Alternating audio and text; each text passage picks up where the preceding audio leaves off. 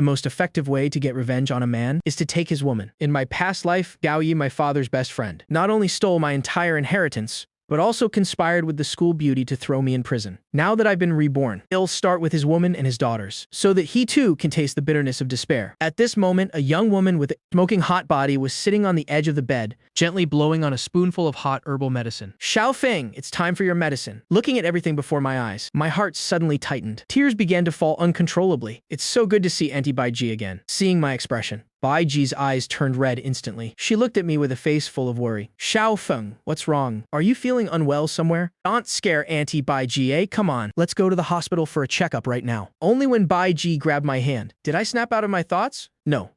Okay. I was just spacing out for a bit. Bai Ji breathed a sigh of relief. In her emotional state, she pressed my head against her full chest and gently stroked my head. It's good that you're okay. You suddenly fainted this afternoon, scaring Auntie Bai Ji to death. A faint fragrance surrounded my nose, making me feel like I couldn't breathe. I muttered, I'm fine. I just can't breathe. As soon as I said that, Bai Ji realized her actions were a bit inappropriate. Her face immediately flushed red. She gave a small cough, then let go of me, pretending nothing happened. Then she reached out to gently touch my forehead. The fever seems to be gone. Be good. Finish this last bowl of medicine. I nodded, took the bowl and drained it in one gulp. Bai Ji smiled radiantly. Looking incredibly charming, she gently stroked my hair. Xiao Feng is such a good boy. Then she smoothed out the wrinkles on her skirt behind her, stood up and said, then Auntie Bai Ji will go cook dinner. Rest for a bit longer. I'll call you when it's ready. I stared at Bai Ji's graceful figure as she left. With every step she took, that slender waist swayed provocatively, and her round hips shook slightly with her gait. Auntie Bai Ji, let me take care of you in this life. As for your cruel husband, Gao Yi, it'll make his life a living hell, and he won't find peace even in death. Ting. System binding successful. Issuing beginner mission. The member of the opposite sex with favorability above 60. Complete a full cycle physical intimacy. Reward. Genetic evolution serum. Time limit 3 days. To prevent the host from being manipulated. Favorability system is one of the core functions. Before I could study the system further, Bai Ji's gentle voice rang out. Xiao Feng, come wash your hands and eat dinner. My heart fluttered slightly. I suppressed my curiosity and replied quickly, I'm coming right now. Entering the dining room, Bai Ji was already waiting at the table. She was wearing a small panda apron. Her hair was elegantly pinned up, with a few loose strands falling over her forehead. That smoking hot, seductive body was like a ripe, succulent honey peach, making it impossible to resist taking a bite. Sexy, virtuous, cute, and gentle. All these qualities existed in harmony within her, creating a captivating contrast of attraction. There were only the two of us at home today. I couldn't help but whisper to myself, check Bai Ji's info. The next second, a virtual screen appeared before me. Light blue and full of sci-fi vibes. Only 16 times, and the number of refusals is 0. I didn't know whether to laugh or cry, thinking mockingly to myself, Gao Yi, you useless piece of trash, you're really pathetic. It's my responsibility to give Auntie Bai Ji a better life in your place. Plus, her favorability toward me is a whopping 90. Hey. Looking at Bai Ji's sexy, smooth body in front of me, I felt an unusual surge of excitement inside. Women Bai Ji's age usually have very strong needs. Gao Yi is over 50 this year. It seems his spirit is willing, but the flesh is weak. A handsome, healthy young man like me needs to step in and help. Xiao Feng, why aren't you eating? Bai Ji glanced up at me and found me staring fixedly at her chest. Bai Ji's face immediately flushed red from embarrassment. Xiao Feng has really grown up, has already a grown man. For some reason, I feel like Xiao Feng is a bit different. He seems much more handsome. Bai Ji's heart was thumping wildly. She felt a bit conflicted. As an adult, should I guide Xiao Feng in those matters? I snapped out of it, enjoying the delicious food while constantly praising Bai Ji's cooking skills. I was just spaced out earlier. I'm eating now. Auntie Bai Ji, your cooking is truly amazing. Even better than the chefs. In those 5-star hotels out there, Bai Ji couldn't stop smiling. It's not that good. You're just being a flatterer. Ping. High EQ choice support function activated. After the host makes the right choice, the target's favorability may increase, and you will receive affection points. Can be used to buy items in the system store. Wrong choice. Favorability may decrease. No other penalty. The host can also choose not to select and improvise on your own, said with a snort. Bullshit, of course, it's fake. You actually believed a bit of flattery, living all these years for nothing. Smiled wickedly, hugged Bai Ji and said, hee, I have a silver tongue. Let's see who's tastier, you or this braised pork, said gently. Really, Auntie Bai Ji, if I could be with you every day, hesitates and eat your cooking, I would surely be the happiest person in the world. I wish I could eat your food every day. I was speechless. Obviously, I had to choose the third one. I definitely choose option 3. I looked at Bai Ji gently and firmly. Really, Auntie Bai Ji, if I could enjoy you, you're cooking every day, i.e. be the happiest person on earth. I hope I can eat your food every day in the future. Ting. Affection points 100, currently 100 points. Bai Ji's favorability toward you 1, currently 91 points. Keep up the good work. Bai Ji was a bit bashful. She gave me a seductive side glance. You're just talking nonsense. Such a sweet talker.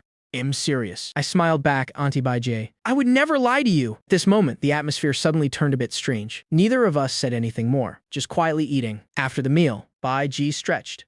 Revealing her enchanting body curves, she gently massaged her stiff neck. Her delicate face showed a hint of fatigue. Seeing this, my heart skipped a beat. Just as I was about to speak, the system started working again. Ting. High EQ choice function activated, rubbing hands together and smiling lecherously. Lee down, let me help you relax properly. Hey. Rushing over to slap her and saying domineeringly, a woman who doesn't know how to take care of herself. Are you trying to make me worry? Smiling gently saying, Auntie Bai Ji, you've worked so hard. Thank you for cooking such a delicious dinner. Let me give you a massage to help you relax. I took a deep breath, then approached Bai Ji, saying gently, Auntie Bai Ji, you've worked hard. Thank you for this wonderful dinner. Let me help you relax a bit. That wouldn't be very appropriate. Affection points 100, currently 200 points. Bai Ji's favorability 1, currently 92 points. Keep it up. Hey.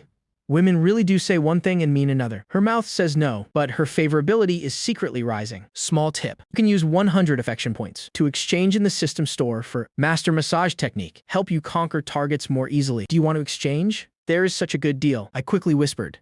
Exchange now. Affection points 100. 100 points remaining. Skill received. Master Massage Technique. Next second, a massive amount of massage knowledge flooded my brain. I persuasively said, it's okay. It's just a massage. Auntie Bai Ji, you've sacrificed so much for this family. You should also pay attention to your own health. It pains me to see you so tired. All right then. Thank you, Xiaofeng. Bai Ji agreed as if possessed. She felt a sudden surge of emotion, having silently sacrificed for this family for so many years. Forget Gao Yi, who was rarely home all year round. Even his 3 daughters rarely showed her such sincere care and understanding. Then Bai Ji stood up and swayed her round hips gracefully toward the sofa. Bai Ji was a bit shy, and after taking a deep breath, she lay face down on the sofa. As she lay down, her breasts bounced like jelly. My eyelids twitched, and I swallowed hard, trying to suppress the wicked fire inside as I approached her. Auntie Bai Ji. I'm starting now. Bai Ji buried her flushed face in the sofa cushion and softly replied, go ahead. Next second, Bai Ji felt a surge of masculine hormones wash over her. Her mind went blank. In an instant, a numbing sensation spread through her body.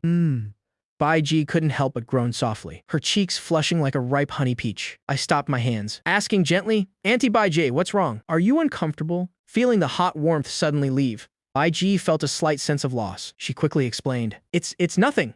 I was just a bit surprised. Please continue the massage. I applied the master massage technique, focusing on massaging Bai Ji. Bai Ji gradually immersed herself in my skillful hands. It had been a long time since she felt so at peace. Xiaofeng, where did you learn to massage? It's truly wonderful. I'm glad you like it, Auntie Bai Ji. I just learned it online, mainly to help you relax whenever you're tired. Bai Ji was deeply moved. Xiaofeng is so filial, not like those 3 daughters of hers, who are always away and rarely come home. Sigh. Thank you, Xiaofeng. I really like it, said sincerely. I should be the one thanking you, Auntie Bai Ji. 6 years ago, when my parents died in that accident, you were always there taking care of me. I will never forget that kindness, even though I hate Gao Yi to the bone. I always have respect and love for Bai Ji. Throughout my high school years, Bai Ji always cared for me and worried about every little thing, often taking me out here and there. It's fair to say that without her help, I wouldn't have overcome the darkness after my parents' death. In this life, I will never let the tragedy repeat.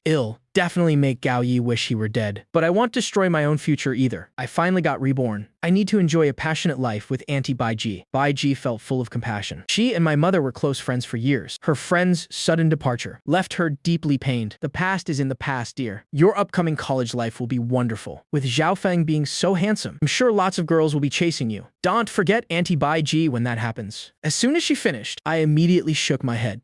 No, Jiangcheng University is very close to home. After my sophomore year starts, I'll live at home, so I can be with Auntie Bai Ji every day. Bai Ji's face turned beet red, but she was overjoyed inside. She gently scolded him. You silly boy, what nonsense are you saying now? You're grown up.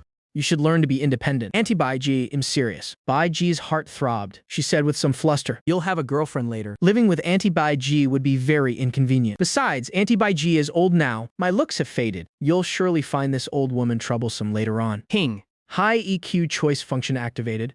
Naughty hands started moving around, then smiling lecherously and saying, Since you know it's inconvenient. Why haven't you gotten lost from this villa yet? But if you want to join in, I wouldn't mind at all. Hey. Said with an indifferent attitude, Awesome. So you realized you're almost 40. Truly old and withered. If I were your age, I'd just drop dead. Only you could last this long. What a shameless old woman, Said sincerely Auntie by J. You're still very young and beautiful. If we walk down the street together, people would definitely think we're siblings. Besides, it's all your fault. You've raised my standards for a lover too high. How can I ever find someone as beautiful and virtuous as you to be my girlfriend? Even if I'm lucky enough to meet someone like you. If she doesn't respect you, I definitely won't let it slide. I didn't hesitate to choose the third answer. Bai Ji laughed heartily, her whole body shaking, her round hips swaying with her laughter. She couldn't help but scold him. What nonsense. Affection points 100. Currently 200 points. Bai Ji's favorability 1. Currently 93 points. Keep trying. My hand secretly moved a bit lower. Starting to massage along the sides of Bai Ji's body, I casually continued. Not joking. My greatest wish is to find a lover. Exactly like you, Auntie Bai Ji. Unfortunately, that's harder than reaching the heavens. Truly a case of being born at the wrong time. Sigh.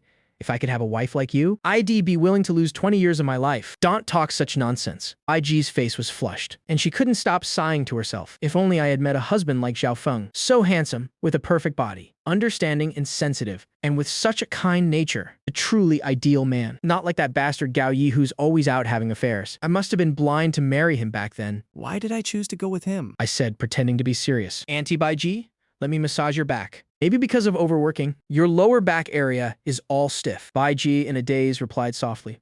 All right, it's hard work for you, Xiao Feng. An hour later, Bai Ji felt her whole body go soft like noodles. She quickly begged for mercy. All right, dear, I can't take it anymore. Xiao Feng, you're tired. Let's end today's massage here. I rubbed my tired fingers. It really was a bit exhausting. So I nodded and replied, yes, let's stop for today. Well, continue another day. IG stood up to go to the bathroom to clean up, but as soon as she stood, her legs suddenly buckled. Her whole body fell uncontrollably forward. Standing nearby, I was pulled down to the floor by her, unintentionally becoming her human cushion. One lying beneath. The other pressed on top. This position was as suggestive as it could possibly be. Bai Ji's face suddenly turned bright red like a ripe fruit. She hurriedly tried to stand up, but her numb legs left her with absolutely no strength. A second later, she fell back onto me again. I was also flustered, not knowing what to do. The entire room suddenly fell into a strange silence. Seeing Bai Ji's blush spread down to her neck, I had to speak to break the silence. Auntie Bai Ji, let me carry you up. Having said that, without waiting for her reaction, I slid one arm around her neck, the other under her knees, and lifted her up gently, smelling the distinct masculine scent on me. Bai Ji felt like she might faint from the intoxication. Silently feeling the firmness of my arms, her heart pounded as if it wanted to leap from her chest. Quickly, I brought her into the bedroom and laid her down on the large, soft bed. Auntie Bai Ji, how are you feeling? I am fine. It's okay now, dear. Then I'll head back to my room. Okay then. Seeing that I had left, Bai Ji buried her face deep in the pillow, rolling back and forth on the big bed. She wailed silently in her heart. I'm going to die. This is so embarrassing. I've totally lost face. How will I face Xiao Feng from now on? It's okay. It's okay. A clear conscience fears no knock. I'm innocent. After returning to my room, I immediately went to the bathroom for a cold shower to extinguish the raging fire in my heart. Having finished showering, I lay on the bed and began to reflect on life. Painful memories from my past life flooded back into my mind. Gao Yi was my father's childhood friend. The two of them co-founded the largest MCN company in Hangzhou. After my parents died, he used sweet words to cheat me out of all my shares. Luckily, there's still time to save everything. In this life, I'll take back many times what I lost. I'll snatch away the career he was so proud of and trample his manly pride. The husband's debt, the wife pays. The father's debt, the daughter repays. Isn't that only natural? I'm just helping Gao Yi's wife and his 3 daughters escape from the darkness. But should I start with Auntie Bai Ji or with his 3 daughters first? This is truly a matter worth considering. Gao Yi can be set aside to be tortured slowly, while the other targets of revenge will be the appetizers. Quickly, time passed until 2 a.m. I woke up and intended to go to the kitchen for some water. As I passed by Auntie Bai Ji's bedroom, I discovered her door wasn't fully closed, with a dim light still flickering inside and emitting very strange sounds. The sound of a phone vibrating intensely. Who would call this late? There's even the sound of flowing water. Could Auntie Bai Ji be taking a shower now? Driven by curiosity, I crept closer, peering through the crack in the door. The dim yellow light in the room flickered, accompanied by soft melodies playing. My heart pounded wildly. I have to control myself. Took a deep breath. Just as I was about to turn and leave, I accidentally brushed against the door. Creak. The sound of the hinge turning rang out, piercingly loud in the dead of night. The next second, my eyes met Auntie Bai Ji's. Ping. High EQ choice function activated, laughing uncontrollably. Hey! Auntie Bai Ji, am coming in now? saying flippantly, this is peak. The door isn't even closed. Did you do it on purpose? Or was it an accident? Or was it an accidental purpose, huh? Thumping my chest to look righteous, saying seriously, Auntie Bai Ji, this isn't right of you. Let me give you a hand. No need to thank me. I'm just a kind young man who likes to help others. Seeing the options provided by the system, I was completely speechless. Bai Ji was lying on the bed. The sudden creak of the door made her heart jump out of her chest. Her small face turned deathly pale. She saw the figure looming at the door. Those eyes were definitely mine. It's all over now. In her panic, she quickly grabbed the blanket beside her, covering up her exquisite curves. At this moment, Bai Ji's mind was a tangled mess. All sorts of thoughts were swirling endlessly in her head. Her entire body seemed covered in a rosy flush. From her flat belly, all the way to her fair face. What should she do? This is so embarrassing. When did Xiao Feng get here? Did he see everything? Xiao Feng won't just barge in, will he? If he comes in here? What should I do? Should I refuse him? How can I face Xiao Feng after this? Meanwhile, in the bedroom, seeing that I had left Bai Jie, let out a long sigh of relief. I cursed inwardly. Stupid system. What on earth was I supposed to choose? Bai Ji's affection for the host has increased by 1. It is now 94 points. Host, please keep up the good work. The system notification sound rang out suddenly, making me jump. Quickly hurried away. Early the next morning, Bai Ji and I ate breakfast in silence with our heads down. Both of us had dark circles from exhaustion. Bai Ji was incredibly tense. Her breathing was a bit heavy. Blush slowly spread across her fair skin. Even her small ears were tinged with pink. She asked timidly, Xiao Feng, did you see anything last night? Just as I was about to speak, the system chime rang out at the worst possible moment. Ding. High EQ choice function activated. Smile wickedly in reply. Of course I saw it. I even went back to my room to entertain myself. After all, the moon was so bright and clear last night. Moon was so big and white. I saw everything very clearly. Too bad I was so focused that I forgot to record it. How about Nuna does it one more time? 2. Speak nonchalantly. Madam, I'm sure you don't want your secret to be known by anyone else, right? 3. Act innocent. What do you mean, Nuna? Last night, I fell fast asleep the moment I got back to my room. I immediately chose option 3. Love points 100. Totaling 300 points. IG looked relieved, as if a weight had been lifted. She didn't want to continue this awkward topic. Let it be like this, even if it's just self-deception. It's nothing. I'm getting ready to go to the market for groceries. Hurry and eat your breakfast. Your English tutor will be here soon to teach you. Because my English grades were so terrible, Bai Ji had specially invited a hot Western teacher to tutor me. In my past life, I was such a fool, having such a fiery Western girl like this. And yet, I didn't make a move at all. Thinking back, I just want to slap myself 10 times. It seems that if I want to complete the novice mission, I'll have to rely on this Western teacher. Yes, Nuna. With that, I started devouring my food. After eating, I took the initiative to wash the dishes, while Bai Ji went out to the market. Very soon after, the doorbell rang. I dried my hands and hurried to open the door. As soon as the door opened, a blonde girl with a perfect body and captivating blue eyes appeared before me. She wore a pair of intellectual gold-rimmed glasses, dressed in a simple white shirt, with a tight skirt below that showed off her curves, carrying a few books in her arms, and also holding a ruler. Her whole being exuded an aura that was both wild and academic. Hello, I'm Linda. I couldn't help but call out in my mind. Check Linda's information. Next second, a light blue virtual screen with a sci-fi style appeared. Name Linda, beauty, 92. Personality, wild, open-minded. Hobbies. Money-loving, enjoys getting rich. Affection, 55. Innate succubus body, 20. Body count, 24. Marital status, single. Relationship status, searching for a wealthy new boyfriend. Current mood, happy. Current wish, hopes to meet a new boyfriend who is both handsome and rich. I stepped forward and enthusiastically took the stack of books from her. Hello, Im Ye Feng? M's. Linda. Please, just call me Xiao Feng. Please come in and make yourself at home. Linda replied softly. All right.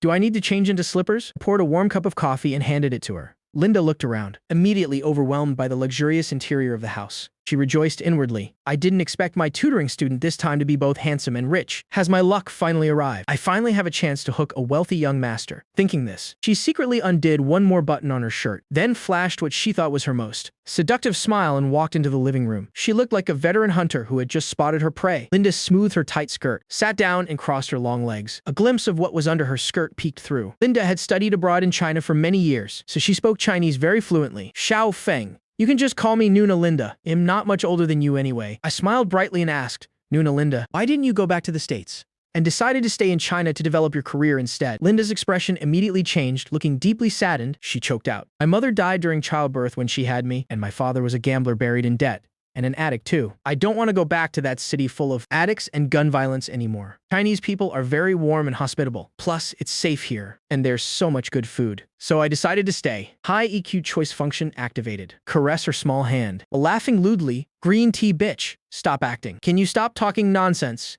I have money, you have looks and a body. Let's just get what we both need. Speak jokingly. Una Linda, I'm sure you don't want to lose this job, right? With a look of concern.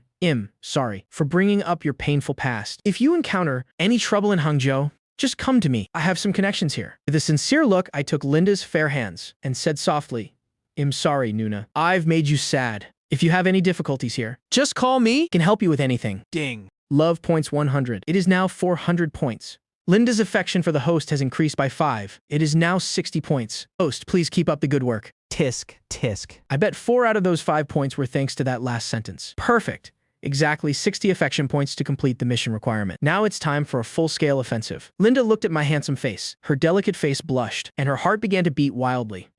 It's okay. After a moment of silence, I reluctantly let go of her hands and said, Nuna Linda, shall we start the lesson now? All right, let's go. My room is over here. I led Linda to my private room. I haven't cleaned my room in a while, so it's a bit messy.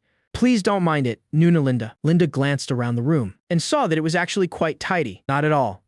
You're being too modest. It's much cleaner than my place. The two of us walked over to the desk, officially beginning today's tutoring session. Sitting close together, a faint, gentle fragrance wafted past my nose. I could even feel the softness pressing against my arm. While lecturing, Linda kept sticking close to me, whether intentionally or not. Nuna Linda, what does the word abandon mean? Linda's big eyes darted around briefly, as if she had just thought of something interesting. She said coquettishly, I'm here. Let me teach you. With that, Linda pressed her body against mine, her red lips close to my ear. Almost her entire body was leaning on me. 2.5 hours later, the system chime sounded. Ding. Linda's affection for the host has increased by 15. It is now 75 points. Host, please keep up the good work. Congratulations to the host for completing the novice mission. Give the world a little more love. The reward has been delivered. Received 1 genetic evolution serum. Finally finished the mission. Glanced at Linda, who was lying on the bed gasping for air, and hurried into the bathroom. I took out the genetic evolution serum, and a light blue virtual screen appeared again. Genetic evolution serum. Standard version. Technological product from the Galactic Empire. Research to perfect human bodily defects. After injection, physical strength and reflexes will increase 5-fold. Lifespan increases by approximately 30%. Genetic defects are mostly corrected, and most diseases can be prevented. I rolled up my sleeve, and without hesitation, injected the dose. The serum slowly entered my body, and my body began to undergo incredible changes. A wave of heat spread through my limbs and bones, and at the same time, I began to sweat profusely. Black impurities were expelled through my pores.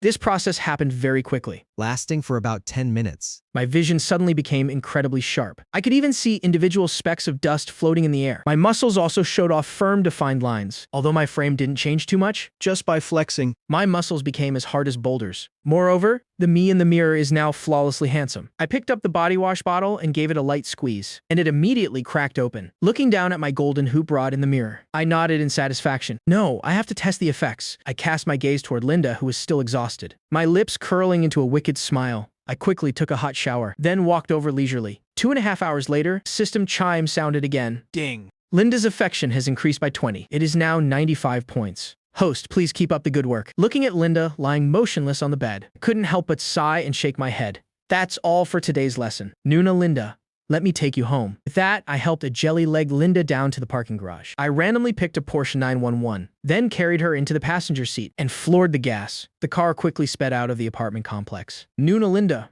are you okay? Linda was in a state of cerebral hypoxia, lying flat on the seat. She wasn't even conscious anymore. I had no choice but to find any random 5-star hotel, rent a presidential suite, and take her there to rest, sitting on the edge of the bed in the lavish room. I scrolled through videos on my phone while waiting for Linda to wake up. It took quite a while for Linda to come to her senses. She said reproachfully, You're way too good at this. I thought I was the hunter, who knew an innocent-looking little lamb like you was actually a hungry wolf in sheep's clothing. But at the same time, she felt incredibly happy, handsome and rich, with top-tier stamina. This was her ideal partner. I put on an innocent face and said, What are you saying, Nuna? I don't understand. Linda shot me a sideways glance, then threw herself back into my arms. 3 hours later, the system chime sounded. Ding. Linda's affection for the host has increased by 5. It is now 100 points. To ensure the purity of love and prevent any risk of being cheated on, the system has locked the affection points, which will never decrease. I hurriedly got dressed properly, getting ready to make a quick exit. Linda looked at me with resentful eyes. Are you just gonna leave like that? You bad man. Are you planning to hit it and quit it? I looked surprised. What else? Do you really want to continue? Linda panicked.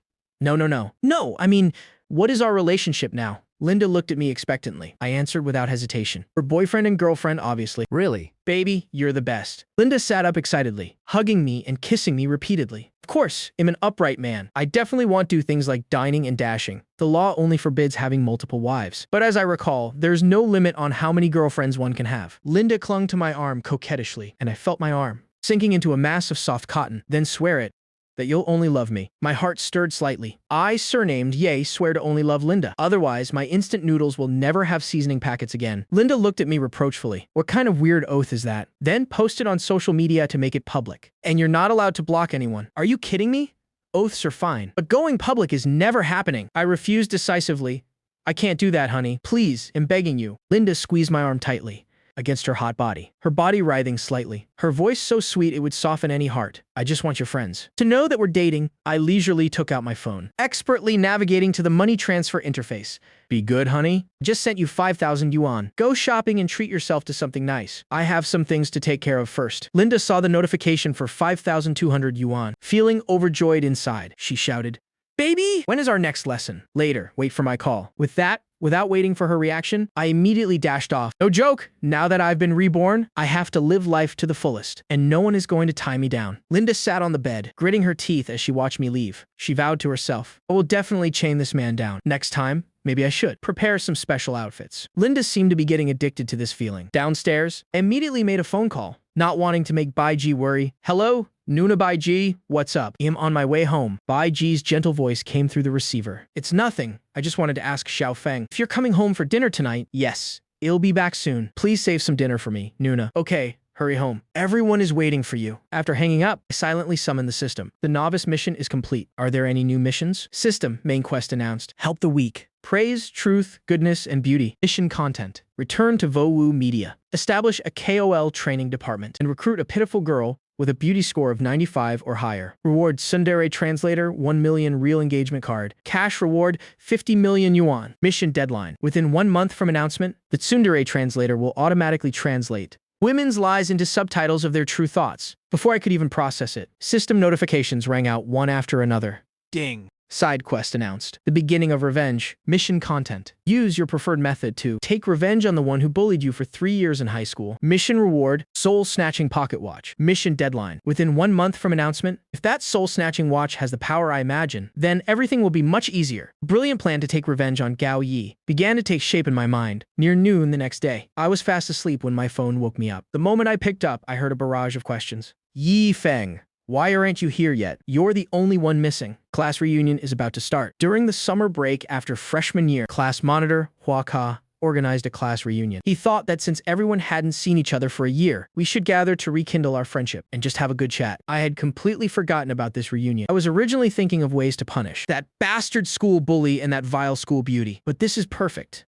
They're delivering themselves right to me. I snapped wide awake. After waking up, I hurriedly cleaned myself up, getting ready to head out without even having breakfast. Seeing me in such a rush, Bai Jie asked in surprise, Xiao Feng. What's going on? Why are you rushing out without breakfast? I'm not eating, I have a class reunion. That won't do. Skipping breakfast is bad for your stomach. Saying that, Bai Ji picked up a sandwich from the table. Be a good boy. Listen to Nuna. Against Bai Ji's gentleness, I had absolutely no resistance and could only obediently open my mouth, eating piece by piece from Bai Ji's hand as she fed me. I talked between mouthfuls of food. Bai Ji flashed a meaningful, radiant smile. Yes, she gently wiped breadcrumbs from the corner of my mouth. Eat slowly, take a sip of water. Don't let yourself choke. Yes, he. Thanks for feeding me, Nuna Bai Ji. After drinking water, my heart felt incredibly warm. I put on my shoes, getting ready to head out. Bai Ji called me back. Wait a second. She reached out to smooth my messy hair. You can't go with messy hair like this. You're an adult now, so you should pay a bit of attention to your image. Otherwise, the girls won't like you. Looking at Bai Ji's kind face, my heart felt like it was melting. I said solemnly, I don't need anyone else to like me. It's enough if you like me, Nuna. Nuna Bai Ji. It would be wonderful if I could stay by your side forever. Bai Ji's exquisite face suddenly turned beet red. Her heart screamed incessantly. Ah, this boy is really too bold. What are those words supposed to mean? How can he say such embarrassing things? Why does my heart feel so sweet? Am I going crazy? Bai Ji lowered her head, not daring to look at me. Yes, she hurriedly pushed me out. Go.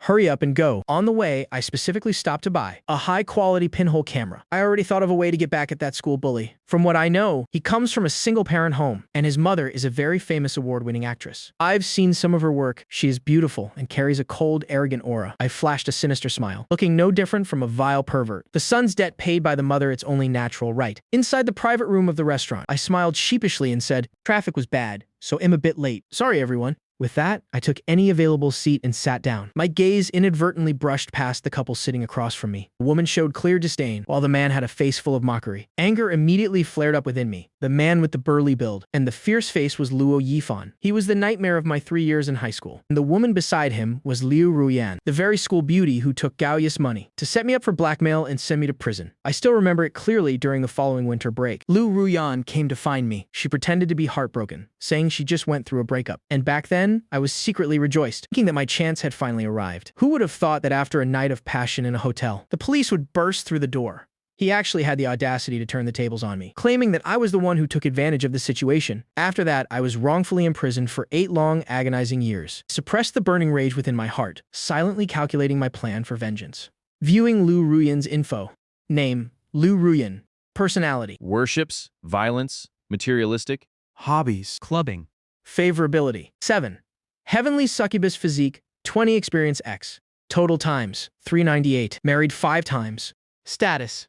Single. Current. Worrying about how to seduce the student council president. A rich second-generation heir. Current mood, normal. Current wish. Hoping for a massive windfall to fall from the sky. I find it absolutely pathetic. Thinking back to my past life when I slept with this bitch, there were clearly bloodstains on the bed. It seems she had undergone high-tech restoration surgery. So, you like selling your body for money, huh? There is a perfect place for someone like you. I truly can't wait to ship her off to that hellhole. Suddenly, a mocking voice rings out. Oh, isn't this the top student, Ye Feng? Quite the entrance you're making all these people wait just for you. I look up. It's Houzi, Luo Yifan's lackey. Houzi glances at Luo Yifan, seeing Luo Yifan nod. Houzi continues to speak without any restraint. I heard your college entrance exams didn't go well.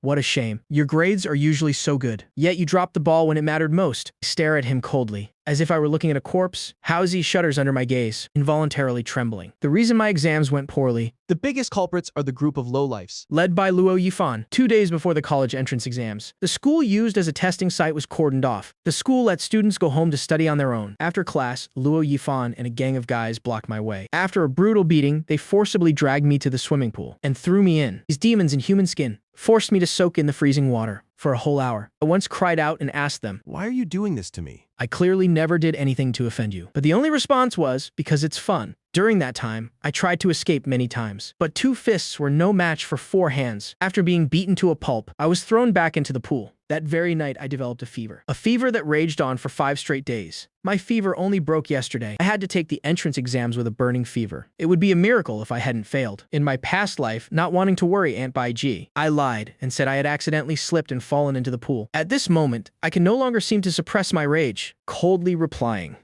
"What's it to you? Even if I only took the science exams, my score would still be higher than your total. And don't even get me started on your boss, Luo Yifan." As soon as the words left my mouth, the entire room fell into a deathly silence. No one expected that the weakling, who had been bullied for 3 years, would dare to issue such a challenge. Houzi was stunned by my counterattack. He thinks to himself, this brat just got into college and already dares to be so arrogant. Seems the last lesson was still too light. Houzi's family background is just average. He was hoping to continue collecting protection money from me in college to fund his lifestyle. Thinking about this, jumps up and points directly at my face, shouting, "Ye Feng, you! Watch your mouth. Who the hell do you think you are, to dare insult Brother Fan? I think you're tired of living," before he can finish. Luo Yifan's pack of lapdogs also jump up, shouting and jeering. They look ready to charge in for a fight. Ye Feng, did you go crazy because you failed your exams? Do you have a death wish? Was the cold water that day not enough for you? Itching for a beating since it's been a few days, huh? Since you're asking for it, don't blame us when we take you to the bathroom for a more intimate chat later. The greedy homeroom teacher continues to drink nonchalantly, acting as if he sees nothing of what's happening right before him. Luo Yifan slams his hand onto the table, soup splashing everywhere. He stands up with a dark expression, glaring at me with pure ferocity. Ye Feng, you. Luo Yifan has lived a life of luxury since childhood. Never has anyone dared to defy him like this. Being spoiled by his movie queen mother has shaped his wretched personality. He bullies his peers not for money, but only to seek an unprecedented thrill. Before he can finish his sentence, I cut him off directly. You piece of trash. Slap. Slamming tables and chairs makes you think you're so tough. Luo Yifan freezes on the spot. In all his life, no one has ever dared to insult him like that. Luo Yifan explodes with rage. He flips the table. You're dead. Thanks to the genetic enhancement serum, my reflexes are incredibly sharp, dodging the impact just in time. But the others aren't so lucky, becoming completely covered in food and soup. Though everyone is furious, they only dare to be angry in silence. After all, his notorious reputation is well known. I give a nonchalant smile, then leisurely walk toward the door. If you've got guts, follow me to the alley downstairs. All my classmates gasp in utter shock. Since when did Yi Feng become so tough? Is he possessed? Surely he didn't call some thugs, planning to ambush Luo Yifan during the party. If so, Ye Feng is way too naive. Luo Yifan could disperse them with just a flick of cash.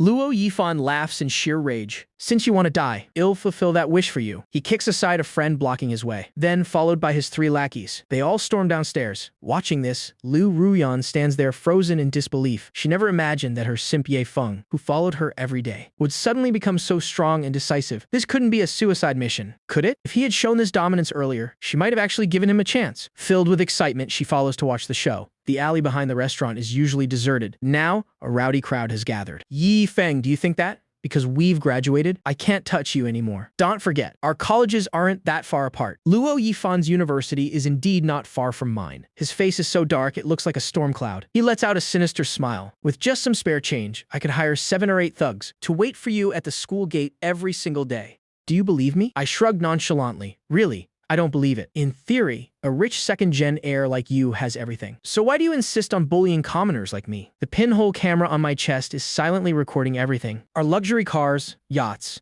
and beautiful women. Still not enough to satisfy you. Luo Yifan acts as if Hez just heard a dull joke. He licks his lips. Luxury cars, beautiful women. In my eyes, those things are just the lowest forms of entertainment, the things you paupers dream of having. I've grown tired of them long ago, compared to those cheap ways to spend money. Murder, kidnapping, and torture are where the real thrills are. A dirt poor wretch like you will never understand. Just how exhilarating it feels to beat or even kill someone in real life. I ask abruptly. So, have you ever killed anyone? Of course. Luo Yifan admits it without any concealment. His vicious face even shows a hint of pride as soon as he says it. The air around us seems to freeze. His 3 lackeys exchange looks, their eyes filled with sheer terror. They followed Luo Yifan to bully people every day. But murder is something far more terrifying. In this moment, a terrifying thought crosses their minds. Will we be killed to keep us quiet? Lu Ruyan is so terrified her face is deathly pale, her legs giving way as she sinks to the ground. Luo Yifan gets more excited as he speaks, his mouth twisting into a sick grin. I don't mind telling you. Remember that guy in the tattered clothes who was always cowering in the corner?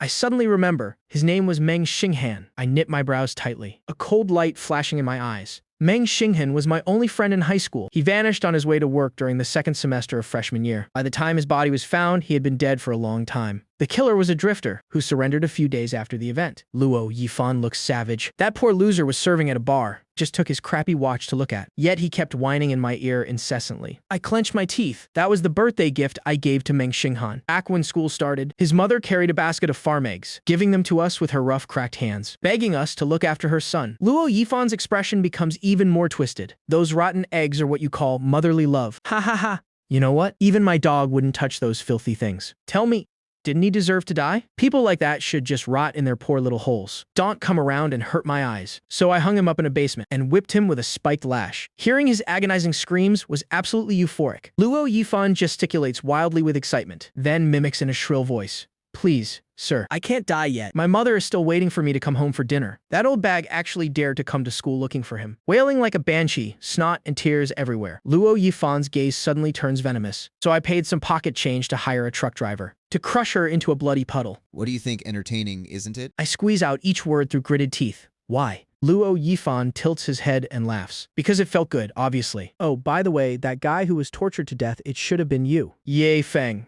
Luo Yifan seems to remember something suddenly. He laughs insidiously. It's just that on the day I went looking for you, I just happened to run into him at the bar. Talk about fate! Too bad he offered himself up first. Ha ha ha. Luo Yifan's 3 lackeys and Lu Ruyan all back away in terror. My face is as dark as cold night water. Aren't you afraid of going to prison, Luo Yifan? Looks like he just heard the funniest story in the world. He laughs uncontrollably.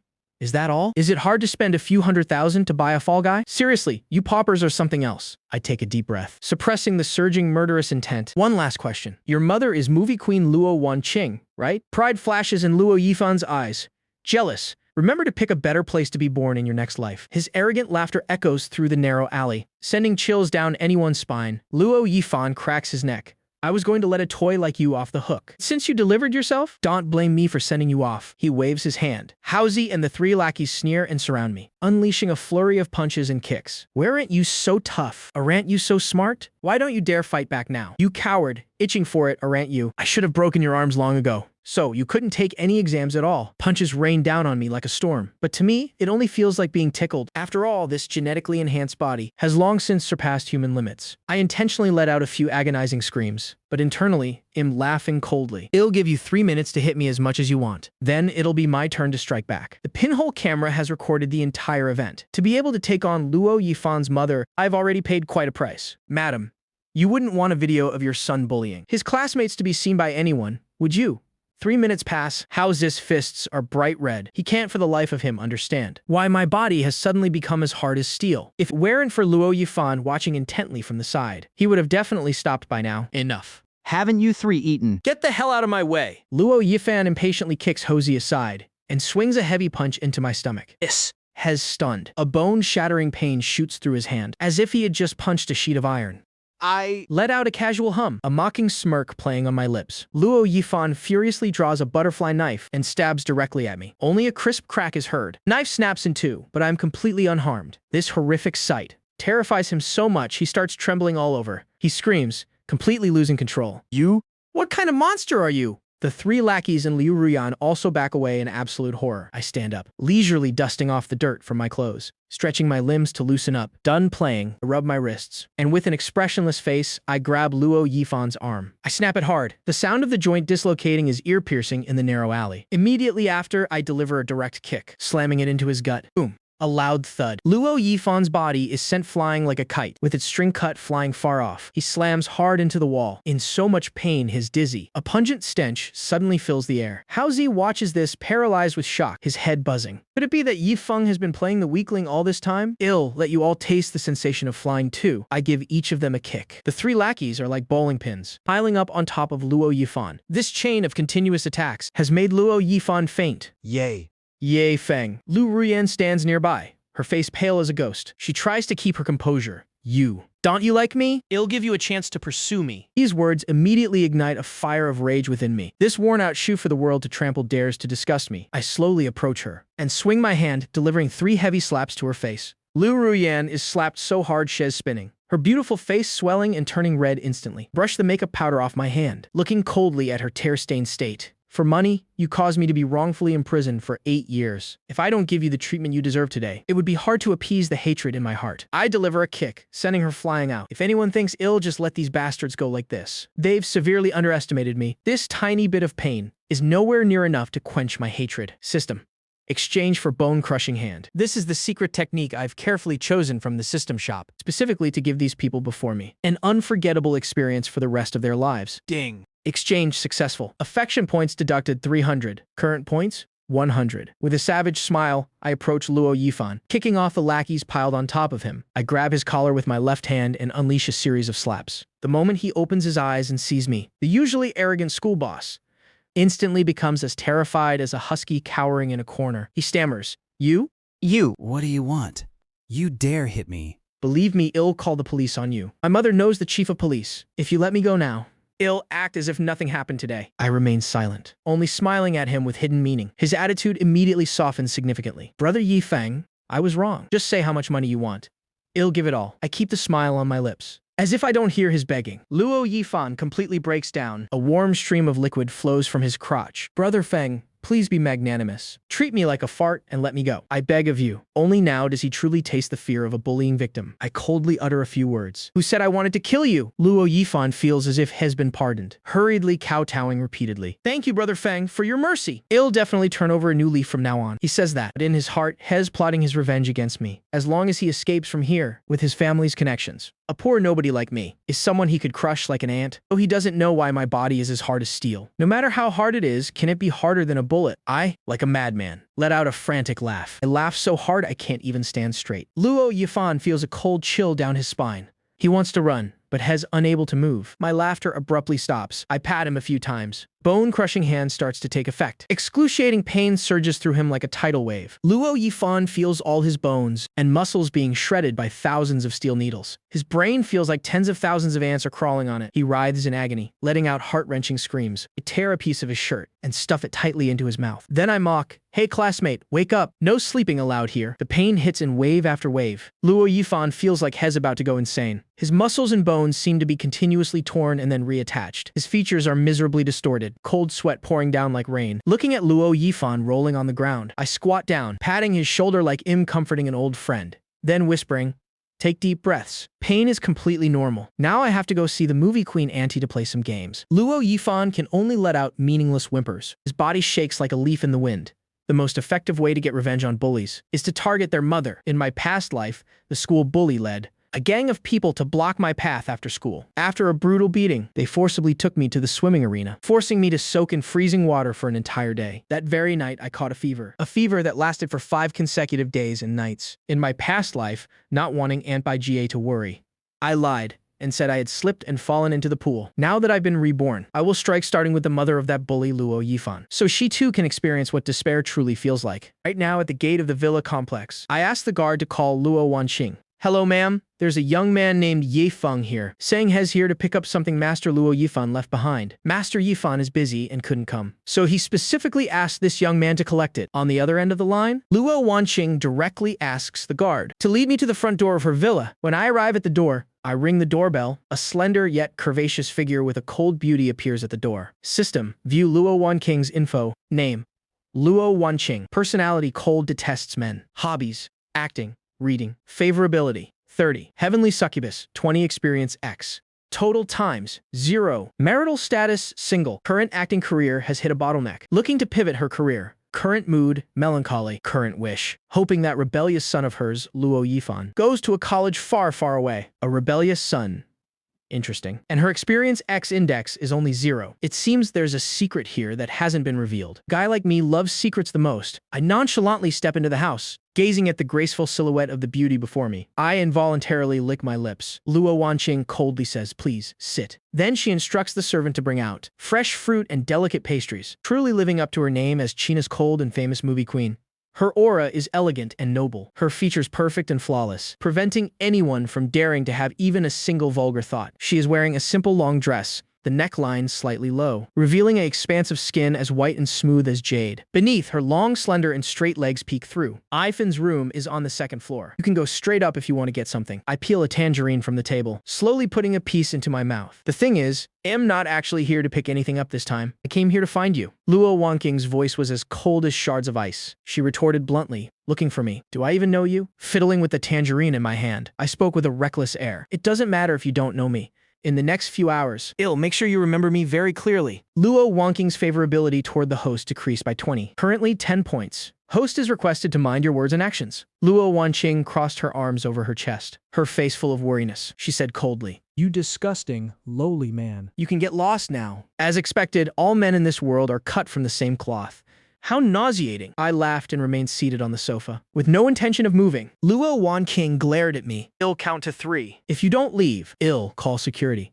3, 2, 1. As soon as she finished, she grabbed her phone to call someone. Being this hasty isn't good. I opened a video and held it in front of Luo Wanqing. "Watch this first. It won't be too late to decide after seeing it." With a gloomy face, Luo Wanqing took the phone. It was a 3-minute video. Thumbnail showing Luo Yifan's ferocious face. Luo Wanqing's favorability toward the host decreased by 2, currently 8 points. Host is requested to mind your words and actions. Luo Wanqing's heart suddenly skipped a beat. An ominous premonition surged within her. Could that rebellious son have done something completely heartless again? Her fingers trembled slightly. She felt a hint of fear about opening this video. In fact, she knew that over the years, Luo Yifan had committed many cruel acts. Seeing those tragic victims, she even once had the urge to kill her own son, but she couldn't bring herself to do it. Not because Luo Yifan was her son, but because if these things were exposed, her career would vanish into thin air beyond redemption. She could only clean up his messes time and time again. Luo Wanqing took a deep breath. Finally, she mustered the courage to press play. The video began in a small alley filled with trash. Then Luo Yifan appeared in the frame. "Yi Feng, do you think that just because we've graduated, I can't do anything to you anymore? I just need to spend a bit of spare change to easily hire 7 or 8 thugs to watch you every day. Believe it,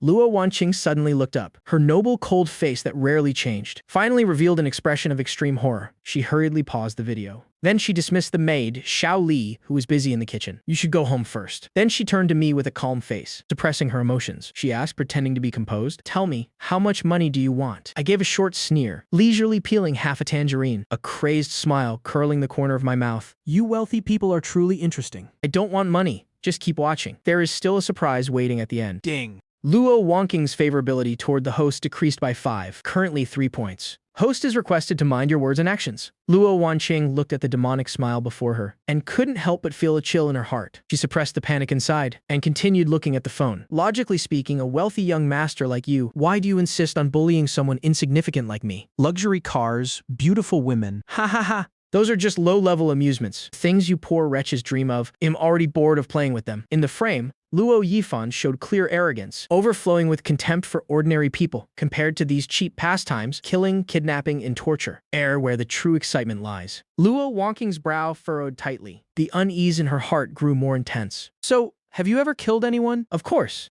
Luo Yifan licked his lips, his whole body trembling slightly with excitement. It doesn't hurt to tell you. Do you remember Meng Xinghan? That pathetic kid sitting in the corner? With those tattered clothes. Killed him. Luo Wanqing's breath suddenly hitched. She knew that poor child. That night, it was raining cats and dogs. When she saw the bloody corpse in the basement, she had vomited uncontrollably on the spot. But compared to the career she cherished so much, that bit of compassion had long been completely swallowed by the darkness of the rainy night. She had used money to find a scapegoat, covering up all these crimes under the rain, but she didn't expect retribution to come so soon. In the video, Luo Yifan was like a madman, gesticulating wildly in excitement. Outside the video, Luo Wanqing's knuckles turned white from gripping too hard. Her exquisite oval face was drained of all color. If her soul had been sucked out. I brought him to my basement and hung him up, using a spiked whip to lash him over and over. Hearing his heart-wrenching screams, do you have any idea how pleasurable that was? Luo Wanqing painfully covered her eyes. Tears were like a broken dam, streaming through her fingers. Her body shook like a leaf in the wind, her full chest heaving violently. I looked at her with a half-smile, coldness and hatred flashing in my eyes.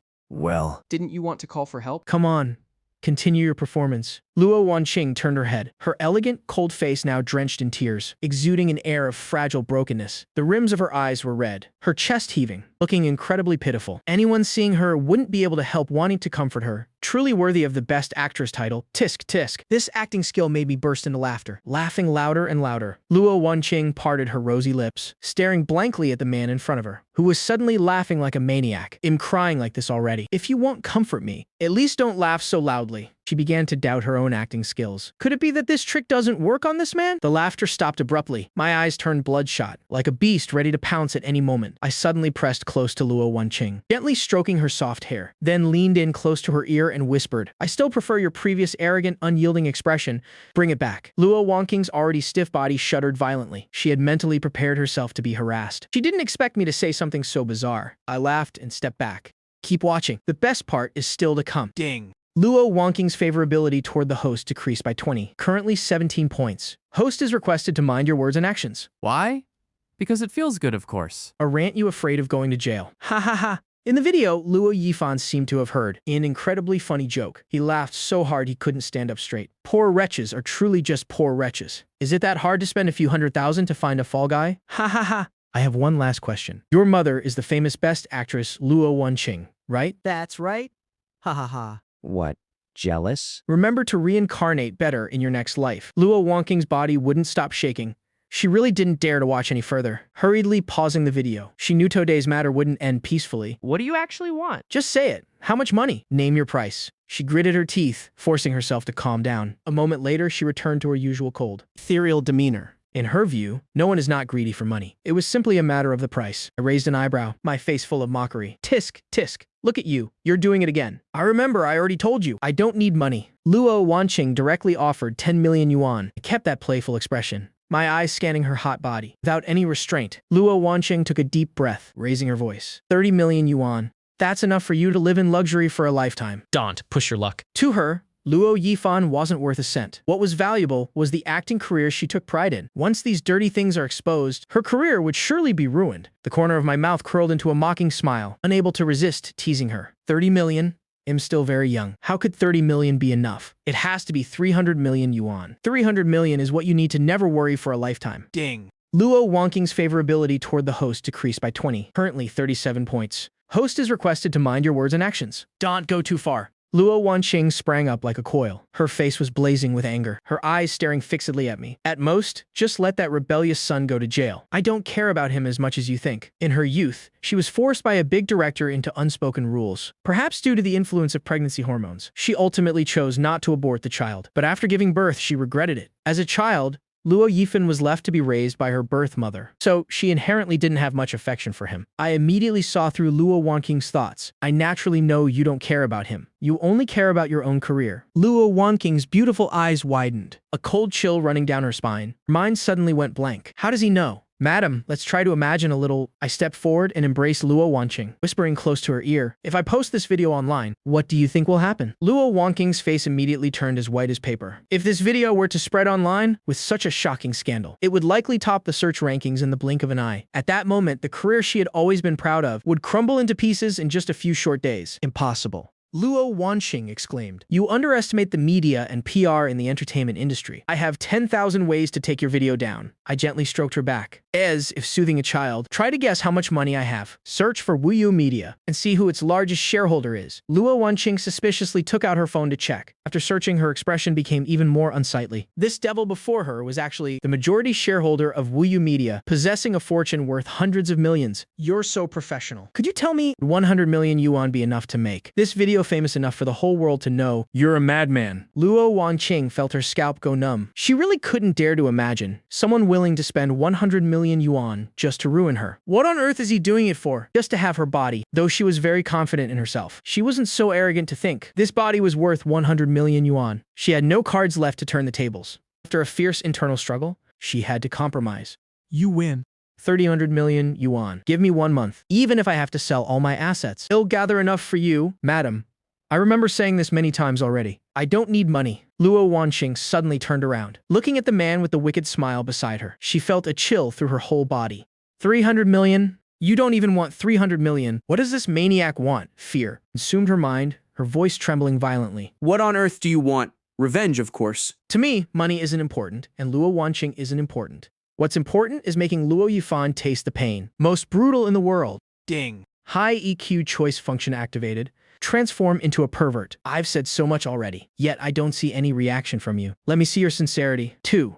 Speak recklessly. 500 yuan a time. How many times for 300 million yuan? Calculate it yourself. I'm too lazy to do the math. 3. Transform into a lovesick fool. Goddess, you're my goddess. I don't need anything. Just want to silently protect you. A smile curled the corner of my mouth. I've said so much already, yet I see no reaction. Let me see your sincerity. Ding. Love points increased by 100. Currently 200 points. Ding. Luo Wanking's favorability toward the host decreased by 5, currently 42 points. Host is requested to mind your words and actions. Luo Wanqing was both ashamed and furious, but since things had come to this, she had no other choice. Half an hour later.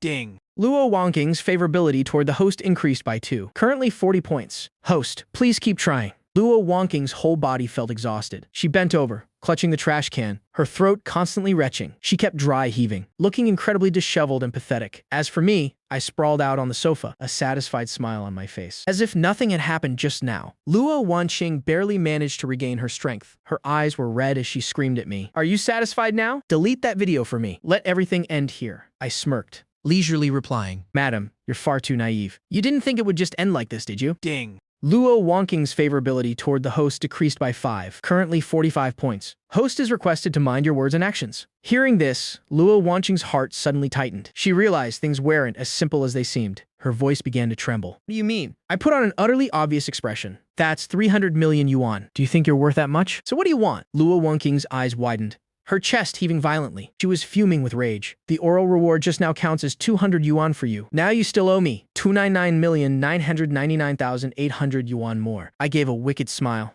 20 yuan. Luo Wanqing was both ashamed and angry, her face flushing deep red. Without a word, she lunged straight at me. She pressed down on me, scratching repeatedly, just like a raging tigress. Of course, I didn't bother humoring her. I locked her wrists together. With a little force, I pinned her down onto the tea table. Then I playfully tilted her chin up, a mocking smile on my face. You dared to hit me just now. Fining you another 200 yuan. Well now, You owe me a full 300 million again. Luo Wangqing's eyes filled with tears. She was both furious and frantic. You Don't go too far. Are you even a man? Why are you bullying a weak woman like me? ding. High EQ choice function activated.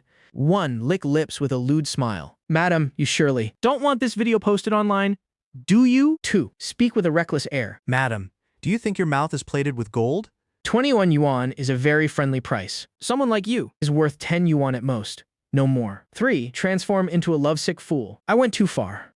How about this? You don't need to pay the 300 million. I'll even give you another 300 million. Looking at Luo Wangqing's ashamed and angry face, I couldn't help but feel extremely excited. So I teased her, madam. You probably don't want the video online, right? Love points increased by 100, currently 300 points. Luo Wangqing's favorability toward the host decreased by 1, currently 46 points. Host, please keep trying. Luo Wangqing was both ashamed and angry. She turned her face away, not daring to look into my eyes, her body twisting constantly, trying to escape the restraint. Unfortunately, my strength was too great. After a period of futile struggling, she finally accepted her fate. She closed her eyes tight, acting as if she'd let me do whatever I wanted. Madam, don't be like that. The more you struggle, the more excited I get. My voice grew low and husky, exuding a wicked charm. Luo Wangqing completely broke down. Her face flushed bright red with shame. She shouted curses. You shameless bastard. You absolute beast. What the hell do you want? Seeing her in this state, I didn't waste any more words. Luo Wangqing struggled weakly for a bit, finally giving up her resistance. Ding. Luo Wangqing's favorability toward the host decreased by 2, currently 48 points. Host is requested to mind your words and actions. Ding. Luo Wangqing's favorability toward the host increased by 20, currently 28 points. Host, please keep trying. Luo Wangqing lay listlessly to one side. Her gaze was vacant. If her soul had been lost. Her hair was disheveled across her cheeks, sweat matting the strands on her forehead. Looking at her, a wicked smile curled my lips. I took out my phone, opening Luo Yifan's chat. Location, Unit 7, Jinshu Villa District. Huajing, Jiangcheng. Very smooth. After sending the message, I immediately made a video call. The end of the bone dislocating technique. Luo Yifan regained consciousness. He yanked the rag out of his mouth, panting heavily. He couldn't believe how he had survived those last 6 hours. That pain was more terrifying than hellish torture. A phone rang at the most inopportune moment. He took out his phone to look. It was a video call from Yefeng. Luo Yifan's heart trembled slightly, suddenly remembering my last words before leaving. Instantly, an ominous premonition rose in his heart. Luo Yifan took a deep breath. Using a trembling finger, he pressed answer. As soon as it connected, what met his eyes was my loathsome face. Behind me was a luxurious wall. Luo Yifan's pupils suddenly contracted. Wasn't this his own living room? Had he been raided? In the frame, I said with a mocking smile. Guess where I am? Before Luo Yifan could get a good look, the call was cut off. Looking at the dark phone screen, Luo Yifan's face turned pale and ashen. His expression became pained and twisted. No. Impossible. How could mother ever agree to him? He frantically called Luo Wangqing's number. His mouth constantly muttered, impossible? Way. The subscriber you're calling is currently unavailable. Please try again later. Clinging to a final shred of hope, Luo Yifan kept dialing. Finally, after a dozen rings, someone picked up the phone. Hello, mother. What are you doing? No, it's nothing. I'm busy. Busy with what? It's nothing. Luo Yifan felt Luo Wangqing's voice tremble slightly, her tone also extremely unusual. He realized something was wrong. Luo Yifan roared in anger. What on earth are you doing? What's that sound over there? Luo Wangqing's impatient voice came through. It's grown-up business. Don't meddle. Why do you care about my business? I'm very busy. Luo Yifan's expression changed completely. He thought of the worst possibility. Fine then. I'm out of time. I'm hanging up. Wait, mother, don't. Don't. Just as Luo Yifan was about to tell her not to hang up, a heart-wrenching scream from Luo Wangqing echoed from the other end. After the phone was disconnected, Luo Yifan's expression became distorted and ferocious. His bloodshot eyes bulged to the limit. He kept muttering in a frenzy. All of you deserve to die. You two cheating scumbags. I will definitely kill you both. His entire face was glued to the phone screen. As if he wanted to crawl right inside. The phone rang once again. I placed a voice call. Luo Yifan's entire body was trembling, as if he had just seen something absolutely terrifying. He ground his teeth audibly. After a moment of hesitation, he finally pressed the answer button. Madam, it seems to me that you don't care much about your son, do you? Could it be that he isn't your own flesh and blood? Luo Yifan shuddered. Growing up, he had never felt a mother's love. He had even suspected once or twice whether he was a foundling. What does that have to do with you? Him. You're quite tough, aren't you? A series of heart-wrenching sounds followed, making Luo Yifan's distorted face turn pale and then flush with rage. Speak properly. Don't tell me he actually is your biological son. Luo Yifan was overjoyed. He knew it. He did have a mother after all, but it seems like you don't give a damn about him. Is your career that much more important than him? Tell me, is there some hidden story here? You're a grown man. Why are you so gossipy? Another burst of rapid sounds came through. Luo Yifan looked up at the sky and screamed, "This is absolutely insulting. Go ahead and tell me." It happened over 10 years ago. I had just started my career back then. My agent took me to a banquet. The other party was some investor. I only had one sip of wine and immediately lost consciousness. I knew I had been violated, but for a country girl with no power or connections in this city, What could I have possibly done? it wasn't until a few months later, when I went to the hospital for a checkup, that I found out I was pregnant. Maybe it was my constitution, but my belly didn't show at all. I didn't even have major morning sickness. I wanted to get rid of it, but the doctor said it was already too late. Forcing a surgery could have been life-threatening. I didn't dare tell my parents, and I certainly didn't dare show my face in my hometown. Otherwise, those people would have surely branded me a loose woman. With no other choice, I had to give birth to him. This bastard ruined my entire life. Countless times I wanted to strangle him, but in the end, I couldn't bring myself to do it. So I dumped him with my mother to raise. That's it. That's the whole story. Luo Yifan stood there, dazed, his whole body turning cold. When he heard the word bastard, his heart went completely numb. Fierce flame of hatred ignited within him. Ha, ha, ha, ha. His eyes were bloodshot. His expression twisted and savage. He ground his teeth and said, "That wretched pair. I'll definitely kill you both." He picked up the butterfly knife from the ground, staggering toward the exit of the alley. The power of the bone-displacing hand was too great, so much so that his legs still had no sensation. He collapsed onto the ground with a thud, lacking the strength to stand back up. Sounds continued to emit from the phone. "I didn't expect you to have such a past. It's okay. I'll take good care of you from now on." No. The haunting sounds echoed in Luo Yifan's ears, reverberating through the deserted small alley. He picked up the phone, intending to smash it, but his arm hadn't fully recovered yet, so he could only hurl the phone away. Yet, those sounds still lingered. 3 hours later, beep. Luo Wangqing's favorability toward the host increased by 40 points. It is now at 12 points. "Host, please keep up the good work." Luo Wanqing lay in my arms, breathing rapidly and heavily. After she regained her strength, she looked at me and spoke. "Are you satisfied now? Now give me that video." Video.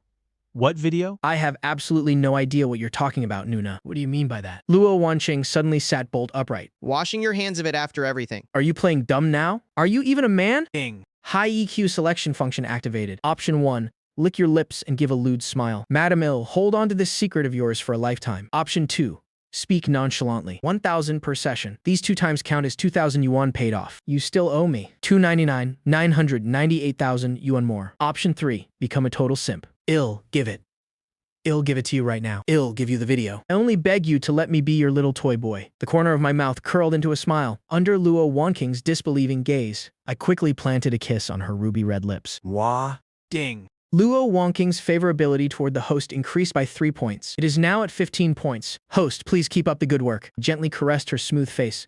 "Madam Ill, hold on to this secret of yours for a lifetime." Passion points increased by 100. Total points now at 400. Luo Wanqing's favorability toward the host increased by 10 points. It is now at 25 points. "Host, please keep up the good work." Tisk, tisk. Women really do say one thing and mean another. Ding. Congratulations, host, for completing the beginner mission. The beginning of vengeance. Soul-snatching pocket watch reward received. Soul-snatching pocket watch is a mystical product from the Fairy Empire, capable of controlling ordinary people. Once an instruction is given, the controlled target will resolutely carry it out. Unless the host releases the controlled state will not disappear. Hearing the cold mechanical voice in my head, I couldn't help but be overjoyed. I thought I had to actually kill Luo Yifan for this mission to end. It turns out just humiliating him was enough to complete the mission. Regardless, I still need to send Luo Yifan off. I want to put an end to his life with my own hands. Looking at the ancient pocket watch in my hand, the corner of my mouth curled into a sinister smile. A brilliant idea appeared in my mind, which was to use the soul-snatching pocket watch to control a few random thugs, using their hands to eliminate Luo Yifan's crew, and testing the watch's effectiveness while I'm at it. Nighttime in some dark and gloomy alleyway. 3 large, burly thugs with fierce faces were surrounding a young girl. The girl had a small frame and was shivering uncontrollably with fear. Clear teardrops sparkled on her cheeks. She clutched her backpack tightly against her chest. The blonde leader barked, "Hey, brat, hand over the money if you know it's good for you. Don't make us get physical. I really don't have any money." The girl's voice trembled, choking up as if she was about to cry. Her small body tried its best to back away, her back pressing against the cold, damp wall. Her eyes filled with panic and pleading. "No money." Bald thug standing nearby gave a cold laugh. His massive hand, like a pair of pliers, grabbed the girl's collar and dragged her roughly toward him. "With a body this fine, sex, maybe you can come play with us for a bit instead. Don't do anything reckless." The girl screamed in terror, her legs kicking wildly in the air, trying to escape the bald man's grip. "Heh, You still dare to resist. The third thug also stepped forward, raising his fist, intending to strike the girl, while constantly hurling insults. Choosing the hard way over the easy way. We're gonna have to teach you a lesson today. Ah, Help. someone help me. The girl desperately closed her eyes as she screamed. Hey! A cold voice echoed throughout the alley. My targets were those three thugs. Since murder is illegal anyway, instead of wasting effort plotting, isn't it better to find these villains and have them tear each other apart? Wouldn't that be more satisfying? Let that girl go?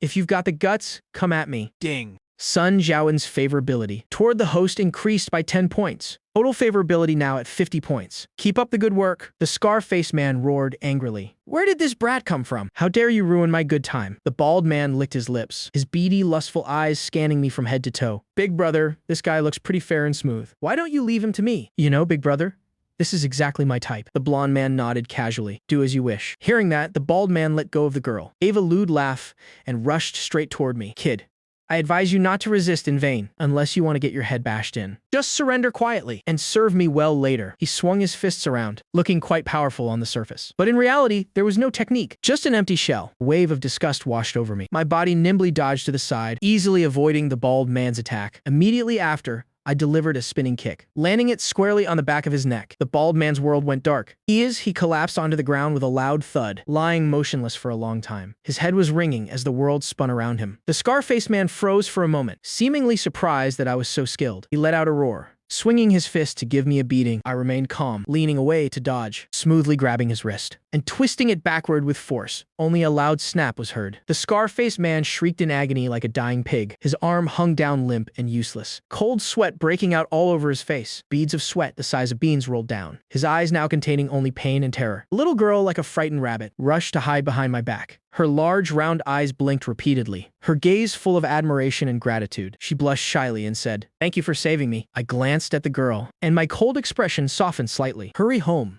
Don't walk alone through alleys like this ever again. Though the girl was still very afraid, she didn't want to just leave her savior behind. She asked hesitantly, "What about you?" I shook my head. "I'm fine. You go first." I didn't have time to play the hero here, nor the time to babysit this kid. Ding. Sun Zhaoen's favorability toward the host increased by 10 points. Total favorability now at 60 points. Keep up the good work. The girl nodded obediently, then turned and walked away quickly. Before she disappeared, she looked back once more, with a clear hint of lingering attachment in her eyes. After the girl left, the blonde leader tried to act tough and said, "Brother, there's no need to take things this far, is there? Who's your brother?" I blurred forward, appearing like a ghost right in front of the blonde man. A powerful punch landed squarely on his flabby gut, making his eyes look like they were about to pop out. Watching the three thugs rolling around, crying on the ground, I nodded in satisfaction. Then I pulled a pocket watch from my pocket and approached the three moaning thugs on the ground. I crouched down, swinging the watch in front of their eyes, while chanting a spell under my breath. Soon, the gaze of all three became lifeless and hollow, and even the pain in their bodies seemed to vanish. They slowly stood up, a sinister glint flashing in their eyes. I took out my phone, found a photo of Luo Yifan's group of 4, and showed it to them. Before coming here, I had already checked the alley behind the restaurant. Luo Yifan's group and Lu Ruyan were still there. The bone-displacing hands effect was surprisingly good. Even though the pain had subsided, they looked as if their life force had been drained, making it incredibly difficult even to stand. It would take hours before they could even think about leaving. Go to the alley behind Fudun Restaurant. Take out the 4 people in this photo for me. Don't touch the girl. When you're done, go turn yourselves in. I didn't kill Lu Ruyan because I have a better, much more satisfying plan in mind. Understood. All 3 replied in unison, sounding exactly like machines. I went to Fudun Restaurant, headed straight to a private room on the 2nd floor, and sat by the window. I ordered a few dishes and a bottle of wine, quietly waiting for the good show to begin. Below, Luo Yifan's group of 5 seemed to have recovered slightly. They were forcing themselves to move, supporting each other as they prepared to leave the alley. Lu Ruyan's lovely face was swollen, her carefully applied makeup smudged by sweat. She stammered, barely able to speak. That despicable Yifeng. I even gave him the chance to pursue me, and yet he dared to be so cruel. Just wait until tomorrow. I'll definitely teach that dog Yifeng a lesson. Don't you? Agreed, big brother. Hosey looked at the dazed Luo Yifan. Luo Yifan walked on silently, not bothering to reply. Big brother, what's wrong? Do we need to go to the hospital? Before Hosey could finish his sentence, rapid footsteps echoed from the entrance of the alley. Luo Yifan's group all looked over together, only to see 3 murderous-looking thugs appearing right at the entrance. One of them held a small knife in his hand, looking as if he had just encountered his father's murderer. They charged straight at them. Hosey backed away, trembling. Who are you guys? Luo Yifan finally snapped out of it. Trying to look calm, he shouted loudly, "What do you think you're doing?" The thugs charged in without a word. Luo Yifan Jumped in shock, retreating several steps in panic. His face turned pale with terror, his eyes overflowing with fear. The blonde thug rushed straight at Luo Yifan, clamping both hands around his neck. Tightening his grip more and more, Luo Yifan's eyes bulged, his face full of horror. His hands struggled to pry the thug's hands away, gasping for help. Help!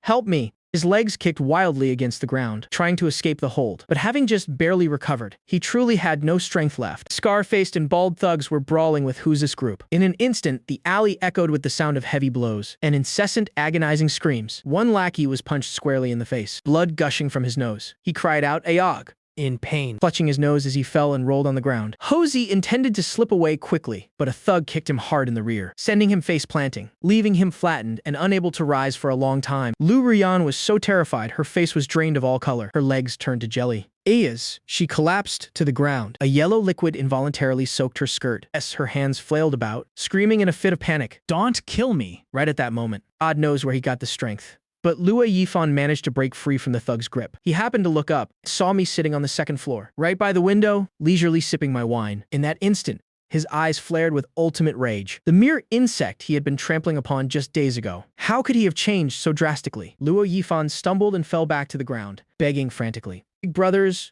brave heroes, please spare my life. Whatever amount Yifeng paid you, I'll pay you 10 times more. The blonde thug didn't say a single word, only sneering coldly as he stepped closer, his gaze still like that of one looking at a mortal enemy. Brothers, big brother. How about 1 million yuan? Just give me a way out. Please. 5 million yuan. 5 million, and you can do whatever you want with those other 4. I only beg you to show me some mercy. 5 million.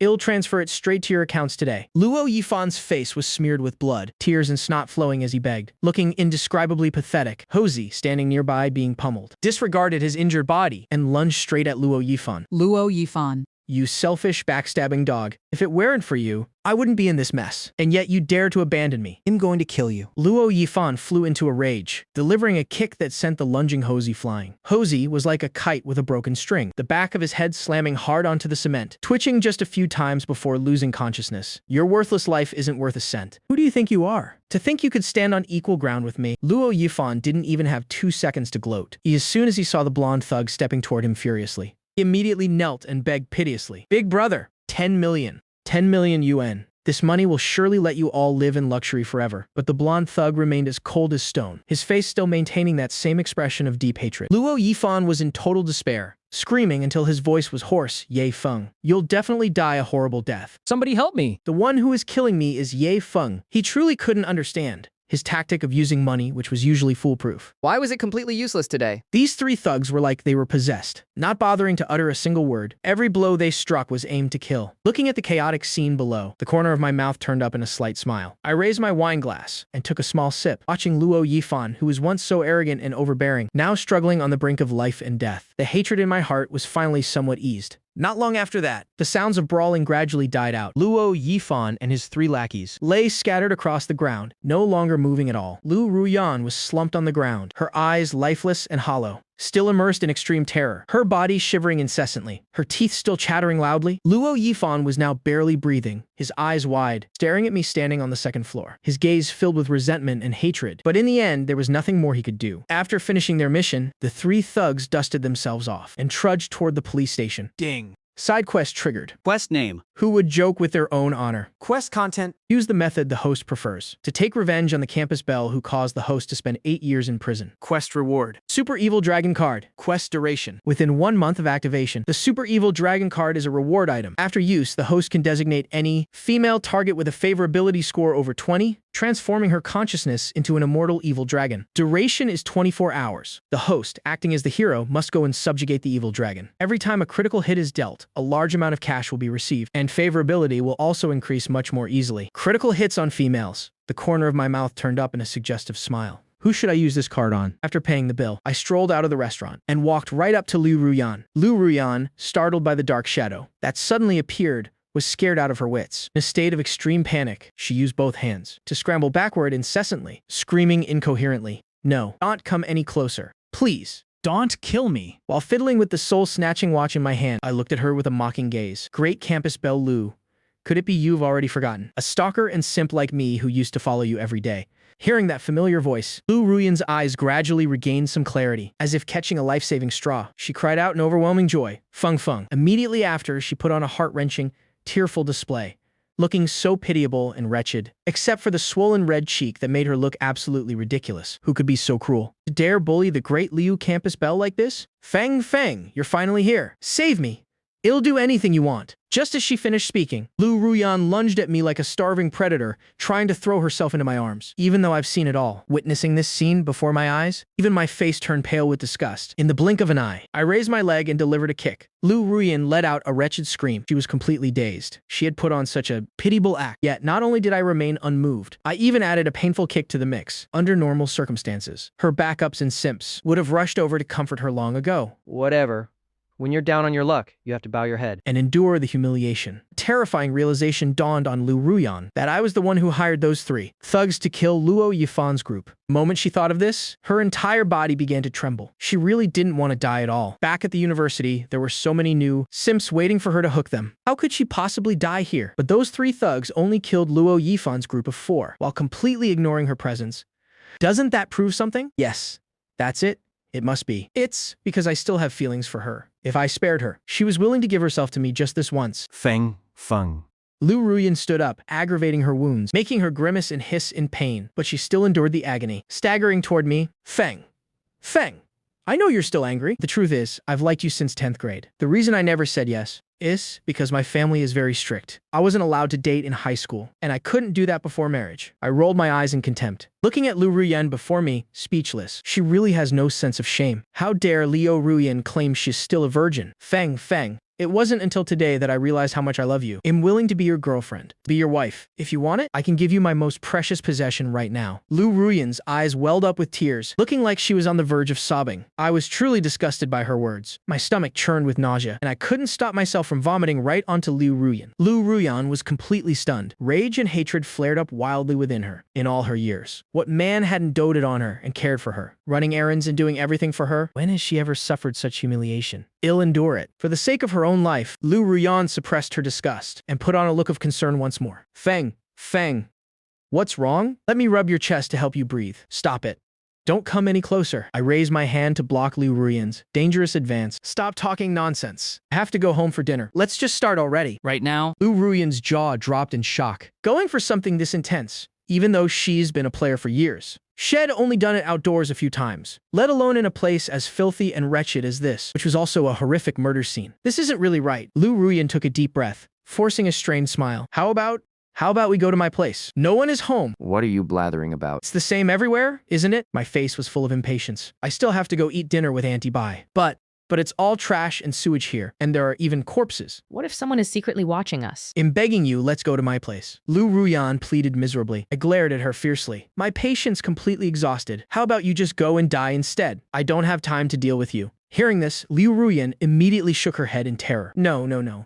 I'll do whatever you say. Lu Ruyan lowered her head, silently unbuttoning her shirt. My hand held the soul-snatching pocket watch. My brows furrowed tightly, looking at Liu Ruyan with an expression of pure disgust. What on earth are you doing? Does a worn-out bust like you actually think you can play the part of pure love? Lu Ruyan nervously fiddled with the hem of her shirt, putting on a shy, coquettish act. Of course, I want to give you the most precious thing in my life. Hey, gorgeous, do you really take me for a fool? I flew into a rage and swung my hand, delivering a loud slap. A worn-out bust like you dares to talk about pure love. Lu Ruyan tumbled to the ground, clutching her even more swollen cheek, asking back in disbelief. What do you mean by that? Can't you understand human speech? Him calling you a worn-out public bus. I still didn't feel satisfied, so I swung my hand and slapped her again. Daunt, you know exactly what kind of person you are. Lu Ruyan's head was ringing, and she burst into loud, bitter sobs. Seeing that the noise was unbearable, I gave her another direct slap to the face. Lu Ruyan immediately fell silent, only daring to bow her head and sniffle softly. I pulled out the soul-snatching pocket watch, speaking with absolute revulsion. Lift your head and look at me. Hearing this,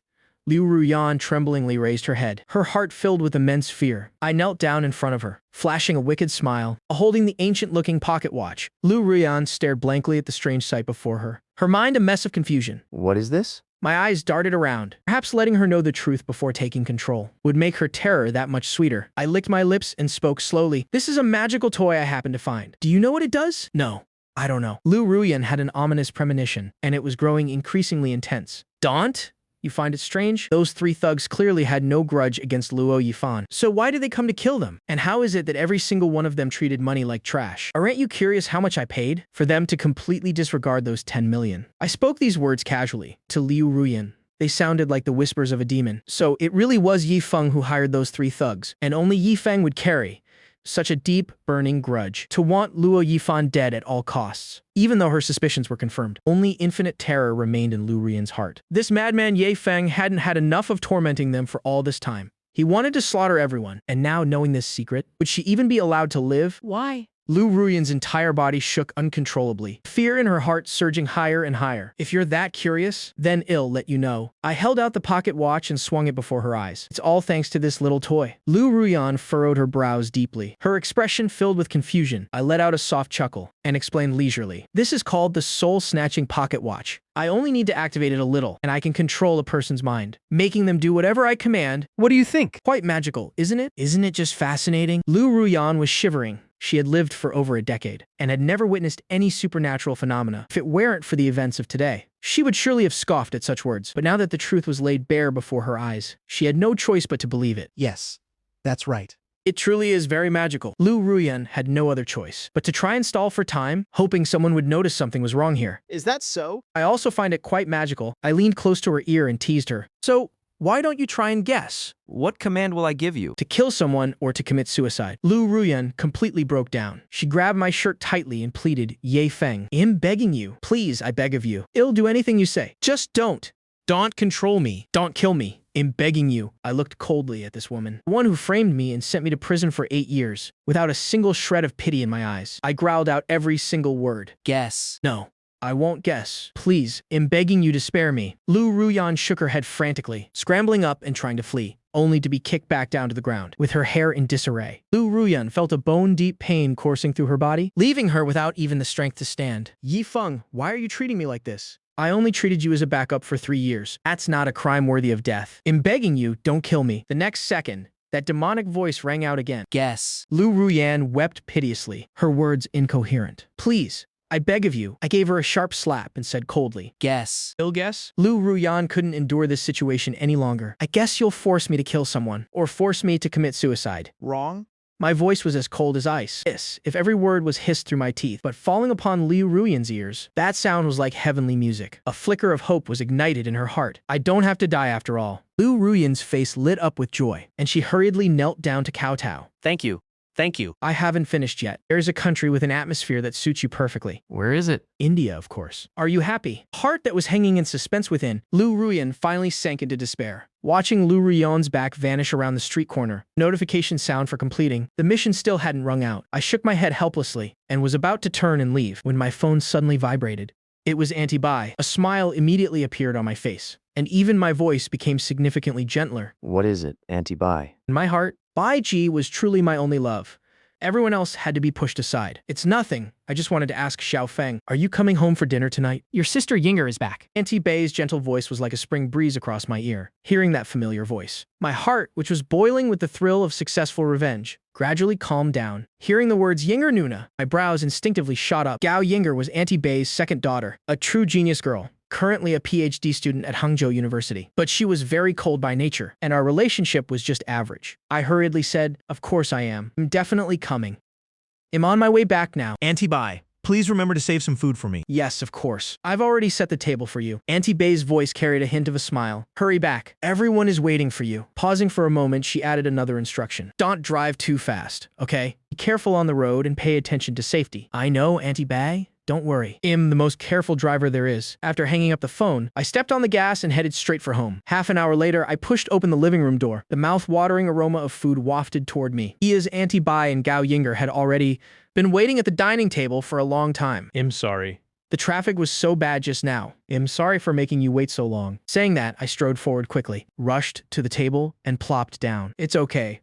I just finished cooking as well. Auntie Bai's face broke into a gentle smile. Her eyes filled with care. Come. Eat while it's hot, dear. Have lots of meat. I think Zhao Feng has gotten thinner lately. While speaking, she constantly picked up several succulent pieces of beef and placed them all into my bowl. I smiled and complimented her. Thank you, Auntie Bai. Auntie Bai's cooking is truly on another level. Just from the aroma alone, I'm already about to drool. Then I picked up a piece of savory food and put it in Auntie Bai's bowl. You should eat plenty too. Auntie Bai looked at me with a smile. As long as you like it, that's all that matters. I turned to look at Gao Yinger beside me and gave her a giggling greeting. Yinger Nuna, long time no see. Gao Yinger looked up and said extremely concisely, yeah, long time no see. Today, Gao Yinger was dressed very simply in a plain light-colored t-shirt paired with tight jeans, accentuating her perfect curves. Her long snow-white legs seemed longer than my own life, as beautiful as those of a professional model. She radiated a cold aura that said, keep your distance. While shoveling rice into my mouth, I stole glances at her, thinking to myself, Yinger Nuna is getting more beautiful by the day. It's just a shame her personality is as cold as Antarctic ice. At the table, Auntie Bai kept putting food in my bowl, and the interaction between us was incredibly warm. Meanwhile, Gao Yinger ate in silence, only occasionally looking up, her eyes betraying no emotion. Dinner gradually came to an end.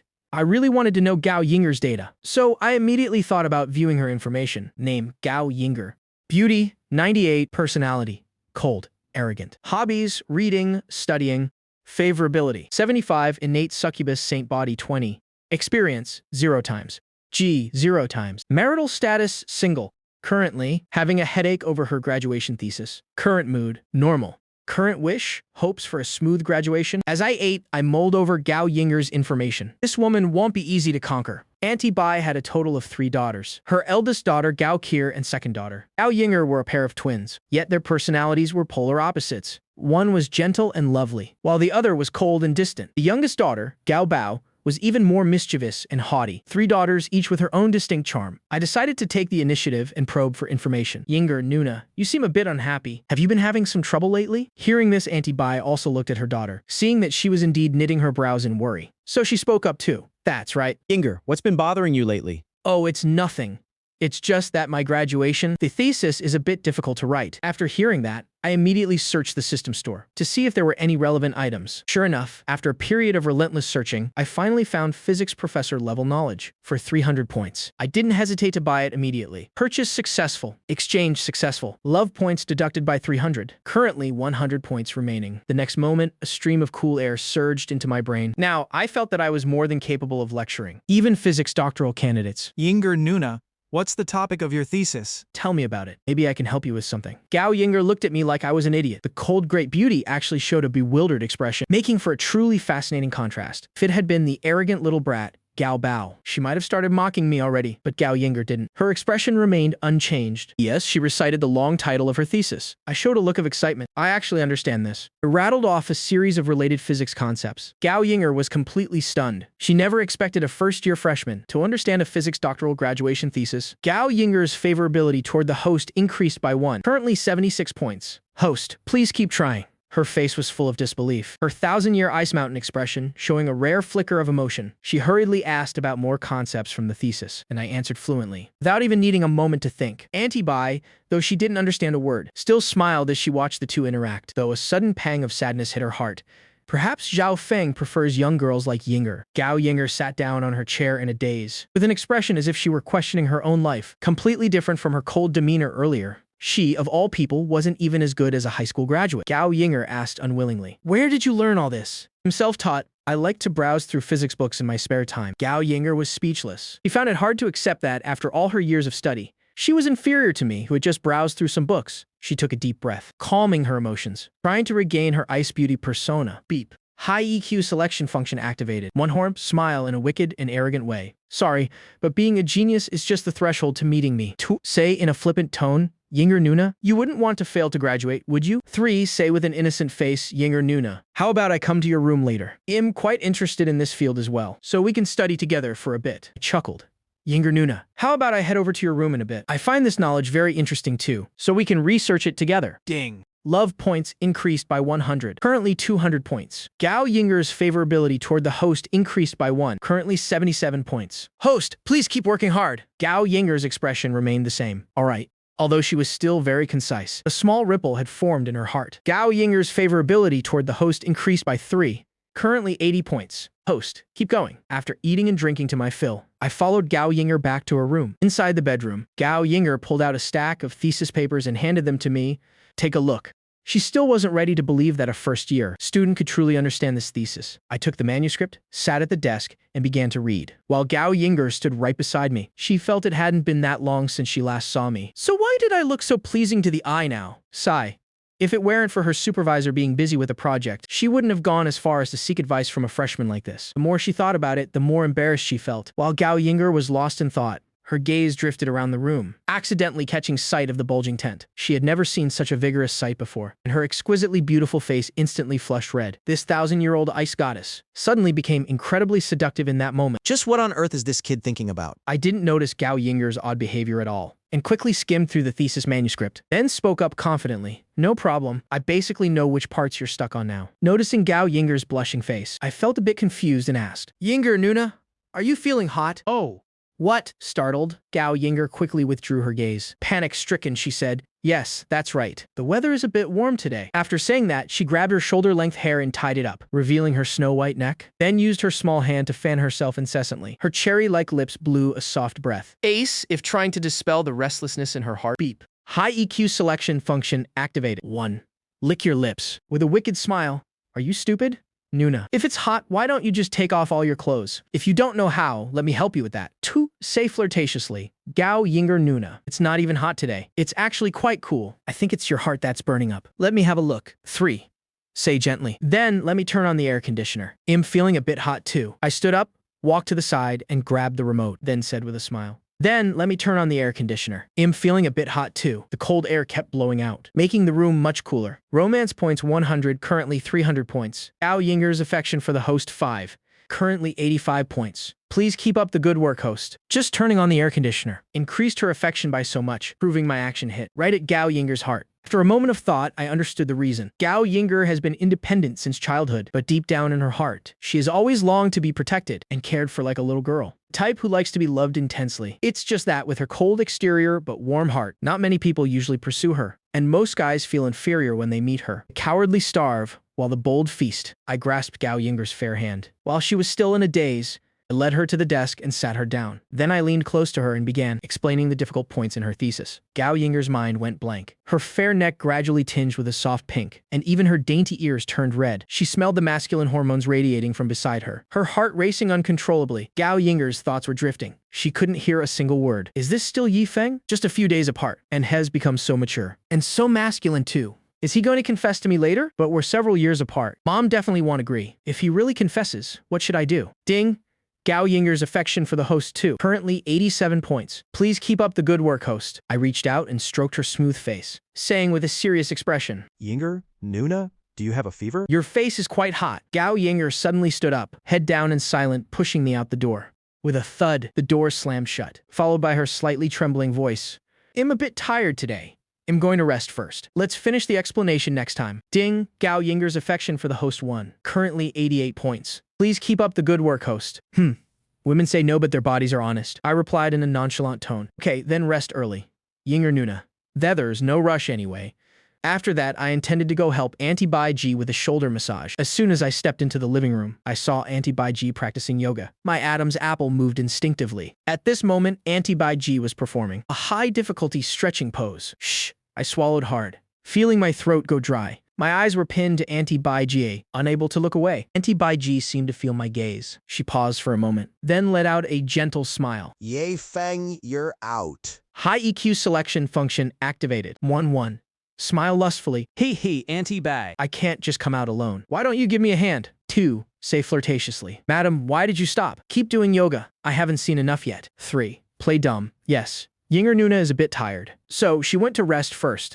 Explain the thesis another time when we have time. At that moment, I snapped back to reality and said instinctively, yes. Yinger Nuna seemed a bit tired, so she went to rest first. Finish the thesis explanation next time. Romance points 100, currently 400 points. Auntie Bai Ji smiled gently. It must have been hard on you. After saying that, she stood up and walked toward me, gently wiping the sweat from my forehead. I felt dazed by all of this. Only in front of Auntie Bai Ji did I know what was truly worth cherishing. Soon, Auntie Bai, Once I complete my final revenge, I will surely take good care of you for the rest of my life. Looking at the gentle beauty before me, with her faint scent drifting into my nose, an uncontrollable surge of impulse suddenly rose in my heart. I slightly trembled as I spread my arms, pulling Auntie Bai Ji into a tight embrace. The moment I hugged Auntie Bai Ji, it felt like holding the most precious treasure in the world. My heart began to pound wildly, if it wanted to burst out of my chest. Auntie Bai Ji's soft breath brushed against my neck, making my heart tremble along with it. Auntie Bai Ji's body stiffened slightly. She quickly relaxed, and this small change warmed my heart immensely. Bai Ji's affection for the host won, currently 95 points. Please keep up the good work, host. Auntie Bai Ji leaned softly against me,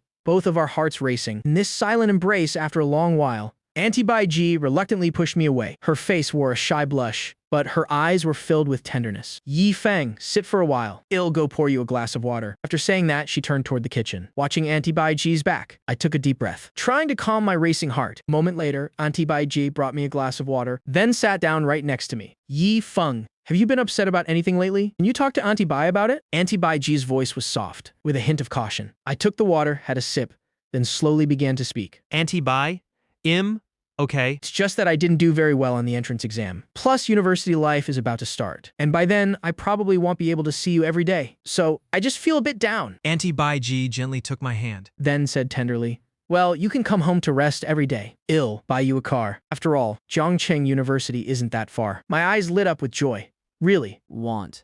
Auntie Bai find me annoying. Auntie Bai Ji lightly patted the back of my hand. Bit her red lips, and then said shyly, how could that be? I also like being with Yi Feng. That's great.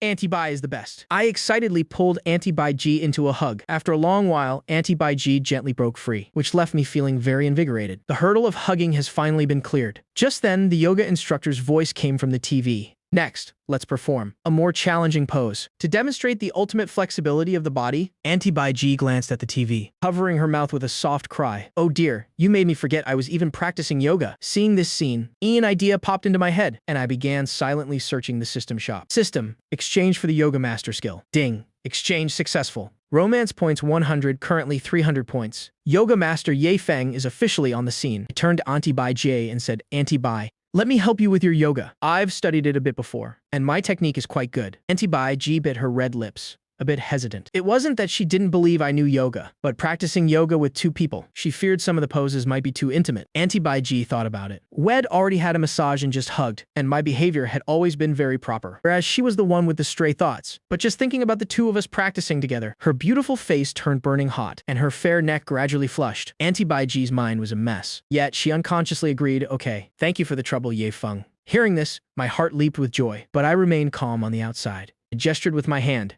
Auntie Bai, let's go over to the yoga mat. Auntie Bai Ji's cheeks were crimson. Yes, she nodded slightly. She was like a child who had done something wrong. Head down as she followed quietly behind me. On the TV, the yoga instructor was guiding the first pose, the extended triangle pose. I took a deep breath, trying to calm my wildly beating heart. Then spoke up, Auntie Bai, let's try this pose first. It helps stretch the legs and waist. As I spoke, I stepped behind Auntie Bai Ji and gently placed my hands on her waist. Auntie Bai Ji's entire body suddenly shuddered, her whole frame tensing up immediately. Looking like a frightened little fawn, I whispered in her ear, Auntie Bai, first, spread your legs apart, about twice the width of your shoulders. That warm breath caused a layer of pink to flush over Auntie Bai Ji's neck. Auntie Bai Ji slowly spread her legs, her heart beating so fast it felt like it would jump out. My hands slid gently from her waist down, grabbing her wrists and guiding her to lean to one side. Bit more. Feel the stretch in your body. Auntie Bai Ji's cheeks were as red as ripe apples. She bit her lip, trying to stay calm, barely managing to complete the pose. Auntie Bai Ji panted softly, her body still trembling slightly. I hurriedly supported her, my hand accidentally touching her arm, that smooth sensation making my heart flutter. Auntie Bai did great. Immediately after, the instructor on TV began to guide the spinal twist pose. Auntie Bai, this pose helps make the spine flexible. It's very good for your health. Auntie Bai Ji blushed and nodded slightly, feeling both nervous and a bit expectant. I told Auntie Bai Ji to sit on the mat, and then I sat down behind her. Auntie Bai, stretch your left leg out first, then cross your right leg over your left. I helped Auntie Bai Ji adjust her posture as I spoke, and following my guidance, Auntie Bai Ji slowly turned to one side, her hands searching for balance. From behind, I gently hugged Auntie Bai Ji's waist, helping her maintain her balance. Turn a bit more. Auntie Bai. Auntie Bai Ji turned her head back, and our faces were so close, we could clearly feel each other's breath. Auntie Bai Ji's gaze flitted away in confusion. She had never been this close to me before. This intimate atmosphere left her feeling both shy and a bit stunned. After completing the movement, Auntie Bai Ji felt as though all her strength had been drained, and she slumped back into my arms. I held her tightly, and only after a long while did Auntie Bai Ji gently push me away. She smoothed her messy hair and whispered, "Ye Feng." There's still the next movement. Her voice was as soft as a mosquito's buzz. Right then, the instructor on TV began to guide the side split pose. I turned to look at Auntie Bai Ji, a hint of anticipation in my eyes. Auntie Bai, why don't we try this one? It's the final test of flexibility. Auntie Bai Ji looked at the pose on the TV. Feeling both afraid and curious, she bit her lip, and after a long hesitation, she finally nodded. She whispered, "Ye Feng, I'm afraid it will hurt." I quickly reassured her. Auntie Bai, don't worry. It'll go very slowly. I had Auntie Bai Ji stand on the yoga mat first. Then I squatted down. Next, I gently took hold of Auntie Bai Ji's thighs, making her body tremble as she looked at me nervously. Auntie Bai, just relax first. It'll help you slowly spread your legs. I gradually applied pressure, and Auntie Bai Ji's legs began to open bit by bit. Her breathing became more rapid, and small beads of sweat appeared on her forehead. I asked solicitously, Auntie Bai, does it hurt? Auntie Bai Ji gritted her teeth and shook her head slightly. As I continued to apply force, Auntie Bai Ji's legs opened wider and wider. I encouraged her. Auntie Bai, you're doing so well. Just a little bit more. Auntie Bai Ji's body was now fully open, forming a perfect side split. Her body was trembling uncontrollably, whether from pain or nervousness. Looking at the alluring beauty before me, my throat felt agonizingly dry. Auntie Bai Ji looked up at me. Our eyes met, and a thick, intimate atmosphere filled the space. Ao Yinger, holding a glass of water, was about to take a sip, but the sight of the two of us sitting opposite each other struck her like a bolt from the blue. What are you two doing? Auntie Bai, Jie and I were startled by the sudden voice. I pretended as if nothing was wrong. Nothing. I'm just teaching Auntie Bai yoga. Is that really it? Ao Yinger's eyes scrutinized the two of us. If it were before, she wouldn't have felt any ripple in her heart. Yet today, she felt a bit jealous. She didn't expect to be jealous of her own mother. And Gao Yinger was startled by this ridiculous thought. She told herself, it's definitely not that. I'm just curious. Auntie Bai Ji tilted her head to the side, looking obviously uneasy. Yes, that's right. Yi Feng's technique is quite good. He's already taught me several poses. She didn't know why she felt so guilty. After all, they were just practicing yoga, and there hadn't been any overly intimate actions. Ao Yinger glanced at me curiously. I didn't expect our Yi Feng to be so multi-talented. We haven't met for a while, and you've changed so much. Not only do you understand PhD-level physics, but now you're an expert in yoga too. I rubbed my nose and laughed awkwardly. Not really. I just have too much free time, so I look into everything a bit. It's good if I can actually use what I learn. Gao Yinger nodded vaguely. Mom, you and Yu Feng should go to bed early too. After saying that, she poured herself some water, then went straight upstairs to her room. Auntie Bai Ji and I stared at each other, both seeing the embarrassment in each other's eyes. I was the first to break the silence. Well, I'll go upstairs to rest now. Auntie Bai should go to sleep early too. At the same time, I didn't forget to leave a message. Next time I'll teach you some other poses. Okay. Good night, Ye Feng. Good night, Auntie Bai. With that, I walked straight to my room. Auntie Bai Ji watching my back, her mind drifting off to who knows where, her beautiful face gradually turning red. Back in my room, I lay on the bed, my head filled with the images from earlier, practicing yoga with Auntie Bai Ji, her perfect figure, her shy face, and the intimate gestures between us, all making it impossible for me to close my eyes. Let's set a small goal. Next time, I have to kiss her. On the other hand, Auntie Bai Ji was lying in bed, tossing and turning, unable to sleep. Her heart still hadn't returned to normal. Just thinking about the intimate session with me, her face would flush uncontrollably. The most effective way to take revenge on a man is to take away the women in his life. In my past life, my father's best friend Gao Yi not only stole all my family assets, but also conspired with the school beauty to send me to prison. Now that I've been reborn, I will defeat him in the career Hayes so proud of, and then force him to hand over those shares. But that's only the beginning. For when he returns home, Hell realized his wife, and all 3 of his daughters have left him for me. The next day, I decided to go to the company for an inspection. So I drove to Wuyu Media headquarters. The second I stepped into the office area, countless eyes turned toward me. Both Wei Jixue and Yuan Hao were staring. Yes, these two were Gao Yi's loyal henchmen. Wei Jixue frowned slightly. Isn't that kid CEO? Yes, son? What the hell is he doing at the company? Yuan Hao, standing next to him, gave a mocking smile. The chance for us to score points has arrived. CEO Gao already gave us instructions that if we see this Ye-sun show up here, we must give him a proper reception. We have to give him a warning blow. After all, in this company now, CEO Gao is the one who makes the decisions. Wei Jixue looked on with utter contempt. How old is this brat even? He just got lucky in his previous life to inherit the assets from his dead father. And now he thinks he can manage a company. He should look in a mirror and see who he is. After saying that, he aggressively walked toward me and spoke with a sarcastic, mocking tone. Oh, isn't this our young master Ye? What wind blew you all the way here to the company today? I frowned slightly, giving him a cold look. I am the largest shareholder of this company. What does my inspection have to do with someone like you? Who do you think you are? To try and control my business. Of course, I'm no stranger to these two pieces of trash. They are Gaoyi's distant relatives, relying on their connection to him to run wild in the company, specifically harassing new employees. Seeing Wei Jixue speechless from my scolding, Yuan Hao quickly stepped forward to intervene. Young Master Ye, it shouldn't be said like that. I understand you're concerned about the company, but business is business, and everyone has their specialty. Since before CEO Ye passed away, the business wasn't doing well. Fortunately, CEO Gao took the helm to steer this ship through the storm, allowing our company to gradually get on track as it is now. So don't come here making a mess of things. Wei Jixue finally snapped back to reality, hurriedly cutting in to continue. That's right. That's right. Ever since CEO Yi passed away, under the brilliant and wise leadership of CEO Gao, as well as the tireless efforts of us two, this company was finally able to grow and develop. Everyone around heard those words, and they couldn't help but feel a shiver of dread, thinking to themselves that these two were truly beyond the pale. Yet no one dared to say a word, as everyone knew clearly.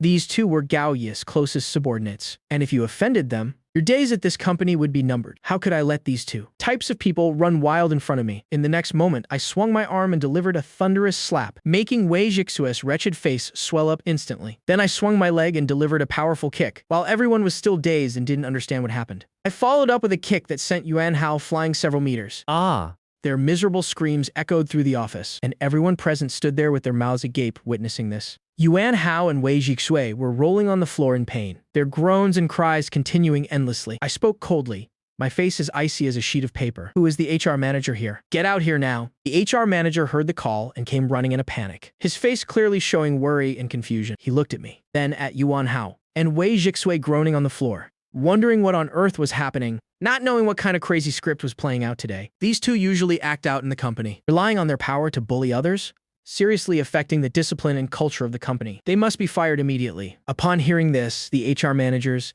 face immediately showed embarrassment and difficulty. He knew all too well the close relationship between these two and Gao Yi. If he fired them now, he certainly wouldn't know how to explain it to CEO Gao, so he timidly spoke up. Young Master Ye, but these two have been with the company for a long time, and in their work so far, there hasn't been any major mistake, so this sudden firing might be a bit. I said fire them immediately. Or do you want to go with them? The HR manager shuddered under my icy gaze. He was trembling all over, though he feared Gao Yi's blame. He was even more terrified that I would fire him on the spot, with a major shareholder on one side, and the current chairman on the other. He didn't dare offend anyone. Having no choice, he grit his teeth and nodded. Yes, yes.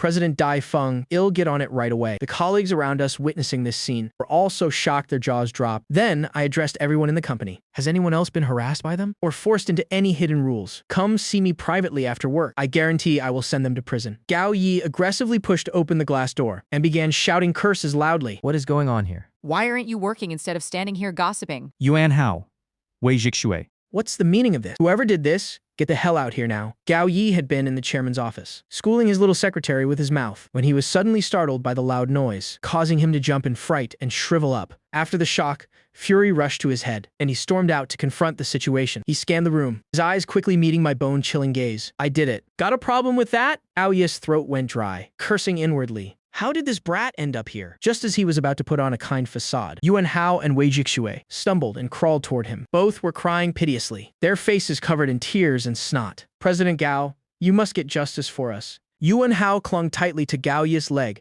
wailing through his sobs. This Dai Feng just arrived and started hitting people, and even threatened to fire us. Is there no law and order left in this world? Wei Jixue chimed in from beside him, covered in mess. That's right, President Gao, we've always been devoted to you. How could he treat us like this? He wasn't just hitting our backsides, he was slapping President Gao right in the face. Gao Yi's eye twitched, his brow furrowed deeply. He looked at my cold expression, intending to gloss over the matter for now. Xiao Feng, these two lack discretion in their work, and perhaps they've offended you. Young people have hot tempers, I can understand that. Then, his Adam's apple bobbed. Yes, he forced out a smile, however. Hitting people in public isn't good after all. Give your Uncle Gao some face. I'll have them apologize to you. And well, call it even? Gao Yi glanced at the two still wailing piteously, his eye twitching incessantly, cursing them in his mind. They really had no sense of the situation. Then, he kicked them away and barked. Apologize to President Dai Feng right now. They finally snapped out of it, hurriedly bowing in apology, President. President Di Feng, our dog mouths. Weren't guarded. We deserve the beating. Please be magnanimous and forgive us. Corner of my mouth curled into a mocking smile. President Gao on the 12th of last month, Wei Jixue, in the artist lounge. Used hidden rules against trainee quat wanting. On July 3rd, Yuan Hao, under the guise of an audition, Lured Zhang Meng to the Hilton Hotel. room 1603. There are many more examples like this. Do I need to list them one by one? These were things I had accidentally investigated about Gao Yi in my past life, and now they were perfect for scaring them into a confession. There are quite a lot of these stories. Shall I hand over the surveillance footage copies to the police? Saying that, I leisurely pulled out my phone, waving it in front of everyone. Or should we bring both parties here to confront each other right now? Though I didn't actually have any evidence in my hands, It was clear everyone present was terrified by the threat. especially the guilty ones like Wei Jixue and Yuan Hao, who could no longer even stand, collapsing onto the floor like piles of sludge. As soon as those words were spoken, the office area was instantly filled with constant gasps of amazement. They didn't show it on their faces, but in their hearts, they were all applauding. Normally, these two lackeys were always arrogant and tyrannical in the company, and everyone had been bullied by them to some extent. Seeing them meet their downfall now, with a high chance of going to prison, brought everyone a sense of satisfaction beyond words. Gao Yi's heart tightened, as a surge of intense unease rose within him. He had a bad feeling that Dai Feng hadn't come today with good intentions. Tiny beads of sweat broke out on his forehead. The corner of my mouth quirked up. I asked with a half-smile. President Gao, how do you think we should handle this? Gao Yi was cursing internally. Damn it. How the hell should I know what to do? These two useless trashes. It's one thing to use hidden rules, but they even left evidence for someone to grab. He truly hadn't expected that I, a supposedly ordinary college student, would suddenly become so tough, even holding evidence in my hands. This brat must have been secretly planning this for a long time. Today's event certainly wasn't a spur-of-the-moment outburst. He must want to use this to overthrow me, to take back control of the company. Di Feng clearly always saw me as a good uncle. So why did he suddenly pull this stunt today? Where did things go wrong? Could Dai Feng have found out about what happened back then? No way. Everything back then was clearly cleaned up perfectly. It can't be. I absolutely cannot let him achieve his goal. Thoughts raced through Gao Yi's mind, his face turning pale and then flushed.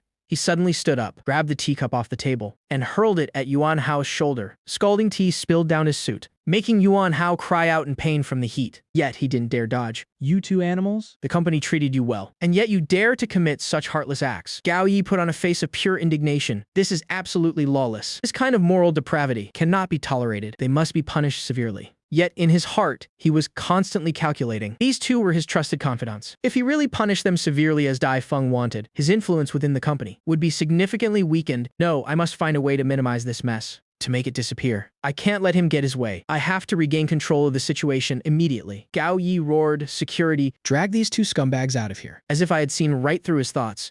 I interrupted him immediately. Just call the police already. Or is President Gao waiting for them to destroy the evidence? As soon as Yuan Hao and Wei Jixue heard about the police, their faces instantly turned deathly pale. The two who were just wailing loudly now seemed to lose all strength in their bodies. Collapsing completely onto the floor, Yuan Hao scrambled on all fours, crawling over to cling to Gao Yi's leg again, pleading miserably, President Gao, please save us. We truly know we were wrong. We won't ever do it again. You can't hand us over to the police. We'll be finished if we go in there. Wei Jixue kowtowed like he was pounding garlic, his forehead hitting the floor with sharp thuds. President Dai Feng, President Gao, we will definitely pay compensation to the victims. Please have mercy and let us go just this once. We have old mothers and young children. If we go to prison, how will they survive? President Gao, this matter cannot be vague. We must give the entire staff and those victims a proper explanation. Every word I spoke was sharp and powerful, pressing him at every turn, leaving Gao Yi momentarily speechless. At this point, these two useless trashes, Yuan Hao and Wei Jixue, must be abandoned. Gao Yi's back teeth ground together with a creak. He growled his command, hold on to them. Hearing the order, the security team immediately rushed forward to restrain the two. The crotch of Wei Jixue's pants suddenly soaked through, the acrid smell of urine mixing with Yuan Hao's pleas.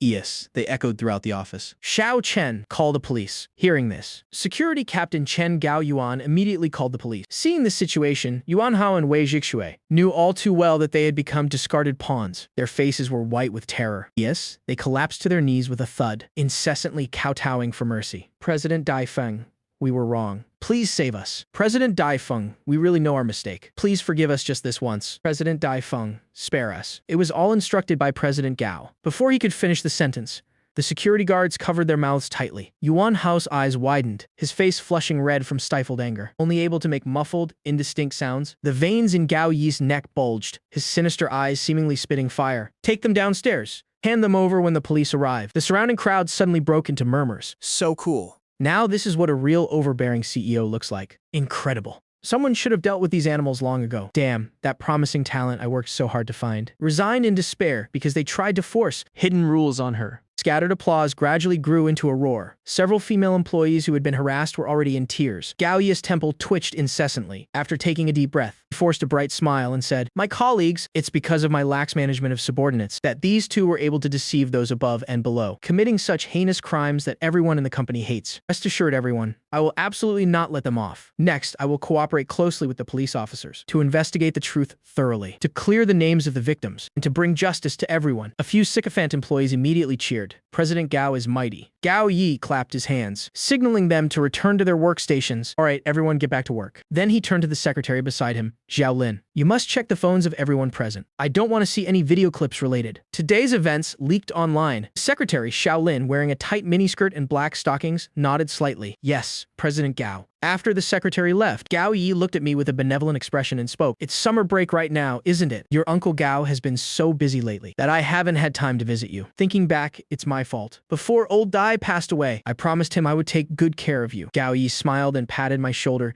Xiao Feng. Let's go inside and continue our talk. I stood silently watching the performance of this animal, the corner of my mouth curving slightly into a smile. Then I calmly replied, all right. With that, I followed Gao Yi into the chairman's office. Inside the office, Gao Yi's expression was as dark as a storm cloud, but as soon as he turned around, his face changed to a warm smile. Even the wrinkles at the corners of his eyes radiated kindness. He enthusiastically walked over to the sofa, gesturing for me to sit down. Muttering, Zhao Feng, you've finally come. I've really been looking forward to this. Just waiting to have a proper talk with you. You silly boy. It's summer break, and you didn't even tell your Uncle Gao. I've been worrying about you all this time, now that you're all grown up. If old Dai and my sister-in-law could see this from the afterlife, it would surely feel very much at peace. As he spoke, he personally poured me a cup of hot tea, his movements incredibly skilled and natural, just like an elder who always cares for his junior. This is the Da Hong Pao tea your father liked most. While pouring, Gao Yi intentionally let the teapot spout vibrate slightly, causing the amber liquid in the porcelain cup to ripple elegantly. Anyone seeing this side of him? Would they not praise him as a good elder? He slightly lowered his eyes, hiding the icy glare deep within them. The corner of my mouth quirked into a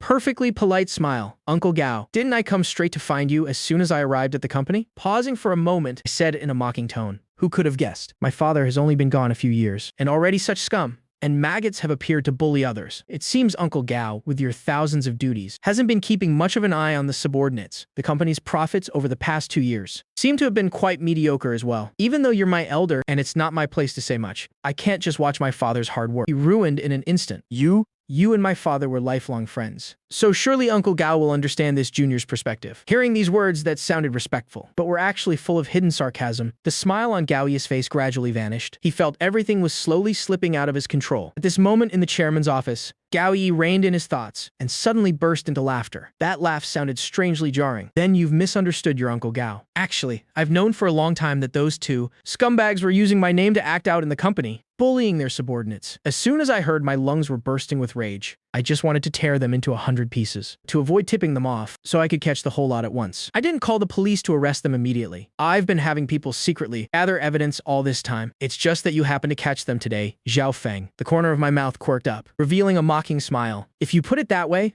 then I've blamed you unfairly. Hearing that, Gao Yi let out a heavy sigh. Xiao Feng, our company has so many matters large and small. I'm so busy every day my head is spinning, I don't even have time to go home. You know, this company is the result of the blood and sweat your father and I poured into it years ago. Keep it going. I toil every day from dawn till dusk, to the point that I have no time left for my own family. I truly feel I've failed your Aunt Bai. Gao Yi sighed and lamented. His eyes even seemed to glisten with a hint of tears. I remained silent, coldly watching his performance. Gao Yi pretended to heave a sorrowful sigh as he continued. To tell the truth, it's quite shameful. It's because of my busyness that I neglected the management of subordinates, never imagining those two scumbags would run amok in the company for so long, committing such immoral and harmful acts. Gao Yi grew more indignant as he spoke. Slamming his hand onto the table, Xiao Feng, rest assured, I will definitely investigate this to the very end, to give you and the entire staff the most satisfactory explanation, absolutely not letting these two scumbags remain free from the law. I smiled back. I've blamed you unfairly then, Uncle Gao. I really didn't expect you to be so busy. You've worked so hard all these years. How about this?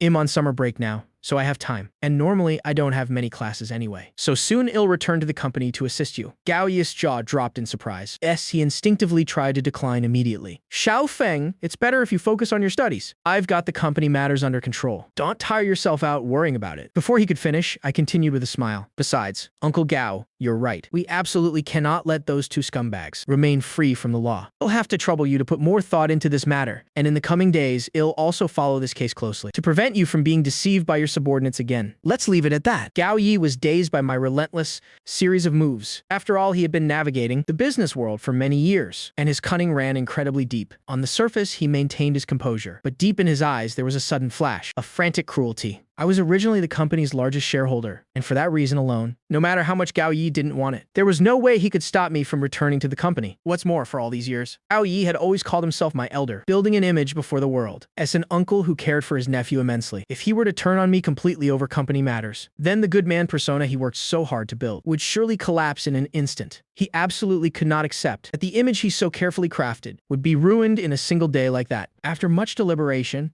Gao Yi understood that he had no choice but to sacrifice his pawns to save the game. He leaned forward slightly, forcing a smile onto his face. Zhao Feng, if you want to come back and help the company, your Uncle Gao will certainly support you fully. If there's anything you don't understand or need help with, just come find me anytime. Then thank you very much, Uncle Gao. I sat on the sofa, eyes casually scanning our surroundings, seemingly indifferent, but in reality, I was secretly observing every single tiny movement Gao Yi made. In my past life, in my eyes, Gao Yi was an incredibly kind and close elder, until I was framed and sent to prison, learning the truth about my parents' deaths and how Aunt Bai died in a foreign land. It was only then that I realized with a shock that Gao Yi was actually a madman with a truly heartless soul. However, the current me is no longer that naive fool who knew nothing of the world from my past life. Looking at Gao Yi's face that puts on a virtuous show, I only feel a surge of ultimate disgust, wanting nothing more than to rush forward and rip that hypocritical mask right off his face. Gao Yi still maintained the appearance of a kind uncle, speaking with an air of deep devotion. Lately, the company's business situation hasn't been great. Web drama production companies are popping up everywhere, so the competition has become incredibly fierce. I'm truly under a lot of pressure as well. Xiao Feng, it's good that you're coming back to help, but for now, let's just start with the basics, so you can get used to how our company does business. Gao Yi put on a face of sincerity and dedication. If everything he did was for my own good. Inwardly, I felt completely speechless, but on the surface, I tried to stay calm. Uncle Gao, you're older, so you probably don't go online much, so maybe you don't fully understand today's market trends.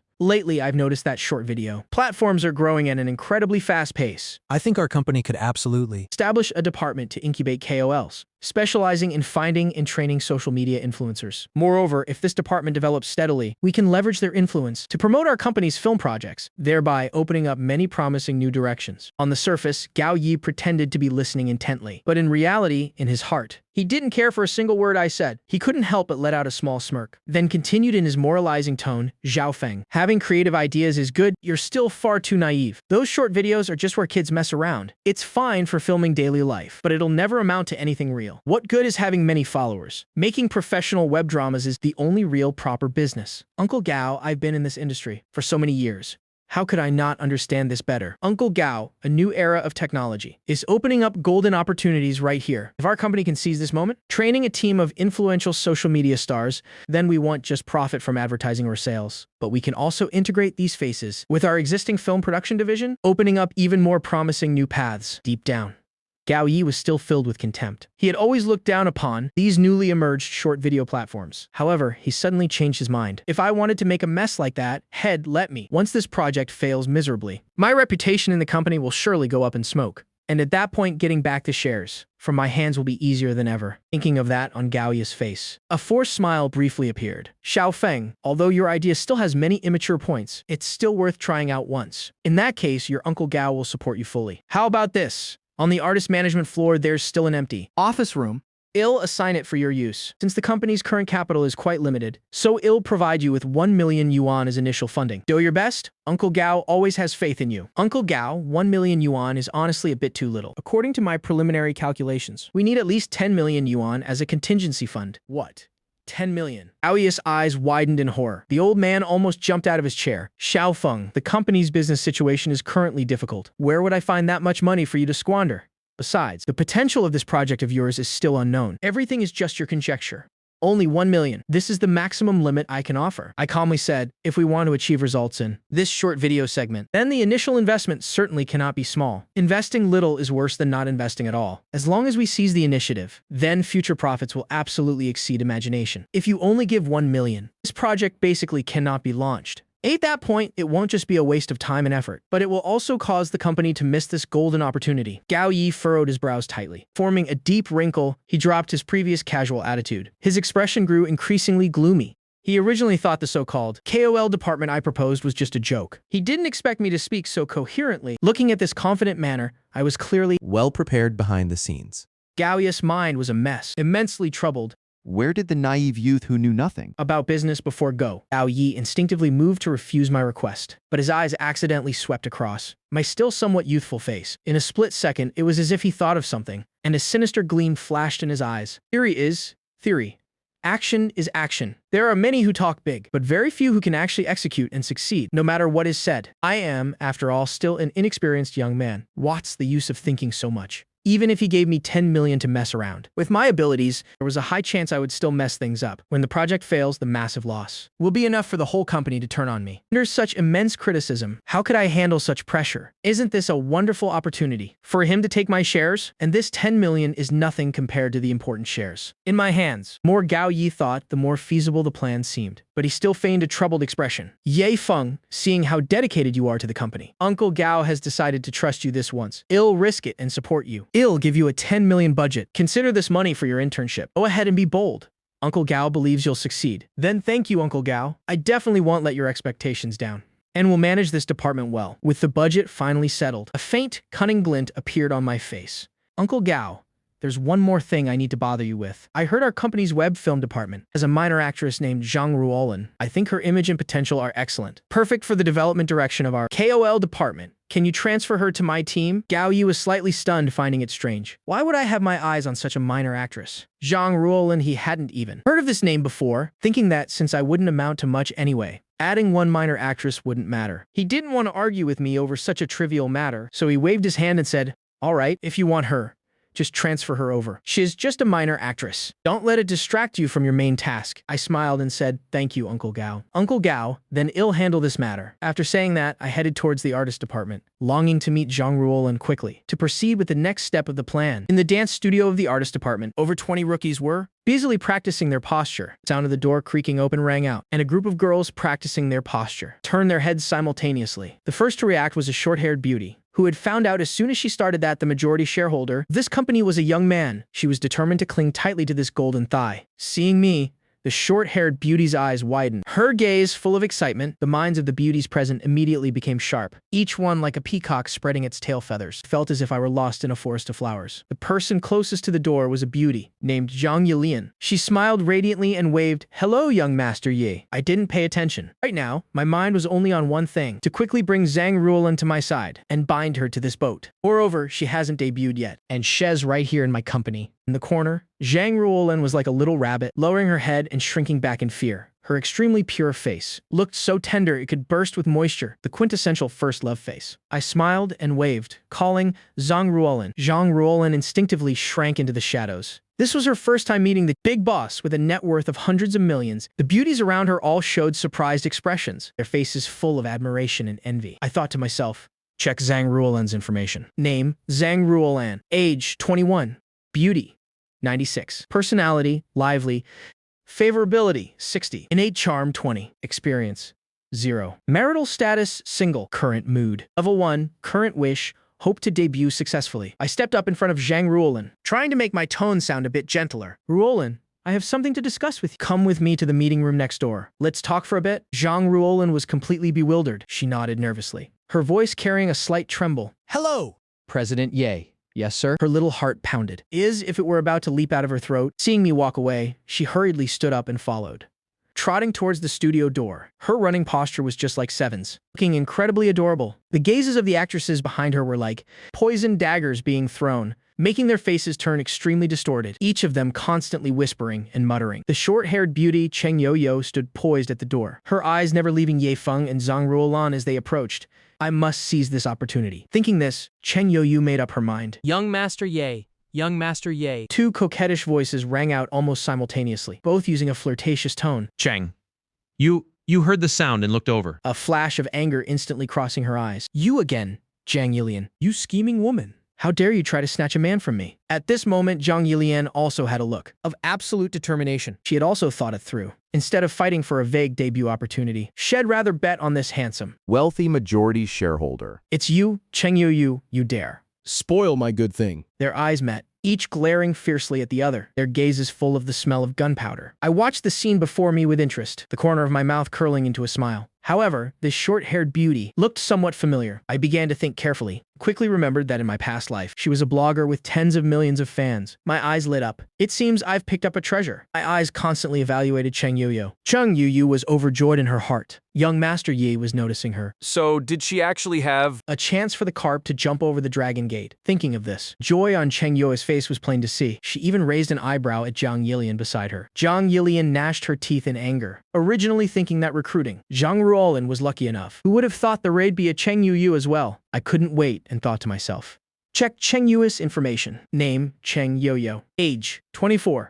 Beauty, 90. Personality, lively. Favorability, 60. Innate charm, 20. Experience, 0. Marital status, single. Current mood. Level 1, current wish, wants to be the host's lover. Cheng Yu's beauty compared to average people is certainly outstanding. Beside me are all peerless beauties. Bai Jie, Luo Wanqing, and the three Gao sisters. Who among them isn't more beautiful than her? However, am not picky, pushing back the chaotic thoughts. I looked up with great interest. Each Cheng Yu and Zhang Yilian. The two were still glaring fiercely at each other, neither willing to look away first. The two seemed to notice my gaze and simultaneously change their disguise. Completing a face change move in an instant, Cheng Yu immediately perked up. She stood up straight, unconsciously puffing out her chest, wanting to show her most charming side. Seeing the two of them like peacocks spreading their tails, competing for beauty, found it a bit amusing. I gave a light cough and said, "Do you two have something?" Hearing this, Cheng Yu's pretty face was instantly filled with a sweet smile. Her already sugary voice now became flirtatious to the point of melting. I also want to work under young Master Ye. When I first joined the company, I heard about the glorious achievements of young Master Diep's father when he founded the company. Moreover, old staff say you're naturally brilliant. Following you, I'll surely become extremely famous. When that time comes and am truly famous, I will definitely repay young Master Ye well. Zhang Yilian stared blankly. Eat Cheng Yu's non-stop chatter. Unwilling to be left behind, she hurriedly stepped forward, a radiant smile on her face. Young Master Ye, as long as I can work under you, I'm willing to accept any condition. I don't even care if I become famous. I just want to work by your side. I thought to myself. Check Zhang Yilian's information. Name, Zhang Yilian. Age, 22. Beauty, 89. Personality, lively. Favorability, 70. Demonic charm, 20. Experience, 0. Marital status, single. Current mood, positive. Current wish, wants to be the host's lover. Zhang Yilian wasn't a major KOL in the past life, but this kind of wheat-skinned athletic beauty is indeed rare. I smiled and said, all of this comes at a price. So, whether it's Zhang Ruolin, Cheng Yu or Zhang Yilian, what price are you willing to pay to work under me? The two froze at the same time. Then the next second, their joy was plain to see, shouting in unison, yes. Yes. Yes. Even in our dreams, we want to work for young Master Yi. All right, since you want to follow me so much, then follow me into the meeting room to talk. After saying that, I turned and walked straight ahead. Zhang Ruolin hurriedly followed behind. Cheng Yu and Zhang Yilian also rushed to keep up, fearing being left behind. They didn't forget to glare at each other. In the meeting room, I cleared my throat and spoke frankly. The ugly truth first. This department of ours is a key focus of the company's next development, which is to nurture KOLs using short videos as the main platform. However, since the department is newly established, many things are not yet finalized. So if you three join, you must consider it carefully. Gaze swept across the three beauties with different expressions. However, I have a preliminary draft for the development of the three of you. I'm 10 parts certain. I will help you become famous within 3 months. Cheng Yu quickly replied. President Ye. I, Cheng Yu, am determined to follow you. If young Master Ye is willing to sign me, I will definitely give it my all, and absolutely won't disappoint you. Zhang Yilian hurried to chime in flirtatiously. Young Master Ye, I also desperately want to work with you, and will work my hardest. Her face wore a radiant smile. In her heart, she was thinking through gritted teeth. No way. Tonight, I must take the initiative to seize a place. In Ye Feng's heart, I don't believe I'll lose to her this time. Zhang Ruolin was stunned.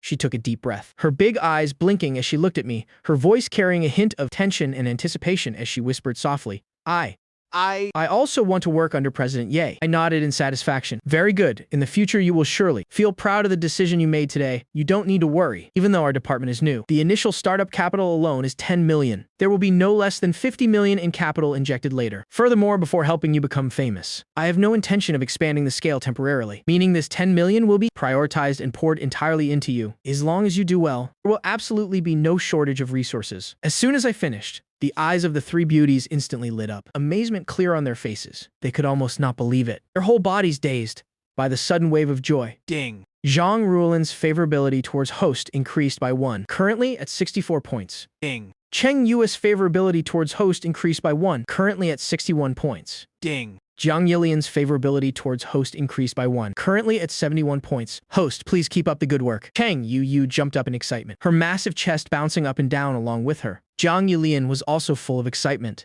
her gaze lingering on me like pulling silk, while Zhang Ruolin didn't overreact. Her eyes also sparkled with the light of anticipation. They seemed to have already seen themselves standing under the stage lights, becoming superstar KOLs, admired by 10,000 people. I leisurely walked out of the meeting room, a meaningful smile on my face. I must say, watching Cheng Yo and Zhang Yilian competing and sulking was actually quite interesting. Who doesn't like seeing beauties being jealous over them? I walked to the printer, printing out pages of contracts. This is the artist contract prepared last night, in coordination with the law firm. Taking the contracts, I went straight to the office. In the office, Cheng Yu stood with hands on hips in anger, glaring at Zhang Yilian shrilly. Copycat. Whatever I say, you say the same thing. You copycat. Shameless woman. Jiang Yilian shot her a look of utter contempt. Do you think everyone is big-chested and brainless like you? Whatever Ruolin and I say, we use our brains, unlike you, who speaks without thinking. Just blabbering whatever comes out. Don't you agree, Ruolin? Zhang Ruolin, who was dazed, was called and said with a forced smile, everyone is different. It's normal. What do you mean? Cheng Yu was so angry her face turned red and immediately used her chest to bump the other, making Zhang Yilian take several steps back. Think you're so great just because you're busty. Zhang Yilian didn't flinch at all, stepping forward to bump her back. Click. The sound of the door opening rang out. The two quickly regained their composure, their faces filled with fawning smiles. Young Master Ye, you're finally back. Cheng Yu's coquettish voice rang out first. She swayed her waist, like an excited house cat, hurrying to my side, her gaze full of expectation. Zhang Yilian and Zhang Ruolan followed closely behind. I handed the contracts and pens to the three of them. These are your artist contracts. High base salary, good benefits, and the commission split isn't low either. These benefits are considered top tier in the industry. However, the breach of contract penalty is very high, and the term is long. Consider it carefully yourselves. If there are no issues, then sign. Zheng, you took the contract. Her eyes looking at me amorously. Young Master Ye, whatever you say goes. After all, it'll be working for you from now on. I didn't know whether to laugh or cry, saying, aren't you afraid it'll sell you off? Young Master Ye, you weren't that kind of person. Cheng, you grabbed my arm, shaking it as if acting spoiled. Do you have any other opinions? It's still not too late to regret it. Cheng Yu's gaze was firm as she said flirtatiously, Young Master Ye, I won't regret it. When do we start working? Ding. High EQ choice function activated. 1. Smile wickedly and say, why pretend with me? And acting spoiled. How about this? We each maintain our private disguises. It's mutually beneficial. 2. Say loosely. Want it that much? Then right here in front of everyone. Let's start right now. 3. Say nonchalantly. We need to recruit people first and buy equipment. For the next few days, keep practicing in the artist department. If you're tired, you can rest in this office. I'll have someone clean it up later. I spoke nonchalantly. We need to recruit people first and buy equipment. For the next few days, keep practicing in the artist department. If you're tired, you can rest in this office. I'll have someone clean it up later. Love points 100, currently 500 points. Cheng Yu's favorability towards host increased by 2, currently at 63 points. Host, please keep trying. Cheng.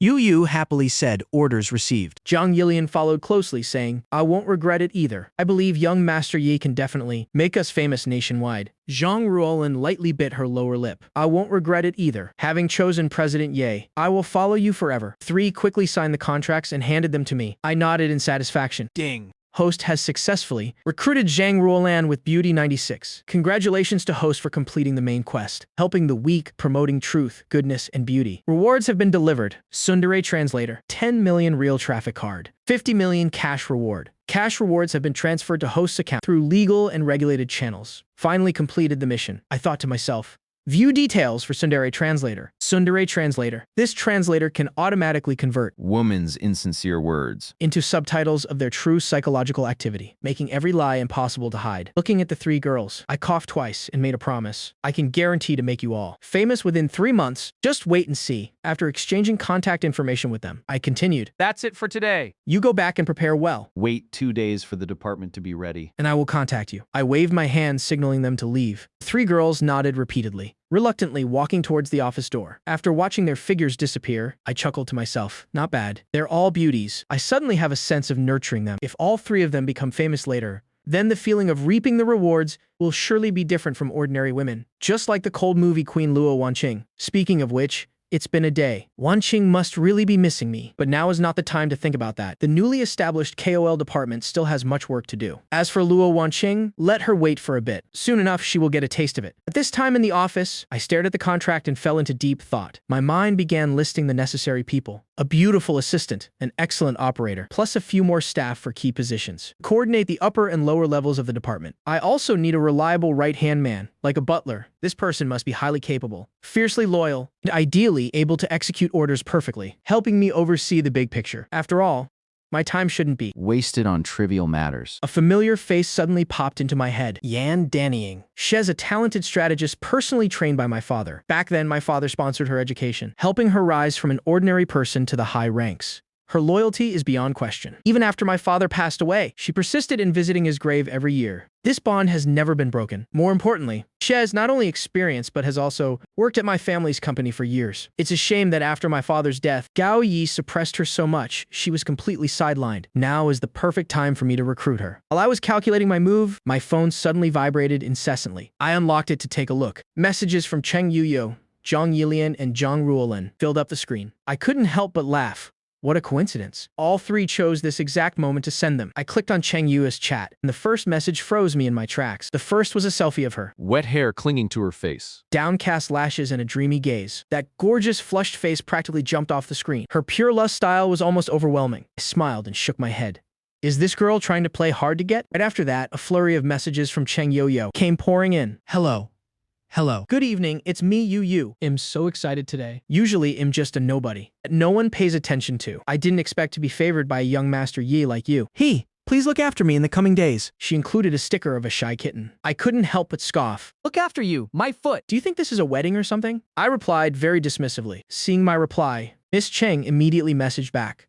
Oh wow. Young Master Ye replied to me. Have you eaten yet? Hey, did young Master Ye see my selfie just now? Accompanied by a pitiful acting cute sticker. I casually replied, I saw it. Why? The chat showed she was typing. Flickered for a bit, then disappeared. A long while later, a new message appeared. I wanted to ask what you think of this look on me. Does it have the potential to go viral? Another selfie was attached to the message. She was wearing a tank top, looking both pure and sweet, yet exuding a lethal attraction. I couldn't help but draw a sharp breath. I used 2 fingers to zoom in and examine it closely. It really is magnificent. This woman really knows how to pick her timing. Is she trying to test my self-control? I quickly typed a reply. From my professional perspective, your foundation is excellent. If you follow the plan I've set, a few million fans will only be the beginning. Really? If I truly get a few million fans? Young Master Ye, it'll do anything you ask. Anything at all. Hearing this, I let out a smug smile. Since you put it that way, I'm going to take you at your word. On the other side of the line, Cheng Yu rolled around on her bed in excitement. Originally, she only hoped to be a small blogger with a few 100,000 fans, yet I said millions of fans were just the start. She frantically cheered herself on in her head. Here is your chance, Cheng Yo. You must cling tightly to this lifeline called Young Master Yi. It was as if she could already see her bright future. To seize this opportunity, she gritted her teeth and found a special collection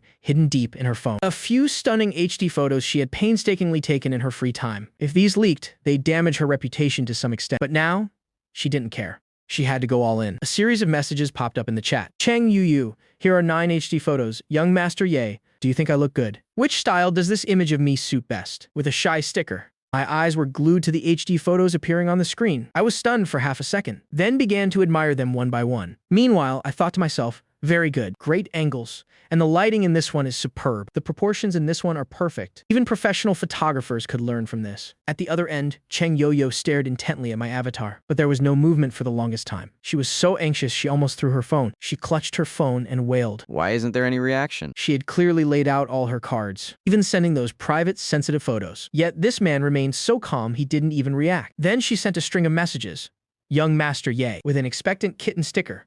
Having just saved the collection she sent, I quickly typed a response. Your photos are fantastic. You're better suited for the pure lust style. When the time comes, tell the makeup artist to make you look a bit more innocently seductive. This style fits you perfectly. The pure lust style. Cheng!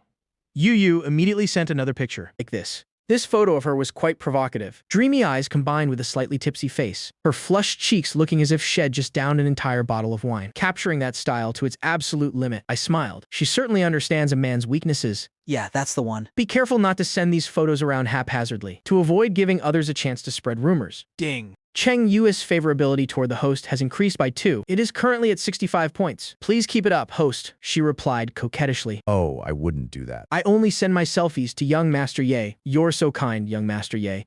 Rarely has anyone cared for me like this. Then am truly honored, with a laughing crying sticker. I message back with a smile. It's getting late, and I have work to do. Let's talk another time. Yes. Thank you, young Master Ye. Message me again whenever you're free. I really enjoy sharing my life with you. I don't know why. I've never felt this way before. I looked at the screen and laughed disdainfully. Why? Because of money, of course. Don't think I don't know? Petty calculations in your heart. But that's fine. It's mutually beneficial. Anyway, according to the system settings, once favorability exceeds 100, it will be locked in. Then she wouldn't leave even if I chased her away with a stick. Just be a good little top-tier tool for me. I shook my head and exited Cheng Yu's chat, scrolling to the next person's messages. As soon as I opened Zhang Yilian's chat, her greeting along with a photo popped up immediately. Young Master Ye, good evening. Have you gone home yet? It was accompanied by a photo in office attire, yet it was a bit seductive with black stockings. She didn't forget to add, which style should I choose from now on? Sexy or cute? I stared at the photo and pondered. I almost forgot that this woman had been waiting in the underground parking lot for a long time. I need to wrap up what I'm doing quickly and go down to see how she plans to ambush me. On the other side of the screen, Zhang Yilian was standing by my car in the parking lot. Her small face was flushed from the biting cold wind. Zhang Yilian bit her lower lip in slight frustration, twirling a lock of hair around her finger. She had been waiting in the parking lot for over an hour, and her legs were almost numb. Suddenly, a notification sounded, and a bright smile instantly lit up her face. She quickly checked her phone. I had replied, haven't gone home yet. Am a bit busy. You'd be a great fit for the cosplay style. You're working so hard, young Master Ye. Still busy at this late hour. Isn't that reply a bit too plain? She frowned and thought for a moment, then sent over another selfie of herself. It was a photo of her wearing a JK uniform. Young Master Ye, how about this? I looked at the photo and smiled, feeling an urge to tease her a little. So I messaged back. Quite pretty. You're perfect for cosplay, but it would be even better if the skirt were a bit shorter. Ding. Jiang Yilian's favorability toward the host has increased by 1. It is currently at 72 points. Jiang Yilian saw the reply on her screen, and her heart pounded like a drum. He, young Master Ye, my legs hurt a bit. Could I possibly hitch a ride with you? With a shy little girl sticker. Sure. It'll be down as soon as I'm done. Go find somewhere to wait. Yes. Thank you, young Master Ye. Love you so much. Next, I opened Zhang Ruolin's message. It was very brief and concise. President Ye, thank you for your favor. I'm really looking forward to working with you. I replied, no need to be so formal. I'm quite easygoing. After replying to all the messages, I breathed a sigh of relief. Preparing to head to Yan Danying's office. 2 minutes later, I knocked on the door. Yan Danying, who was absorbed in her work, looked up in surprise. Her long, alluring purple hair cascaded down freely. Exuding a hint of spontaneity, she spoke slowly. Come in. Yan Danying was wearing a white shirt on top, the collar slightly open as if by accident. She paired it with a tight, pale purple miniskirt. Her cold, elegant look hid an irresistible charm. On her refined bridge was a pair of thin-rimmed glasses, making her look even more mature and intellectual. Extremely charismatic. Seeing that it was me who entered, Yan Danying said in surprise, Zhao Feng. Why are you here? I replied warmly, Auntie Yan, I missed you so much, so I came to visit. Why? Am I not welcome? Of course not. Yan Danying gave me a gentle, playful scolding, then stood up and came to my side, saying with a smile, come, let Auntie Yan see if Xiao Feng has grown any taller. Wow, Xiao Feng has really grown up. She looked at me with a smile, reaching out to gently ruffle my hair, then checking my height against hers. Then she teased, we haven't seen each other for just a little while, yet you've shot up like this. And you're getting even more handsome too. Tell the truth, there must be plenty of girls chasing after you at university, right? Spill it? Are you dating anyone? Bring her here for Auntie Yan to check her out and give her approval. I laughed and said, not at all.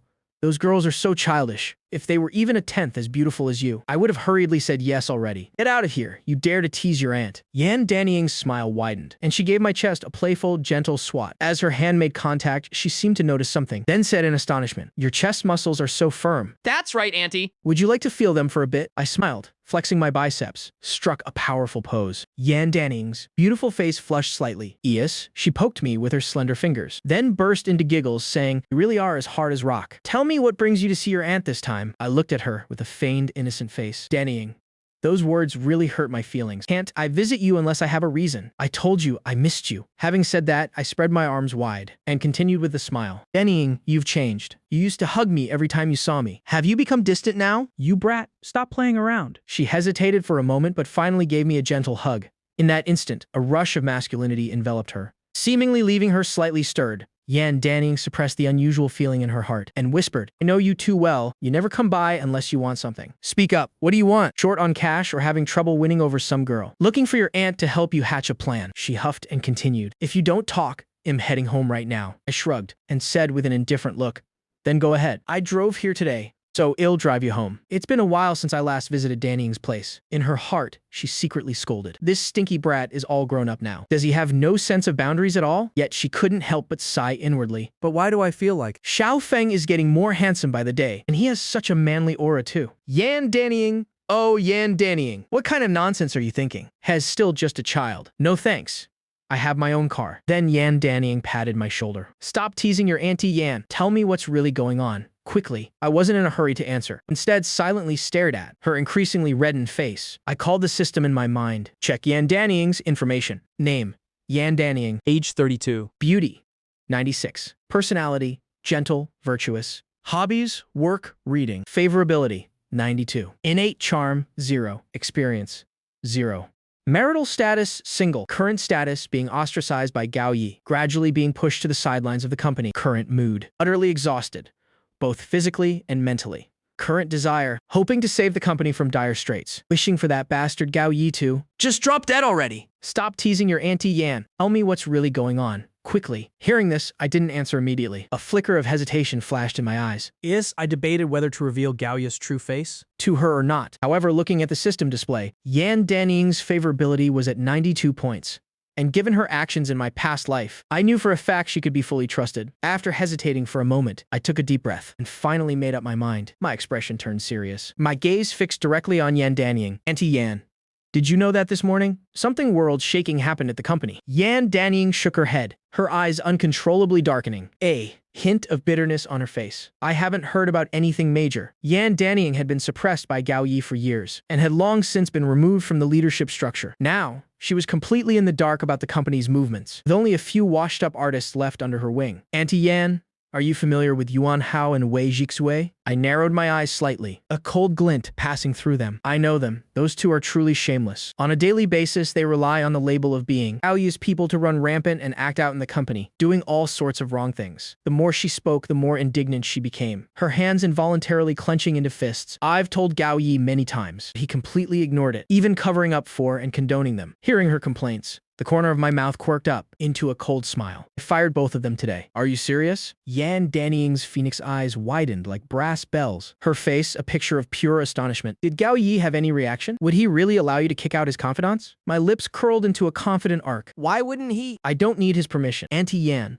don't forget that. I am the largest shareholder of this company." Pausing for a moment, I continued. "Besides, I have evidence in my hands of those two using unspoken rules on female artists and harassing female staff in the company. Even if Gao Yi is so angry his nose explodes, he'll still be forced to fire them." Hearing this, Yan Dannying couldn't help but look me up and down. A flash of admiration glinted in her eyes, her voice carrying a hint of emotion. "You're impressive, Xiao Feng. "I really underestimated you. We haven't seen each other for just a short while, yet you've become so capable. Are you planning to come back and reclaim control of the company?" That's right." I nodded, looking at her seriously. "That's why. The reason I came to see you today, Auntie Yan, first, of course, is that I missed you since we haven't met in a long time. And the second reason is that I hope you, Auntie Yan, can lend me a hand." I looked at her with a burning gaze, eyes full of urgency and expectation. Yan Dannying's expression became solemn, Have you thought this through? This isn't going to be simple. She sighed helplessly. Right now, everyone from top to bottom in the company is Gao Yi's person. Trying to intervene is harder than reaching the heavens. Furthermore, most of the minority shareholders are on his side. She frowned and continued. Thought you just came here today to say hello. I didn't expect you to want to overthrow Gao Yi as well. Yan Danying sighed, then looked at me with a face full of concern. Xiao Feng, your growth makes me feel very reassured. But Auntie Yan must remind you, money easily blinds people. This involves interests worth hundreds of millions of yuan. The cruelty of the human heart erupts. It might be something you can't even imagine. I nodded firmly. I've thought about it very carefully. It's precisely because it isn't easy that I need Auntie Yan's help. I gazed at her intently, my voice dropping but staying firm. Auntie Yan, I'm sure you don't want to see the company turned upside down and ruined by that bastard Gao Yi, or even driven into bankruptcy, right? Hearing your tone, it seems you have a huge prejudice against Gao Yi. She frowned slightly, her eyes showing a hint of doubt. He was, after all, your father's childhood friend. They were as close as blood brothers. Hearing those words, I let out a cold laugh, a flash of hatred appearing deep in my eyes. Auntie Yan, what I'm about to say next? You might find hard to believe. I have to make it clear to you. I suspect that my parents' car accident years ago was personally orchestrated by Gao Yi. These words were like a bolt from the blue, leaving Yan Danying completely stunned. What? Are you serious? How could that beast do such a thing? Weren't he and your father sworn brothers who grew up together? Her face was full of disbelief, anger clearly written across her beautiful features. Her hands clenched into fists, nails almost digging into her skin. She tried to suppress the fire of rage burning in her heart, hurriedly pressing Zhao Feng. You have evidence that it was him? If you do, well, call the police immediately, so the law can punish him. I replied in a low voice. Auntie Yan, I'm still investigating. I don't have solid evidence in my hands yet to throw him in prison right away. That's why I need to reclaim control of the company, to force him to slip up. Hearing my words, she took a deep breath, her expression becoming extremely grave. If that's truly the case, then everything finally has an explanation. Complex emotions flickered through her eyes. Xiao Feng, I'll be honest with you, I myself have long suspected that beast Gao Yi killed your parents. Those words made my heart tighten. I looked at her silently. Yan Danying's face was filled with indignation and grief. Usually, he always puts on such a gentle front. Everyone around thinks very highly of him. Except for me, no one would ever believe he could do such terrible things. You might not know the details of what happened back then, but as someone who was there, I know everything perfectly. That year, because Gao Yi wanted to make money,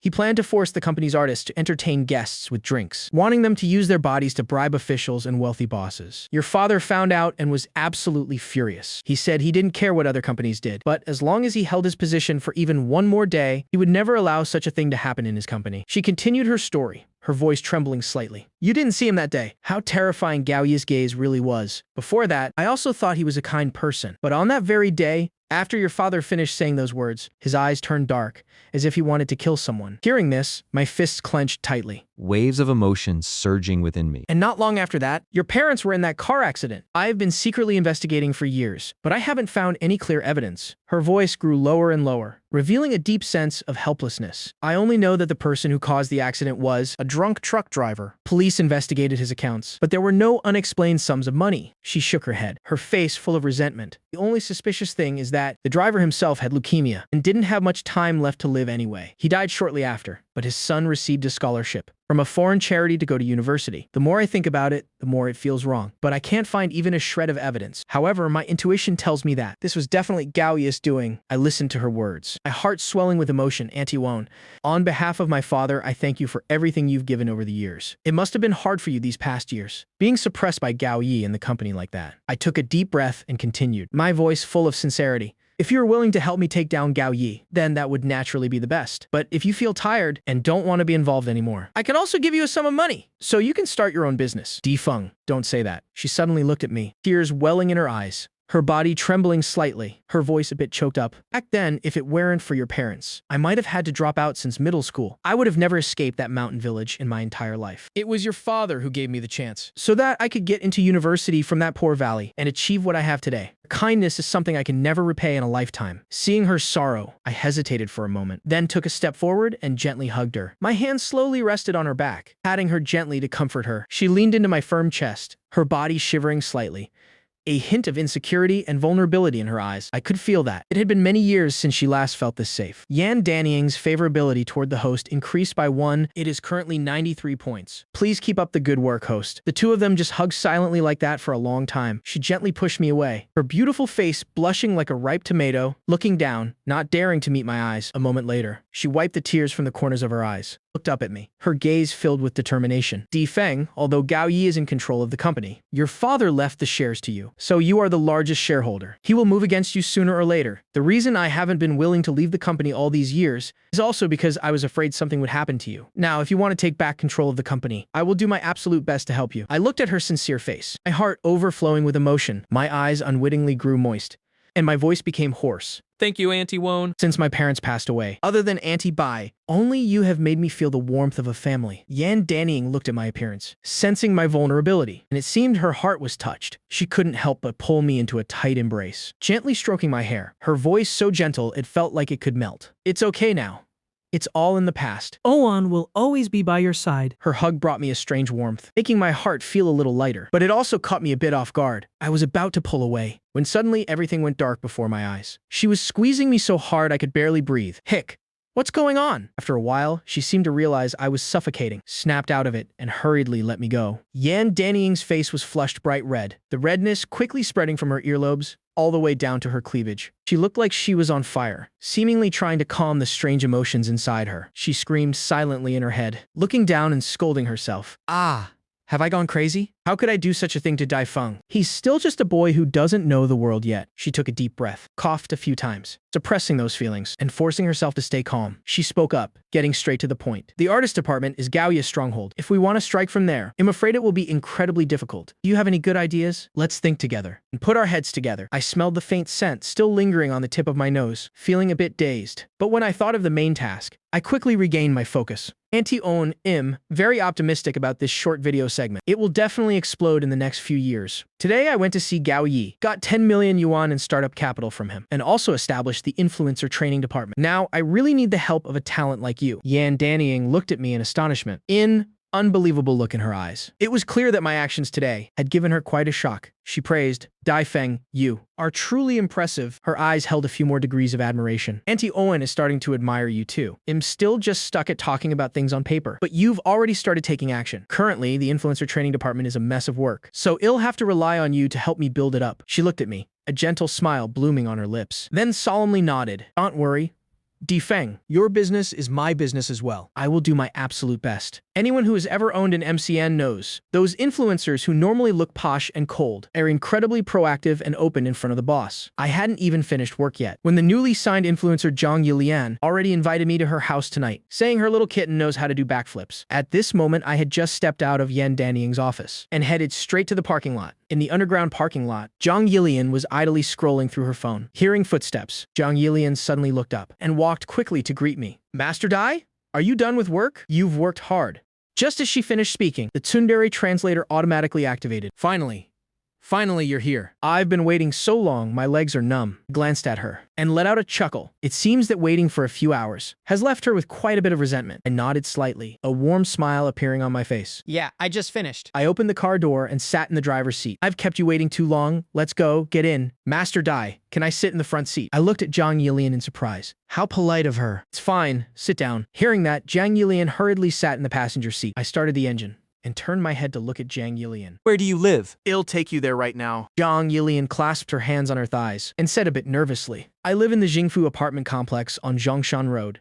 All right, I replied. The car slowly left the parking lot. The faint scent of perfume lingered in the car, and the atmosphere suddenly became quiet. Zhang Yilian stole a glance at me, hesitated for a while, and then spoke up.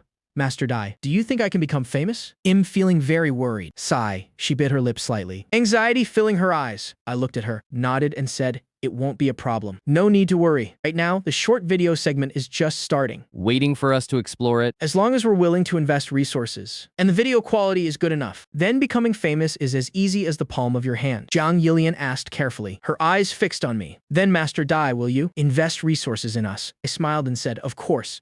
Otherwise, why would I hire you all? Zhang Yilian pressed further, a hint of urgency in her eyes. But resources are classified as high and low. What standard do you use to allocate them? Is it based on high and low data? Zhang Yilian thought to herself, investing resources sounds great, but spending 100 dong is an investment, and spending 100,000 yuan is also an investment. How can they be the same? The corner of my mouth twitched slightly. Naturally, data quality is very important. If the data is good, there will certainly be more investment. Then I changed my tone. But that's not the only standard, because besides the data, how you all perform is also extremely important. You understand it yourself. Having said that, I gave Jiang Yilian a suggestive look. Jiang Yilian's cheeks blushed slightly, her small lips parted slightly, and she said coquettishly, Master Dai, I just bought a really beautiful outfit. I wanted to ask you to help me critique it a bit. Just as she finished speaking, the tsundere translator automatically activated. Little boy, watch me make you crazy in love with me. As she spoke, she pulled a set of clothes out of her bag, opening them to show me. I tilted my head to take a glance. It turned out to be a REM outfit, that signature blue and white color scheme. Along with the sexy details made me understand her intention immediately. Not bad. Not bad at all. Compared to a pretentious Cheng Yo-Yo, she is much more obedient. Ding. High EQ selection function activated. Sly laugh. What are you trying to do with this? I can't see it clearly. How about you model it for me right here? 2. Righteous and stern. Speaking sternly. Put it away. What kind of person do you take defeng for? Do you think it'd be blinded by these little tricks of yours? Warning you. My company doesn't allow this kind of bad habit. You're fired. 3. Laughing with satisfaction, saying, not bad. Not bad at all. That's indeed some good equipment. You're very sensible. I have high expectations for you. The corner of my mouth curled into a sly smile. Not bad. Not bad. It's a good outfit indeed. You Are very sensible. I quite like you. Ding. Love points increased by 100, currently 700 points. Jiang Yilian's favorability toward the host increased by 3, currently 75 points. Please keep up the good work, host. Jiang Yilian blinked her large, teary eyes and asked with a face full of expectation, then Master Dai, how is my performance? Can I get more resources? Her eyes were filled with desire and impatience. Jiang Yilian thought, I've hinted this much. Even if Master Dai is as stiff as a piece of wood, he must understand my intentions by now, right? I don't believe it. How could there be any man in this world who could resist a beautiful woman offering herself voluntarily? I didn't give a direct answer, smiled and said, well, it's okay, barely acceptable. Let me consider it more. I still have to see your future performance. My smile held a meaning that was hard to decipher. Only one outfit. I won't release the eagle until I see the rabbit. Jiang Yilian bit her lip. Master Dai, I want to tell you something. I will definitely do my best, and I absolutely won't let you down. She looked so pitiful. Jiang Yilian thought, no way. I've already gone this far, and he still has to consider it. Jiang Yilian was full of resentment. She looked at me with a reproachful expression, wondering in her heart. Is my performance still not obedient enough? I laughed secretly to myself, driving with one hand while saying seriously, well, everyone must work hard, because opportunity never waits for anyone. Sometimes when an opportunity appears, it might be the only and rarest time in your life. If you don't know how to seize it, then your whole life will just be like this. What does that mean? As soon as these words were said, Jiang Yilian's heart skipped a beat, and she began to think wildly, is he hinting at me? If I don't seize the opportunity now, then there won't be another chance later. Jiang Yilian looked around. Right now it was the peak hour traffic jam, and vehicles were moving as slowly as snails. The sound of car horns was incessant, and cars were packed densely all around. She was extremely conflicted in her heart, her face showing hesitation. But then she thought again, if I don't act this time, maybe I really will lose this rare opportunity. Forget it. I'm going for it. Jiang Yilian made up her mind, teeing her hair up into a high ponytail, revealing her slender, pale neck. Then she looked at me with seductive eyes. Master Dai, do you think I look good with my hair tied up like this? I glanced at her briefly, and then nodded. Very beautiful. Ding. Jiang Yilian's favorability increased by 5. It's currently 80 points. Please keep up the good work, host. Car rolled slowly through the streets, heading toward the Xingfu apartment complex. Night gradually fell. The Porsche stopped right in front of the Xingfu apartment complex gates. Inside the car, I leaned back leisurely in the driver's seat, my fingers tapping rhythmically and absent-mindedly on the steering wheel. My eyes seemed to be looking forward inadvertently, but the corners of my eyes were always watching every gesture and movement of Jiang Yilian in the passenger seat. Whoever takes the initiative first loses the hardest. That is my creed. I had no intention of taking the initiative. To ask to go up to Jiang Yilian's place, the two of us sat in this somewhat ambiguous atmosphere in silence for a while, and I began to feel a bit bored. If I keep wasting time like this, it would really be a waste of my own time. It seems I need to add some spice for Jiang Yilian and pressure her a bit. Go on up by yourself. I'm going home. My tone was indifferent, as if the interactions in the car just now were just a passing interlude to me. I deliberately acted like I was about to leave, hinting for Jiang Yilian to get out of the car. I tilted my head slightly, my eyes carelessly glancing over Jiang Yilian's panicked face. Jiang Yilian suddenly looked up. Corner of her mouth still had a hint of something glistening. She was originally looking down, not knowing what she was thinking, but now her heart suddenly tightened. As if squeezed by an invisible hand, Jiang Yilian licked her lips lightly, frantically grabbing my arm. Her eyes darting around, seemingly frantically searching for an excuse. After stuttering for a long time, she finally spoke. Master Dai, are you just gonna leave like that? As soon as she finished speaking, the tsundere translator automatically activated. Jiang Yilian, no way. Master Dai, don't leave. Come to my place. I've already prepared everything. Her tone clearly revealed urgency and insecurity. Her eyes instinctively glanced outside the car, her gaze distracted, seemingly trying to find a reason strong enough to keep me there. But what should she do now? Inside Zhang Yilian, at this moment, It was as turbulent as a pot of boiling water. everything was just beginning. Could it be that he doesn't want to move to the next step with me? Could it be that Master Dai hates me that much? Or is it because I've completely lost my charm? She was originally extremely confident in her beauty and figure, but now Zhang Yilian was only left with endless self-doubt and fear. After holding it in for a long time, she finally uttered another sentence. Master Dai, are you just leaving like that? Do you have something busy to do? Zhang Yilian thought, Master Dai, please don't go. Looking at the subtitles from the Tsundere translator appearing above Zhang Yilian's head, I laughed inwardly with delight. Intentionally putting on a face that didn't care about the world, I shrugged and said nonchalantly, I'm not really busy with anything, just going home to rest. After hearing my answer, a flash of disappointment crossed her eyes, and her heart grew even more confused. Her elaborate seduction plan, in the face of my indifferent attitude, seemed about to go down the drain. Clearly, we were already at her doorstep. Who would have thought that the cooked duck was about to fly away? She bit her lips slightly, her red lips gently gnawed by white teeth, looking even more inviting. Zhang Yilian took a deep breath. After hesitating for a moment, she finally mustered the courage to say, you want to come up to my place and sit for a while? Zhang Yilian thought, why doesn't Master Dai have any gentlemanly manners? Does he really insist on making me speak first? Her voice was very soft, but her cheeks grew increasingly hot. There was a hint of both anticipation and anxiety in her eyes. In truth, Zhang Yilian didn't want to be too proactive. In her mind, being too proactive would make her look cheap. She wanted things to happen more gracefully, like a push and pull. That would be the elegant scenario in her heart. Once she left a cheap impression in my mind, it would definitely affect her status later on. And that status was exactly the capital she relied on to advance herself. But now the cooked duck was about to fly away, and in her helplessness, she didn't care about acting reserved or being calculating anymore. I continued calmly. No. That's probably not necessary. You don't have to be so polite with me. I knew Zhang Yilian was about to reach her breaking point. Zhang Yilian was going crazy inside. She couldn't have imagined that I would be this difficult to deal with. Is this even a man? Clearly, he looked so bold just a moment ago. Why was he acting like a block of wood now? Facing a great beauty like her, not a single reaction. She suddenly had an idea and said, my cat Hajime knows how to do backflips. Do you want to come in and see? As she spoke, she looked at me with expectant eyes. This excuse was truly too clumsy. Even she felt embarrassed by it. But this was her last shred of dignity. She could only cling to it, hoping I would give her some face. Hearing this, I was slightly stunned for a moment, a strange look briefly appearing on my face. I remained completely unmoved, my voice as bland as plain water. Am not interested in Hajime the cat. Zhang Yilian completely gave up all resistance. She took a deep breath and said with a flushed face, yes, all right. The truth is, I want to spend some time alone with you. Her voice is soft and full of shyness. Her eyes are filled with the bashfulness and longing of a young girl. That tone seems to carry threads of enchantment. At this moment on the Sunder language translator, Zhang Yilian's subtitles also change. Fine. No more pretending I'm laying all my cards on the table. I just want to be your lover. The corners of my mouth can no longer be restrained. A smug smile spreads across my face. A teasing look appears in my eyes. Be alone with me for a while. What do you want to do? Aye. Zhang Yilian's voice is as tiny as a mosquito's buzz. She lowers her head. Her hands nervously clutch the hem of her shirt, her fingers turning white from the pressure, her beautiful face flushing red like a ripe apple, as if water could be wrung from it. Chi scat skay skay skisk skisk skiska sistebanyam simpietid. Contexicasigatsiking plankam ryu. Getting straight to bounding a haprid rietid. Uansum fritas as a flife dartig diskan the artix as life. Vietizik, Arkentiknia from the belt. That's really resource year and a flife Rouge Bietneta relating in an Evdej was here. Along with the back and forth probing, makes me enjoy it even more. So that's how it is. I smile and nod. Then I restart the car, and slowly drive into the apartment complex. Zhang Yilian sits in the passenger seat, her hands tensely gripping her hem, her eyes occasionally stealing glances at me, her gaze filled with nervousness and anticipation. Her heart beats rapidly like a drum. Her breathing also becomes more labored, her chest heaving slightly. Is the main act finally about to begin? My face shows a relaxed expression, my eyes focused on driving, a faint smile always on my lips, seemingly enjoying this delicate atmosphere. Finally the car comes to a stop, right under the building where Zhang Yilian lives. Engine off.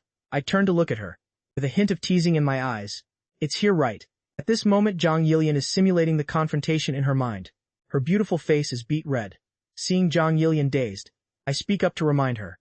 We're here. What are you thinking about? Zhang Yilian startles, suddenly snapping out of it, stammering. No, it's nothing. Her eyes avoid mine, not daring to look directly at me, looking at the subtitles on the Sunder language translator above Zhang Yilian's head. Jiang Yilian. I can't. Say that I'm simulating a battle, and losing miserably. You even dare to simulate it. Even Linda the foreigner was defeated by me. You think you can defeat me just like that? Quite a dreamer, aren't you? Perhaps because I'm in a good mood. I'm especially patient as I repeat the question. We're here. Is this the place? Jiang Yilian recognizes the building entrance, and quickly replies, a trace of panic still on her face. Ah yes, this is definitely it. Alright, let's get out of the car. Nod. After parking I walk towards the building. Behind me Jiang Yilian keeps her head down, her face flushed red, following me somewhat awkwardly. This time Jiang Yilian and I just arrived at the foot of her building. A beautiful lady happens to walk over from the other side. Seeing the two of us she greets us enthusiastically. Oh my Yilian, off work. Is this handsome guy your boyfriend? This is Jiang Yilian's neighbor from across the hall, a divorced single woman. The two often talk and visit each other. Their relationship is very harmonious. Jiang Yilian doesn't know how to answer for a moment. She really wants to say has her boyfriend, but she's afraid he'll be displeased. Just as she's at a loss, I take the initiative to speak. Nuna, good evening. I'm Yilian's boyfriend. Jiang Yilian's favorability towards host +5, currently 85 points. Host, please keep up the good work. Jiang Yilian looks deeply moved. Even though she knows this is just, I lie to bail her out. The beautiful lady says with an admiring face. My goodness, don't call me Nuna, I'm over 30. Much older than you too. Yilian, you're really lucky to find such a handsome boyfriend. I smile and say, Nuna, you're still very young and beautiful. People who see you would think, you're just a girl in her early 20s. How should I address you? My name is Lin Jiayu, and you, Lin Jiayu, just finished her night run. Her beautiful face with its mature charm is flushed red. System check Lin Jiayu's information name. Lin Jiayu, age 38. Beauty 90. Personality enthusiastic, open, likes exercise. Favorability 60. Innate charm +20. Experience 100. Marital status divorced, single. Current status bored every day, lonely inside. Current mood normal ish. Wants someone to talk to. This is great. Seems like I'll have to visit Jiang Yilian's place often. Nuna im Yi Feng, you can just call me Zhao Feng. Lin Jiayu breaks into a bewitching smile. A smile that seems to hide some deep meaning. Her gaze lingers on me intentionally or not. Then let's go up together. I just finished exercising, my whole body is uncomfortably sticky. I need to get home and shower quickly. Yes. The three of us walk towards the elevator. Jiang Yilian follows behind me with her head down. Her little face still beat red, her hands unconsciously clutching her hem. The perfect image of a little wife submissively following along. The elevator doors slowly open. The three of us step into the elevator one by one. The small cramped space is filled with the fragrant scent of Lin Jiaya's post-exercise sweat, mingling with Jiang Yilian's youthful scent, plus the aroma of perfume, making me feel a bit restless. Lin Jiayu turns around just as the elevator doors open, looking at me and waving. I'll go home first then. When you're free, let's the three of us go eat. Yilian and I have known each other for a long time. She's a good girl. You have to treat her well. I smile in response. Yes, take care, Nuna.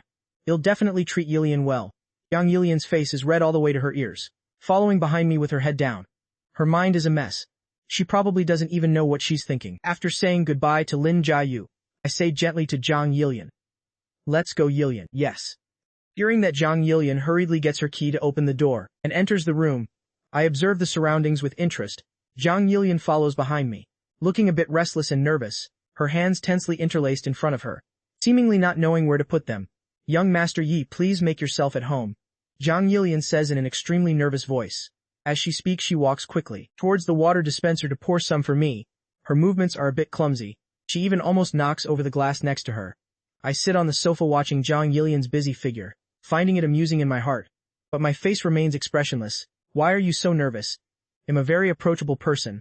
There's no need to be so tense. Yes. Jiang Yilian finally manages to regain her composure. She hands me the glass of water. This is the first time a man has been to my house. I am just a bit unaccustomed to it. Take the glass and take a small sip. A glint of teasing flashes in my eyes. It's okay, you'll get used to it after I visit a few more times. Yes? Jiang Yilian blushes bashfully. Looking down, she whispers. I also hope young Master Yi can visit more often.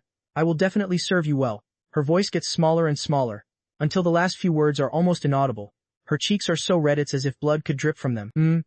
I nod. Go take a shower and change. I'll wait. Pausing for a bit, I add another sentence. We'll see how you perform later. Jiang Yilian nods vigorously. Yes, young master. I'm going right now. After saying that, she acts like a startled little rabbit, hurrying into the bathroom. The room suddenly falls silent, with only the faint scent of perfume, mingling with Jiang Yilian's characteristic youthful breath, spreading through the air. The sound of rushing water comes from the bathroom, a sound that seems to carry a certain magic, making my heart flutter a bit. I stand up and stretch, loosening my muscles. Young Master Yi, what's wrong? Nothing. Jiang Yilian's favorability towards host +5, currently 90 points. Host, please keep up the good work. 10 minutes later, I sit comfortably on the sofa scrolling through my phone, my eyes occasionally glancing towards the bathroom door. Jiang Yilian is still showering. Soon after the bathroom door, Jiang Yilian walks out wearing a special REM outfit. Her skin, due to the hot water splashing on it, looks extremely rosy, like a ripe apple. The wet strands of hair on her forehead hang down in clumps, making her whole being exude charm. Young master, do I look beautiful? Perhaps the new outfit has given Jiang Yilian some confidence. She shows a bit of pride. I speak calmly, my face devoid of expression. I'm pleased, but I don't like the tone you just used. The relationship between master and servant is strictly hierarchical. We haven't even started, and you already dare to rebel. Jiang Yilian panics immediately. The smile on her lips vanishes in an instant, replaced by a face full of terror.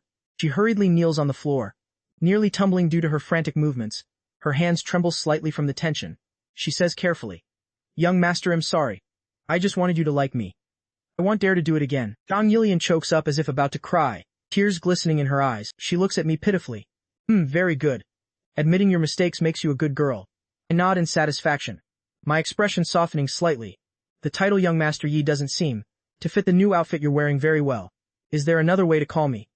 Jiang Yilian looks down at her new outfit and immediately has an epiphany. She smiles charmingly and says, "Master, very good, you're very sensible. I'm very pleased. Your future is very bright." 2 hours later. Jiang Yilian's favorability towards host +5. Jiang Yilian's favorability towards host +5. Currently 100 points. Host, please keep up the good work. Jiang Yilian's favorability towards host has reached 100. To ensure the purity of love and prevent being cuckolded, favorability has been locked for the host and cannot decrease. Never to betray.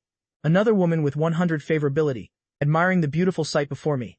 I nod in satisfaction. This time in the living room, Jiang Yilian struggles to support her body and stand up, wanting to see me downstairs. Her face shows exhaustion, her eyes full of reluctance to let go.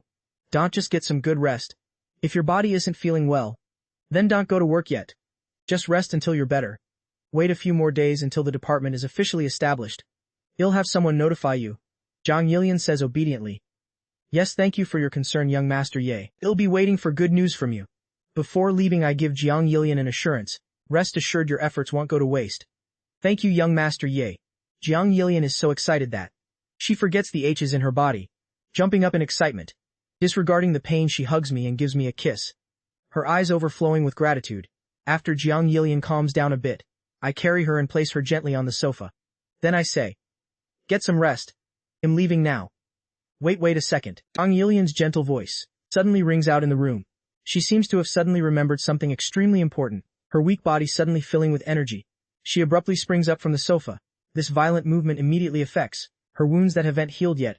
Her eyebrows knit tightly together. A flash of pain appears on her face. She doesn't care about the pain in her body, running barefoot to stand before me.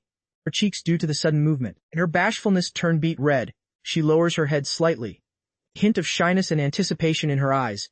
Then she holds out the key in her hand to me. "Master, this is the key to my house. Whenever you want, I'll visit when I'm free." After saying that, I casually take the key. "Young Master Yi, goodbye. I hope you can visit often, preferably every day." Jiang Yilian waves goodbye, her eyes full of expectation. I nod, casually replying, "Well, see."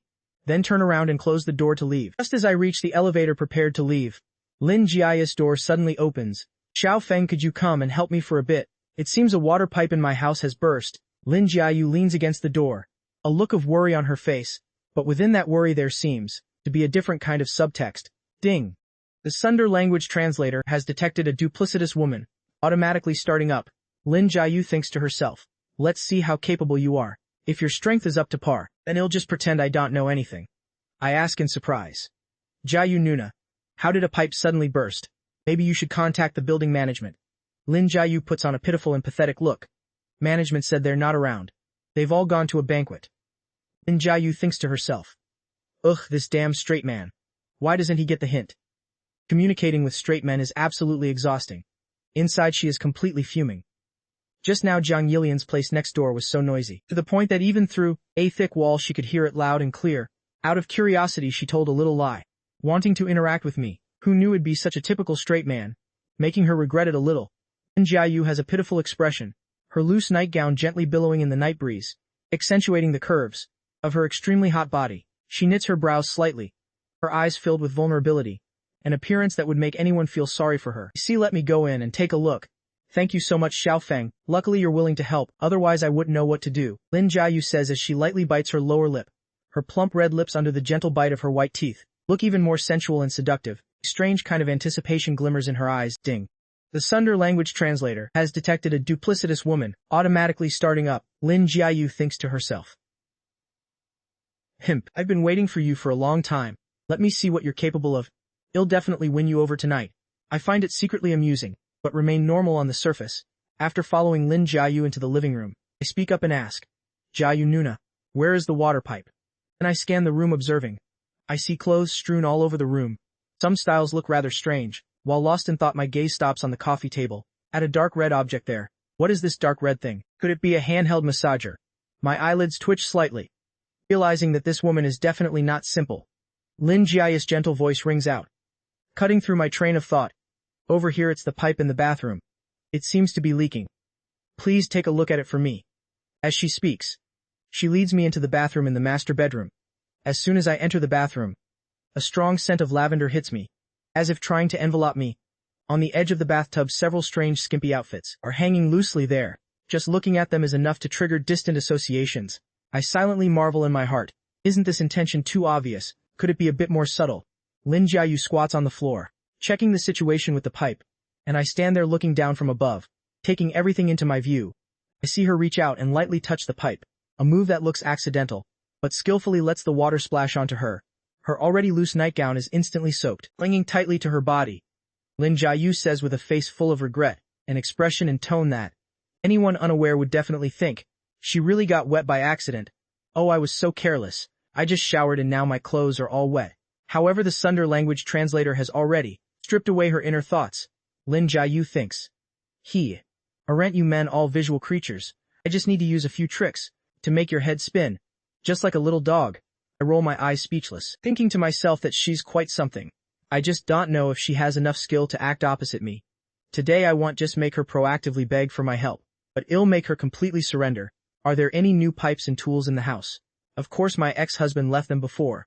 Follow me, I'll lead you to get them. Lin Jiayu says as she stands up, walking out of the bathroom, every gesture and movement exuding the characteristic charm of a mature woman. I follow closely behind her, taking the chance to enjoy the view. Lin Jiayu stops in the kitchen. She kneels on the floor, opening a small cabinet under the sink, then starts rummaging through it.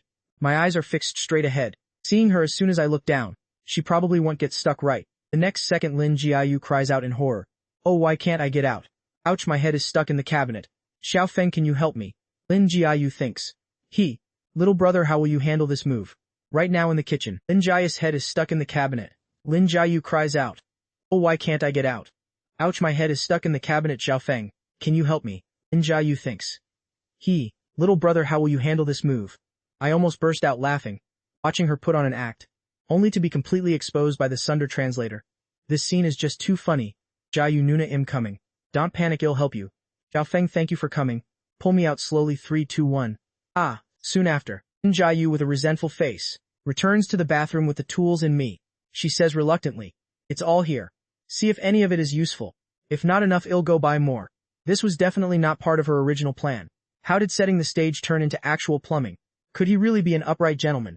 No way. Even if you are an upright gentleman, then I'm sorry. The arrow is already on the bow. It must be fired today. I must corrupt you. Sorry, Yilian. I'll borrow your boyfriend for a bit. Meanwhile, I have my back turned to her squatting in front of the pipe. Hearing the quiet voice behind me, I let out a cunning smile that's hard for anyone to notice.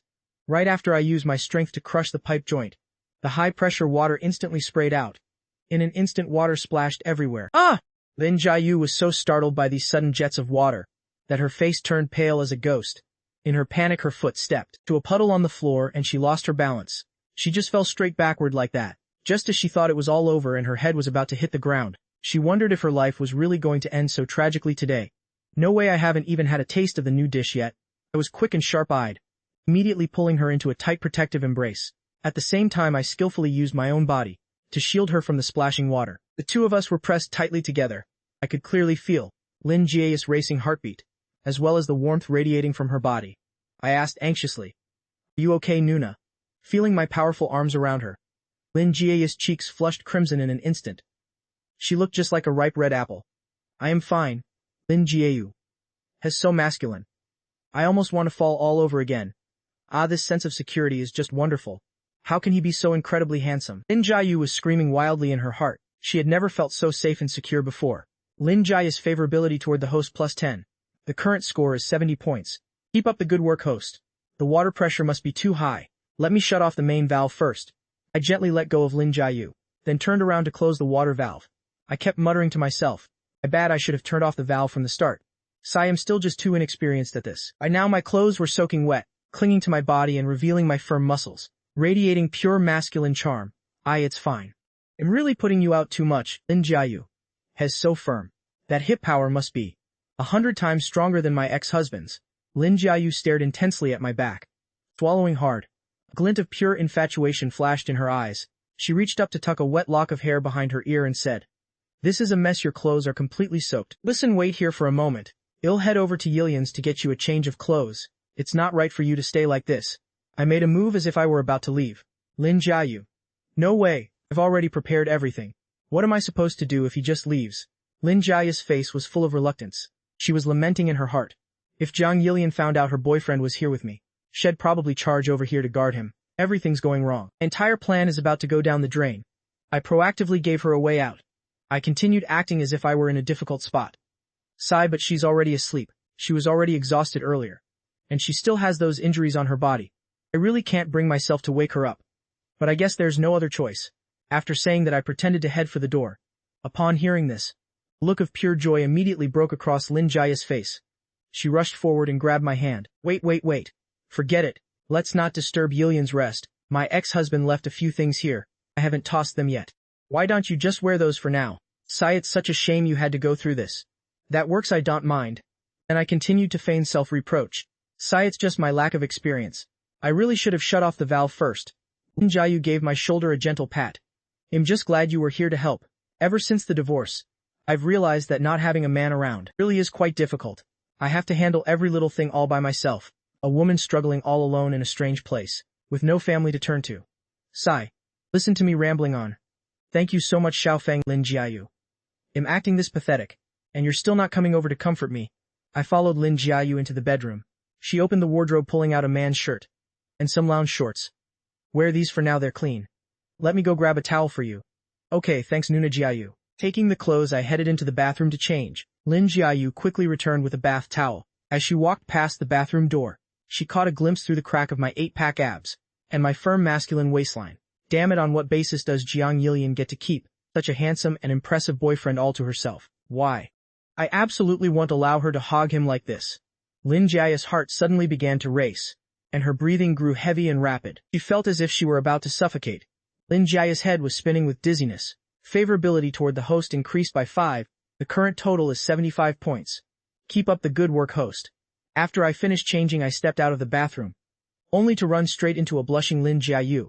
I asked her intentionally, "Nuna Jiayu, are you all right?" It's nothing." Lin Jiayu flusteredly handed me the towel, then kept her eyes glued to the floor, completely unable to look me in the face. "Here, dry your hair." I took the towel and started drying my hair. "I'll go replace that water pipe now. It'll definitely be fine this time." Entering the bathroom again, I quickly finished replacing the damaged section of the pipe. Lin Jiayu squatted down beside me, watching me with a face full of admiration. Her eyes were filled with pure infatuation. "Xiaofeng, you're really amazing. It's nothing, just a simple job." I stood up and made a show of getting ready to leave. "Since it's all fixed, I'll head back now. After all, a man and woman alone in a room together like this isn't great for your reputation." As soon as she heard that, she hurriedly held me back, facing my questioning gaze. Lin Jiayu stammered for a moment before explaining, "You've worked so hard today. It's so late you probably haven't even eaten yet, right? Let me make it up to you a bit. Let me cook something for you." Lin Jiayu. "Don't go. I'll cook a proper meal for you. I'm sure you're going to love this feasting." The high EQ choice function has been activated. 1. Give a wicked smile. Is this compensation of yours appropriate if it's for something serious in going home? 2. transform into a righteous lover and say, get lost. What kind of person do you take me for? I'm Jiang Yilian's boyfriend. How could I possibly be blinded by these cheap tricks of yours?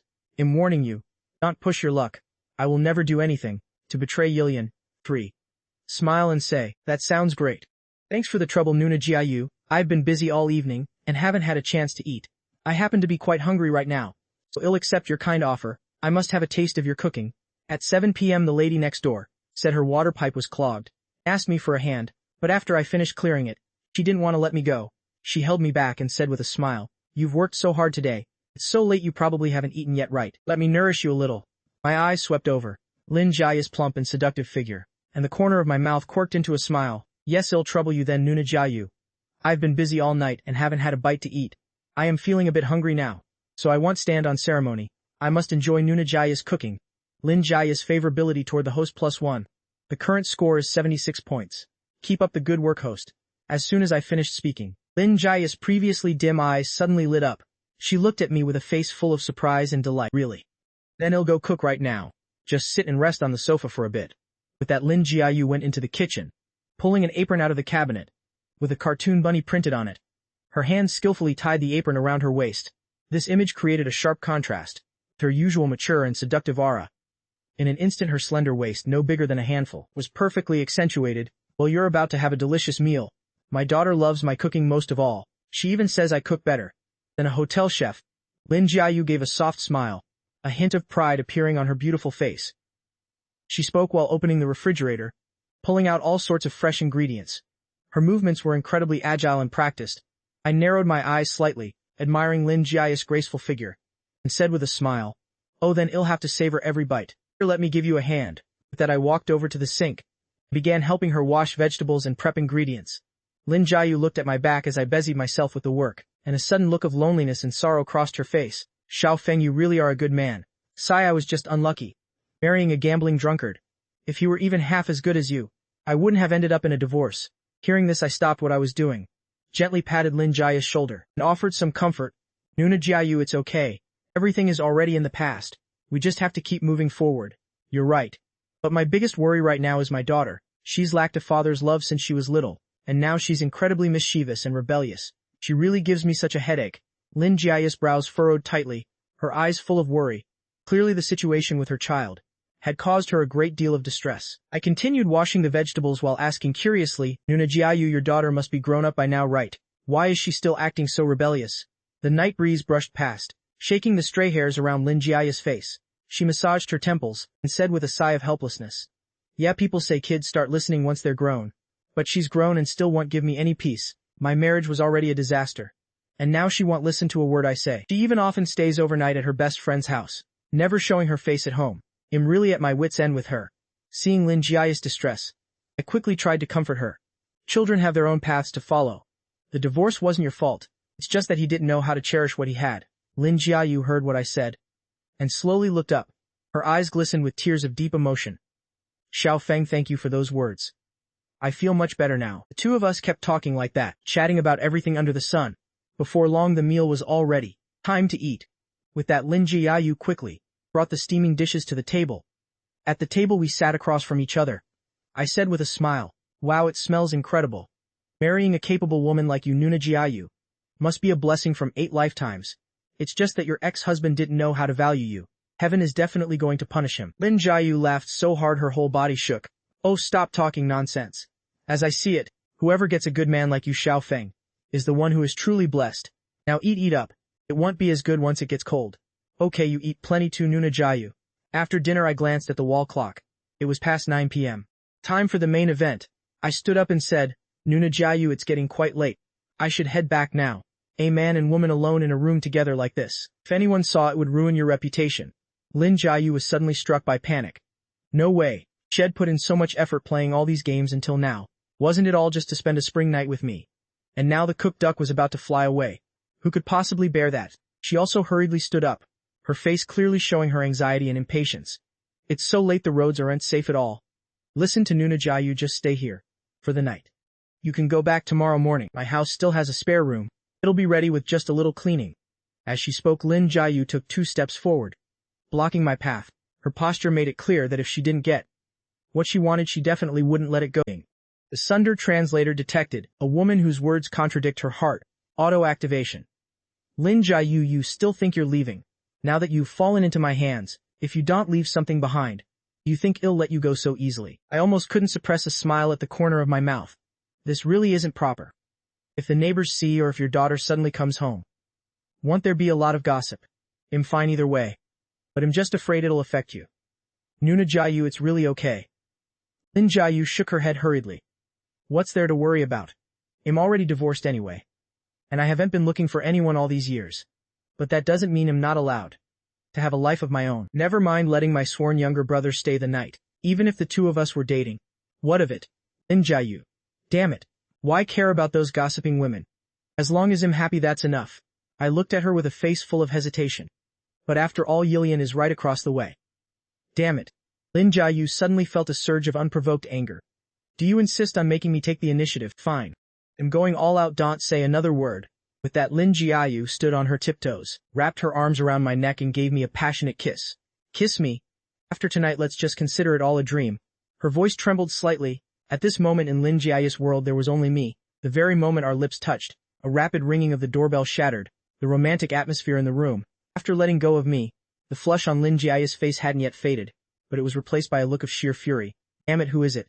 Are they crazy at this hour? She cursed under her breath, while storming toward the door. Seeing Lin Jiayu's irritable state, I suppressed a smile in my heart. Who knew that beneath her usual gentle and seductive exterior, she hid such a feisty side? This fierce contrast was actually even more charming. A gruff voice came from outside, sounding like someone was intentionally deepening their tone. Open up. I'm from the building management. The floor below says your bathroom is leaking water. Lin Jiayu gritted her teeth and snarled. What a lunatic. Can't whatever it is wait until tomorrow morning. She instantly yanked the door open. But the moment she saw who was standing outside, her face suddenly turned pale as a sheet. Her once rosy lips were now completely colorless. Why are you here? Sun Yuanzhang, what the hell are you doing here? You're not welcome in this house. She tried to slam the door shut, but a coarse rough hand blocked it. The hand forced itself against the door with strength. Jiayu, a day of marriage is 100 years of love. You really have the heart to leave me out here. Besides, I only came here because I miss you and our daughter. Let's remarry, okay? I swear I'll never gamble ever again. Sun Yuanzhang had a fawning smile on his face as he tried to squeeze his way into the house. You despicable man. I bet you lost all your money gambling again, and now you're targeting this house that's in my name or rent you. Lin Jiayu gave a cold snort, her eyes filled with pure contempt. She looked at him as if he were nothing but a cheap jumping clown. I'm telling you right now. Stop dreaming in broad daylight. This house was left to me by my parents. It has absolutely nothing to do with you. I will never ever give it to you. Get that idea out of your head. Get out now or I'm calling the police. Sun Yuanzhang was as shameless as a rogue, showing no sign of fear or hesitation. His fat body managed to squeeze halfway inside. He kept muttering under his breath. Jiayu, listen to me. I'm not lying to you. Besides, Xiaoyan also needs a father's love, doesn't she? Before he could finish his sentence, his eyes swept past Lin Jiayu and landed on me. His eyes instantly went wide with shock. Sun Yuanzhang flew into a violent rage. The anger in his heart was like an erupting volcano. He completely lost all reason. Who the hell is this? Wait. It turns out you're fooling around behind my back. You slutty woman. He roared as he charged into the house, his fat body shaking with rage. His steps became unsteady and stumbling. Lin Jiayu was no pushover either. Exploding in anger immediately, she shouted right back at his face, Is there water in your brain? How ridiculous. Who's fooling around? You and I have been divorced for ages. Who do you think you are, trying to stick your nose in my business? Sun Yuanzhang was so enraged his face turned purple, looking like a piece of boiled pig's liver. Vile insults kept pouring out of his mouth. He raised his hand to slap Lin Jiayu across the face. In that split second, I lunged forward and grabbed Sun Yuanzhang's wrist in a death grip. Sun Yuanzhang tried to struggle wildly, but realized in horror that his wrist was held as if by an iron vice. He couldn't move it at all. He snarled a threat. You wretched woman. This pretty boy is definitely after your assets. Get out of my sight right now or you'll regret it. If not, I'll call my brothers from the streets to chop you up and feed you to the dogs. His greasy face became twisted and distorted with fury. The veins on his forehead were bulging. I looked at him with cold, empty eyes. Watch your mouth. A piece of useless trash who's both addicted to gambling and unfaithful like you. What right do you have to get high and mighty with me? At that, Sun Yuanzhang's eyes instantly became bloodshot with rage. He lunged forward like a wounded beast. I'll kill you. He roared frantically, swinging his other hand to punch me in the face. I tilted my head slightly, easily dodging the blow. Immediately after, I swung my hand and delivered a sharp slap. straight across Sun Yuanzong's face. The slap was heavy and powerful. A bright red handprint immediately formed on Sun Yuanzong's face. Before he could even recover, I landed a direct kick to his stomach. Sun Yuanzong's fat body was like a kite with a broken string as he went flying backward. He crashed hard onto the ground. I rushed over in a flash and grabbed Sun Yuanzong's arm. I twisted it back forcefully, locking it behind his back. Next I pressed my knee into his back, pinning him firmly to the floor. Sun Yuanzong squealed in pain like a stuck pig. Ah, it hurts. Let me go, otherwise I'll call the police. You're illegally assaulting me. Hemp. I'm simply detaining a trespasser who broke into a private residence. This is called acting heroically for justice. You're full of it. Sun Yuanzong's heart was now filled with panic and fear. Had only intended to extort some money from his ex-wife. How did things end up like this? You talk too much trash. I turned my head to look at Lin Jiayu. Nuna Jiayu, bring me some rope. Lin Jiayu, who had been standing by, was already captivated by my masculinity. Hearing me, she rushed to the balcony and grabbed some thick ropes. I took the rope and skillfully bound Sun Yuanzong's hands and feet. Then I looked at Lin Jiayu, pretending to be innocent. Nuna Jiayu, I hope I wasn't too heavy-handed. After all, he is your ex-husband. But at this moment Lin Jiayu only had eyes for me. Are you hurt anywhere? Her eyes were filled with worry, completely unconcerned about Sun Yuanzong's fate. I'm fine. I shook my head slightly, letting her know I was okay. Sun Yuanzong saw this scene and exploded with rage. He didn't stop hurling curses. You pair of adulterous scumbags. If you're so brave, let me go. It'll make you wish you were dead. You shameless pretty boy. I'm going to kill you. It'll definitely kill you. His ex-wife was showing concern for the pretty boy who beat him, without giving a single thought to his own injuries. Lin Jiayu had never once shown him such a tender and gentle expression. Sun Yuanzong's pride as a man was being trampled upon without mercy, whereas that dog barking so loudly it's deafening. Saying that, I frowned and told Lin Jiayu, Nuna Jiayu, bring me a dirty rag. Lin Jiayu hurriedly went to find a rag. I stuffed the rag tightly into Sun Yuanzong's mouth. He could only shake his head in despair, making muffled groans in his throat, like a trapped beast struggling hopelessly. Admiring the work before me, the corner of my mouth curled into a mocking smile. Then I turned to Lin Jiayu. Nuna Jiayu, shall we continue what we started earlier? Is it okay? Lin Jiayu glanced down at the floor, where her ex-husband lay like a dead dog. She thought for only 0.1 seconds, then replied firmly, All right, Xiao Feng. You must stay in touch with me. As she spoke, she slowly moved toward me, her eyes filled with anticipation. Wait a second. The corner of my mouth twitched with a wicked smile. I reached out to stop Lin Jia's movement, as if she wanted to throw herself into my arms. My gaze swept over to Sun Yuanzong nearby, this piece of trash tied up like a bundle, who was still struggling fruitlessly. To me he was like a fly buzzing irritably. Truly an eyesore. Lin Jiayu looked puzzled, her large tarry eyes blinking at me, as if asking, at a heated moment like this, what are you stalling for? I lightly raised an eyebrow. A useless guy like Sun Yuanzong. Watching this live is too good for him. His kind only deserves to be outside the door. With that I strode over to Sun Yuanzong. I grabbed him like a little chick and tossed him all the way to the bedroom door. Sun Yuanzong's eyes rolled back, his gaze practically spitting fire, as if he wanted to devour me whole right then and there. But he couldn't do anything with his hands and feet bound tightly. He could only lie there staring helplessly, with his mouth stuffed with a rag. He could only make stifled, frustrated groans. After dealing with Sun Yuanzong, I turned around and swept Lin Jiayu up into my arms. Lin Jiayu let out a soft cry of surprise, her arms instinctively wrapping tightly around my neck. Her graceful appearance was like a frightened little fawn. I carried her and strode proudly into the room.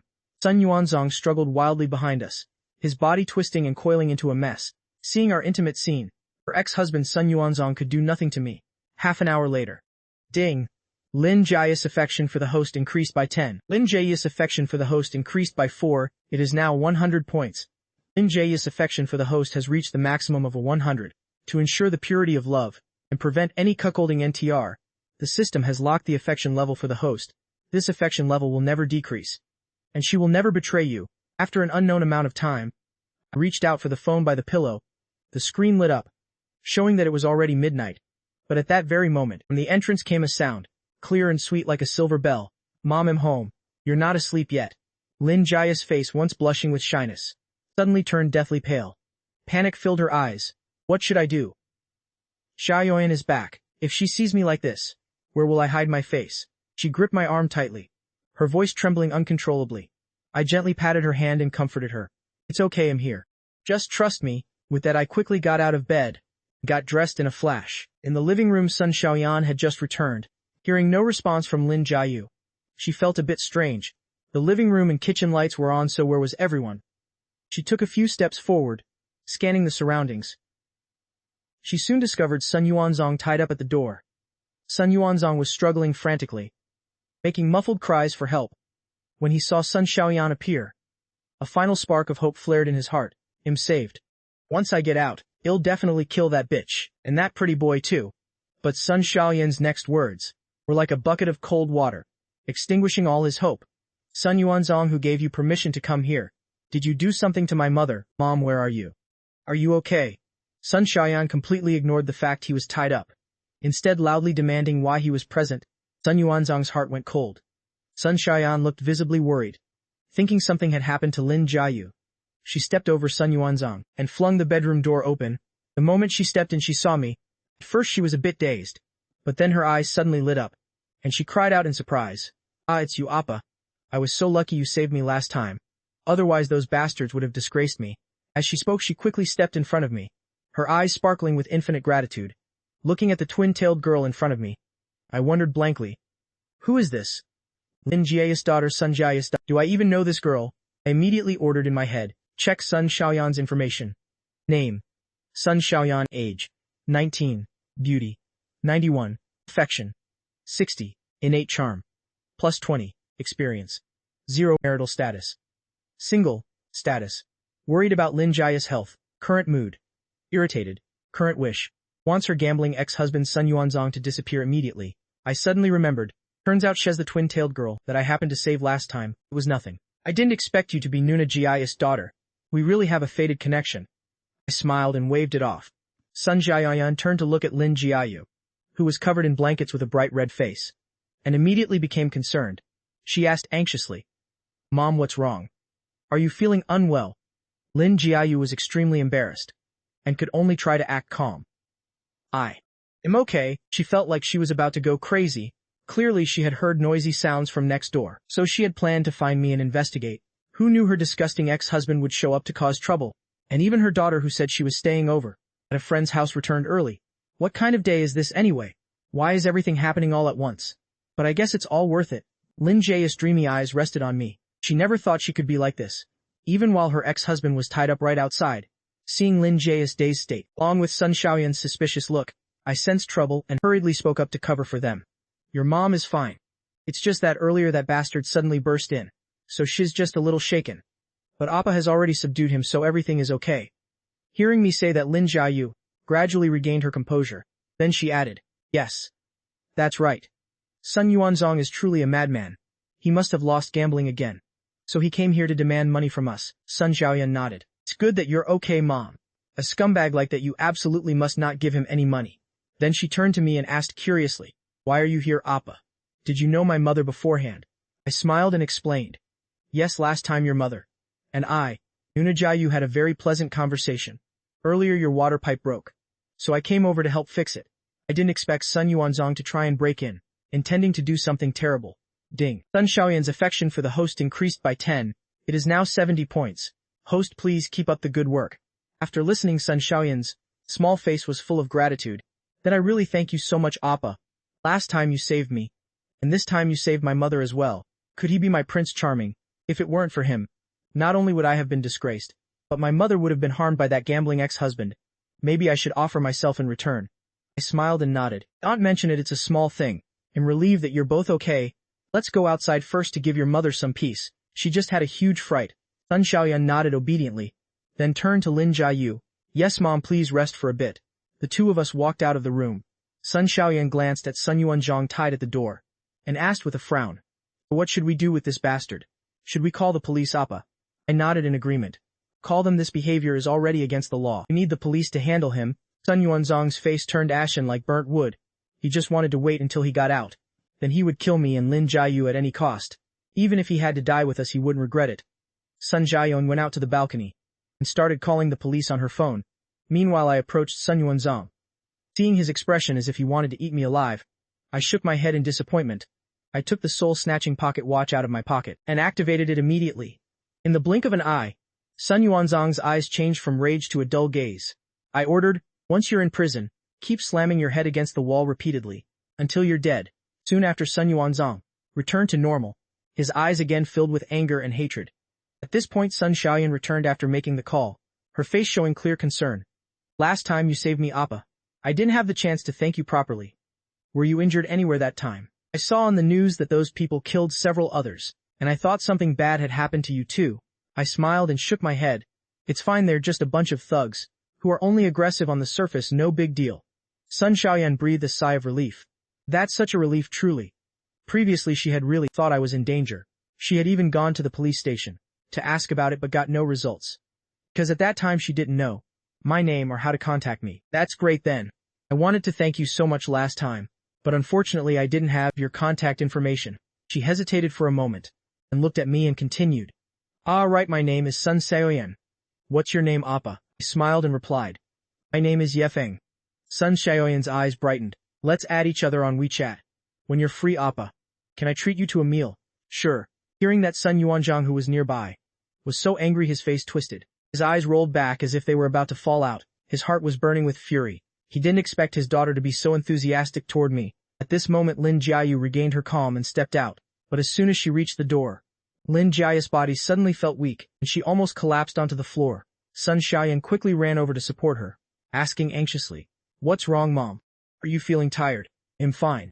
Just a bit shaken. The truth was that she had exerted herself too much earlier, which is why Lin Jiaya's legs were so weak now. As she spoke she gave me a reproachful side glance, her gaze tinted with a touch of gentle sulking. I quickly chimed in. Nuna Jiayu just hasn't fully recovered from what happened. A good night's rest tonight will fix her right up. Lin Jiayu looked relieved, gently patting Sun Jiayan's head, and said, I'm fine, Jiayan. Why did you come back so early? Didn't you say you'd stay over at a friend's house? Lin Jiayu smoothed her slightly messy hair, trying to smile as naturally as possible. In her eyes a lingering shadow of her earlier panic still remained, but in front of Sun Jiayan, she strove to appear perfectly fine. Sun Jiayan pouted slightly. My friend's relatives came over to visit. It was incredibly noisy. I couldn't stand that atmosphere, so I just slipped away and came back here. After that she glanced at Sun Yuanzhang still lying on the floor, her eyebrows immediately narrowing in anger. Sun Yuanzhang, why did you come back here again, you bastard? Did you lose all your money gambling again? Planning to come here to swindle money from us again, aren't you? Lin Jiayu nodded vigorously, her face showing clear determination. Yes. This time he definitely must be sent to prison. I was too soft-hearted before. I can't let this bastard disrupt our lives any longer. He couldn't let her daughter suffer any more pain because of this ex-husband. Short while later 2 police officers arrived. Among them was a very beautiful female officer, who frowned slightly at the chaotic scene. In the house, with a look of surprise, she pointed towards Sun Yuanzhang, who was writhing on the floor. What is going on here? Who is that person tied up? When Sun Yuanzhang saw the police, he was like a drowning man grasping at a straw. His body, which was already exhausted, suddenly regained its energy. He made incessant muffled cries for help. I stepped forward, explained to them calmly. Officer, this man's name is Sun Yuanzhang, as the ex-husband of Nuna Lin Jiayu here. Usually he spends his time gambling and chasing women. Today he posed as a manager to trick us into opening the door, then illegally broke into the house. This female officer's name was Sheng Yuqi. She looked very valiant, with a strong fit physique. Sheng Yuqi frowned upon hearing that. She turned to her male colleague. Xiao Wang, unto him first. The male officer nodded, and quickly carried out the task. Sheng Yuqi looked at everyone sternly and asked, Who was the one who tied up Sun Yuanzhang? I shrugged and replied, It was me. Is there a problem? Sheng Yuqi shook her head. Then in a while I'll need you, and this lady to come with us to the station to give a statement. On the other side Sun Yuanzhang's blood boiled as soon as he was untied. He screamed madly and rushed straight at me. His head was filled with images of him eavesdropping earlier. He absolutely could not bear such humiliation. In his mind there was only one insane thought, which was to take me down with him no matter what. Arg. I'll kill you. You must die. He was like a raging bull, roaring and swinging his fists as he charged at me. His expression was as if he wanted to eat me alive. Stop. Both officers shouted in unison, while quickly moving forward to stop Sun Yuanzhang. However, as soon as the words were out, my body suddenly darted forward, and delivered a perfectly executed side kick. The movement was incredibly fluid and smooth. Instantly Sun Yuanzhang was sent, flying like a kite with a broken string, and crashed painfully into the wall. He felt a sharp pain in his chest, then let out a pathetic groan. I brushed my hands nonchalantly at the 2 officers and said, Officers, your reactions are a bit slow. If this criminal had injured me, this wouldn't be easy to resolve. Sheng Yuqi stared at me in wide-eyed astonishment, her jaw practically hitting the floor. She looked completely stunned. even a professional martial artist, would find it hard to possess such impressive power. Who is this young man anyway? But now wasn't the time to question it. She hurriedly ran over to Sun Yuanzong, and while helping him up she quickly handcuffed him, then turned to tell me, "Let's go, including you, Mez. Lin Jiayu. We're all heading to the station for statements." I nodded in agreement. "Fine." Lin Jiayu approached Sun Xiaoyan, gently stroked her head and said softly, "Xiaoyan, you stay home. It's already late. Once I've given my statement, I'll be right back." Sun Xiaoyan nodded obediently and replied, "Yes, please stay safe, Mom and Appa." Though she was usually quite stubborn, in this particular situation, she understood that she should. Was any more trouble for her mother and me. When we left the station after finishing everything, it was already 2 a.m. Officer Sheng Yuki walked us to the gate, cleared her throat and said, "You two can head home now. We will deal with Sun Yuanzhong. According to the full extent of the law, the specific sentence will be decided by the court. If anything arises we will contact you. Please keep your phones available." I just shrugged with indifference. Yes, we understand. I actually didn't care how long he would stay in prison, because I had already used the soul-snatching watch on him. If everything goes as planned, tonight Sun Yuanzhong will lose his life in prison, with the cause of death being ruled as suicide.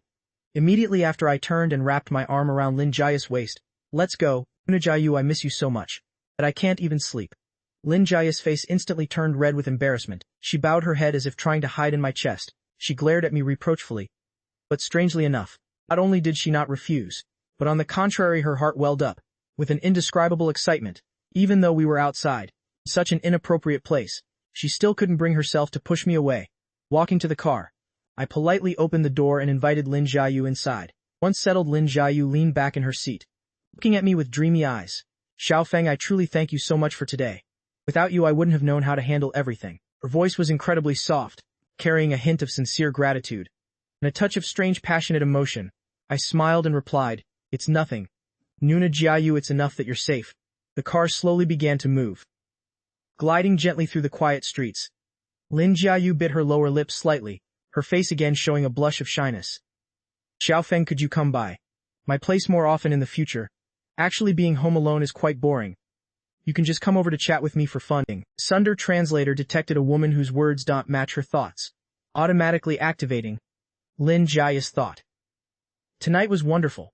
If only every day could be like this. Lin Jiayu seemed to suddenly remember something, and immediately added, "You want tell Yilian, right?" I smiled and nodded. "Of course. If Nuna Jiayu misses me, just send a message, or give me a call. Besides, even if Yilian knows, it's no big deal." Lin Jiayu bit her lower lip, saying with a bashful look, "Xiaofeng, you're so kind. Next time I can go look for Yilian, and then I'll bring the girl over to play with you." 10 minutes later the car stopped below Lin Jia's apartment. After getting out of the car, Lin Jiayu looked at me affectionately, and said, "Then I'll head home first. I'll miss you so much, so you better miss me too." I smiled and nodded. "Yes, Sister Jiayu, please get some rest soon." At that moment Sun Xiaoyan ran down from the entrance. Seeing Lin Jiayu, the girl wrinkled her nose. "Are you okay, Mom? Why is there such a strange smell on you?" Lin Jia's face turned slightly red and her gaze flickered away. "I'm fine." I smiled and said to Sun Xiaoyan, "Well, I'll be going now. You two get some rest soon." Sun Xiaoyan waved her hand and said sweetly, "Goodbye, you've worked hard, brother Yi Feng." Lin Jiayu also gently waved her fair arm, her face filled with emotion. She was still savoring the wonderful feeling from just now. I returned home, and as soon as I opened the door I saw the lights were still on. Bai Ji came out of the room, and when she saw me, joy was evident on her face, and she rushed to greet me. "Xiaofeng, you're back. You're back."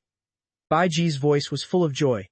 For some reason in the days when I was at home, she slept very soundly, but today when I didn't return she kept tossing and turning in bed, unable to fall asleep no matter what. Her heart just felt so empty. She had originally wanted to call and tell me to come home early, but after thinking it over she feared I wouldn't like being controlled, so she dismissed the idea. Bai Ji faintly felt that she had developed a strange kind of feeling for me, and that feeling was becoming more and more intense, like weeds spreading in the spring, impossible to suppress. This was a feeling she had never experienced in the first half of her life. In her heart Bai Ji knew well, these were thoughts she shouldn't have. I was young with a future full of beautiful girls waiting for me to choose from, but she was no longer young, and even though she maintained her looks well, there was still a difference in status between us. Thinking this in Bai Ji's eyes, a hint of loneliness flickered. I nodded and asked with concern, "Auntie Bai, why are you still awake so late?"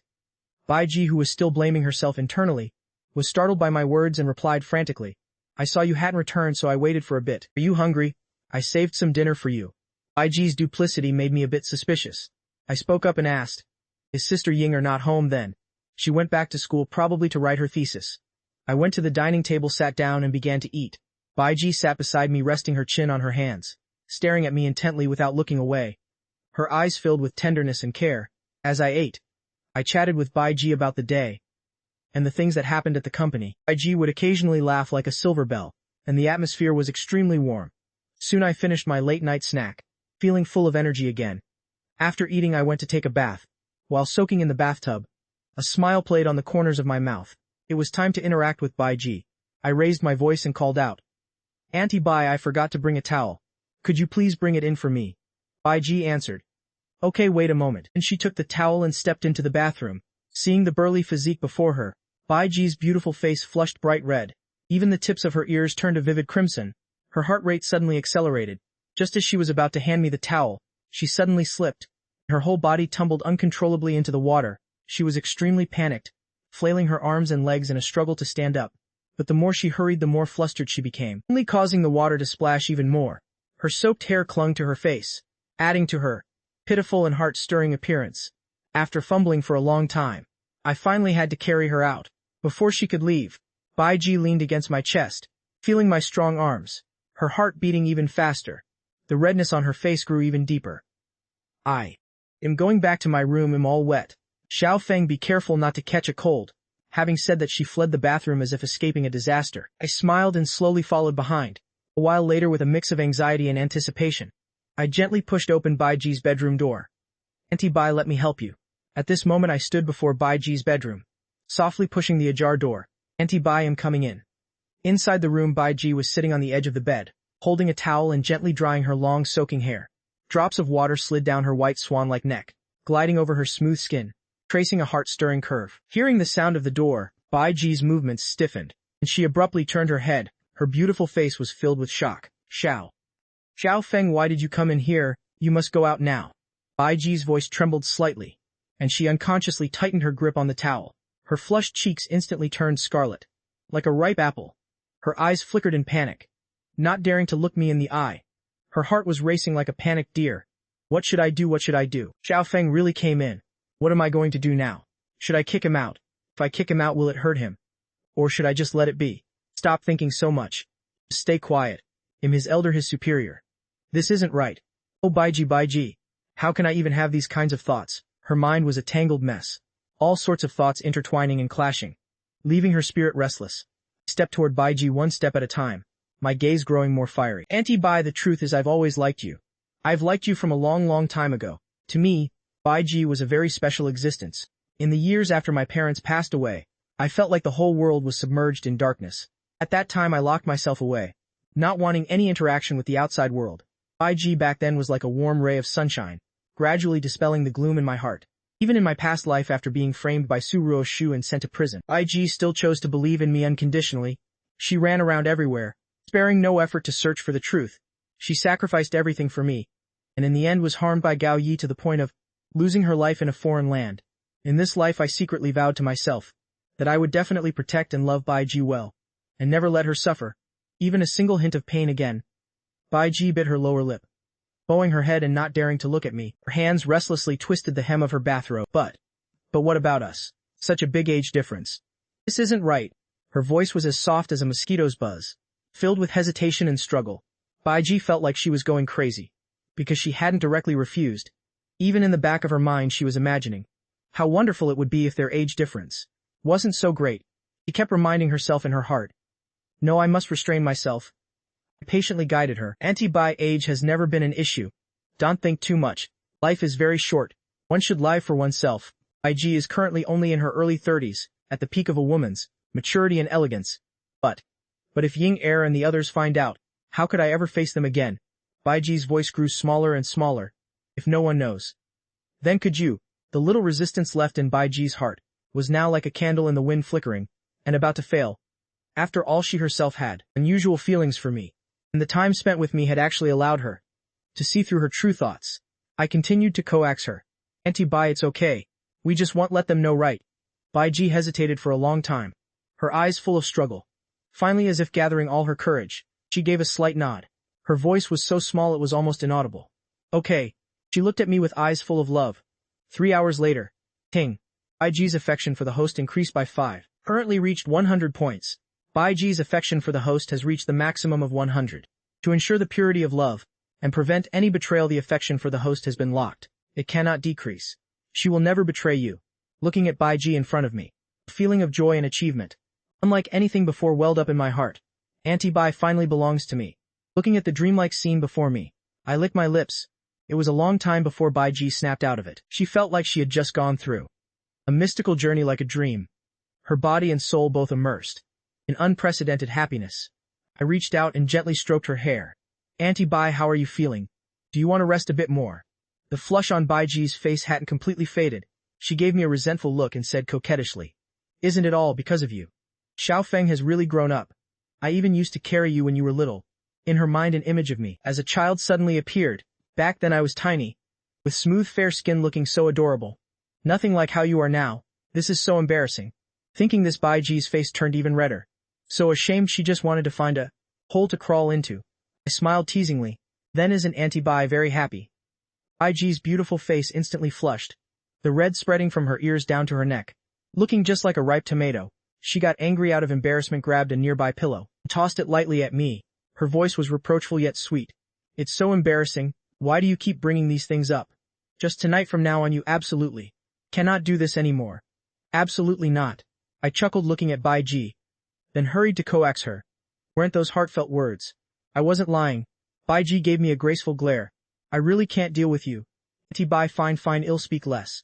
Baiji reached for a piece of clothing and threw it. "It's not about speaking less. It's that I don't allow you to mention it again." Although her mouth wouldn't give in, her beautiful face was full of coquettishness. After going through tonight, she seemed 10 years younger. This was the first time she acted spoiled with a man, and a younger one at that. I caught the item, intentionally held it to my nose to sniff, and smiled wickedly. It smells so good." This time Baiji was so embarrassed she buried her head in the blanket, constantly groaning softly. "Stinky Xiaofeng, hateful Xiaofeng." I smiled brightly, witnessing this scene. After Baiji had calmed down, I suddenly stopped smiling and said seriously, "Auntie Bai, I have something to tell you. It's time to tear away Gao Yi's true face." Seeing me so serious, Baiji's heart tightened, and she asked in confusion, "What's wrong? Xiaofeng, why are you being so serious?" A thought suddenly flashed through her mind. Is he going to propose to me? No, that can't happen. At least wait until I've divorced. With that Gao Yi guy, wait, what on earth am I thinking? I absolutely cannot agree. That would ruin Xiaofeng's future. Our age gap is so large. Xiaofeng caring for me occasionally is actually already more than enough. Thinking that she spoke, "Xiaofeng, you're still very young." At the same time I also spoke up. I discovered that my parents' death wasn't an accident. Before I could finish, I noticed Baiji was saying strange things. "What?" I looked at her suspiciously. "Auntie Bai, what did you just say?" Baiji felt like she was going crazy. She had completely lost her usual calm and reason. She wasn't usually like this. What was wrong with her today? She bit her lower lip and said hesitantly, "No. It's nothing, please continue." Although I was curious, I continued. I discovered that my parents' death was not unintentional. Baiji's beautiful face was filled with shock. She asked in disbelief, "Huh? Who harmed them?" Although in her heart she had also vaguely felt that the car accident back then was a bit strange. The authorities had investigated for a long time and concluded it was just an unfortunate incident, so she hadn't looked into it any further.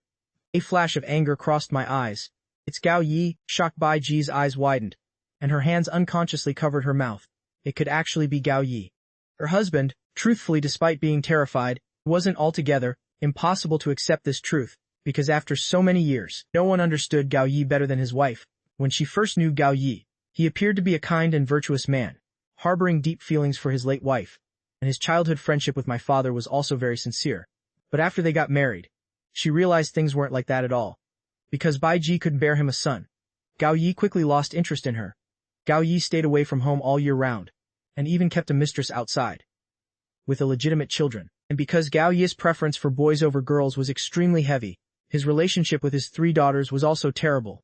There was even one time when Baiji asked Gao Yi to come home more to care for the children, and he immediately showed his true colors. Not only did he fly into a rage and scold Baiji, but he also smashed the furniture, and even laid hands on her. If it hadn't been for their youngest daughter being so small, she would have divorced Gao Yi long ago. But she knew well that if she left, the daughters would surely be awarded to Gao Yi's custody, and their situation then would only be even more miserable. Thinking this, Baiji pulled back her thoughts and spoke quickly. Then let's go to the police. Let the police arrest him. I looked at Baiji, a warm current surging in my heart.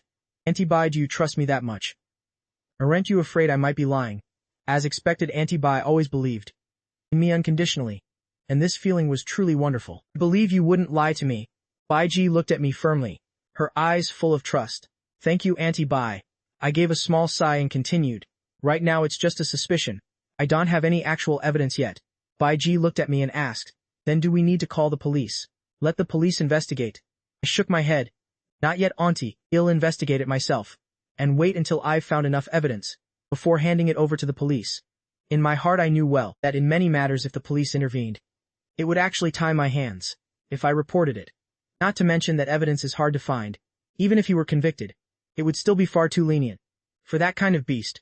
Furthermore, I had many methods that couldn't be brought to light to apply to Gao Yi step by step.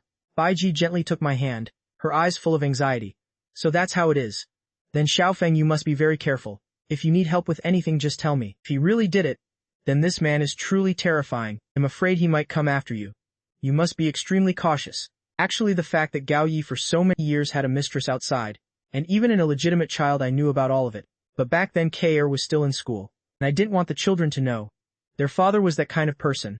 I also didn't want to affect her college entrance exams, so I kept pretending I didn't know anything. Baiji's eyes showed a hint of helplessness. Looking back, I should have taken the 3 daughters, and you two, and left that beast Gao Yi a long time ago. Otherwise, who knows what other cruel, utterly inhuman things he might do. Now all 3 children are in college, and they are capable of living independently. I had actually intended to divorce him this year, but I truly couldn't have imagined that he could be heartless enough to do such things. Your father was his sworn brother. How could he do that? I gently took Baiji into my arms and softly comforted her. Auntie Bai, don't be sad anymore. I'm here. I will always be by your side. Baiji leaned against my chest and suddenly felt much more at ease. The anxiety in her heart seemed to have lessened somewhat. I'm fine, Zhao Feng. Truthfully, I'm not that sad in my heart. My feelings for him died a long time ago. I just feel heartache for your parents. They trusted that beast Gao Yi with all their hearts, and I'm also afraid he'll harm you. I tightened my embrace around Baiji and spoke seriously. It's okay, Auntie, everything is in the past. I will definitely make him pay a fitting price to comfort your parents' souls in heaven. In the room, Baiji and I sat facing each other. Another 3 hours passed. After having faced each other, honestly, we both fell into an awkward atmosphere that made our hearts pound. In an instant, the space became incredibly silent, so quiet that we could even clearly hear each other's breathing. Baiji's fingers flusteredly twisted the hem of her clothes. She slightly bowed her head. Her long eyelashes trembled slightly like butterfly wings. She had to gather all her courage to dare look up, but as soon as her eyes met mine, she flinched as if struck by electricity and looked away immediately, and then bowed her head down again in a fluster. In that moment, her cheeks flushed a light pink, like a peach blossom budding in the spring sun. Truly beautiful and heart-stirring. My body leaned forward slightly. My eyes were filled with anticipation and longing. A burning gaze that seemed like it could melt Baiji.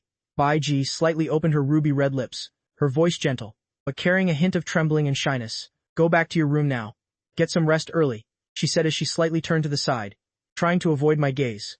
Sunder translator detecting a duplicitous woman. Automatically starting up. Baiji. I'm so tired. I can't even lift a finger. It's clear as day, but why is he still looking at me so longingly? Could it be that I'm really that seductive? At that thought, a secret joy suddenly surged in her heart, because she could clearly feel my infatuation with her.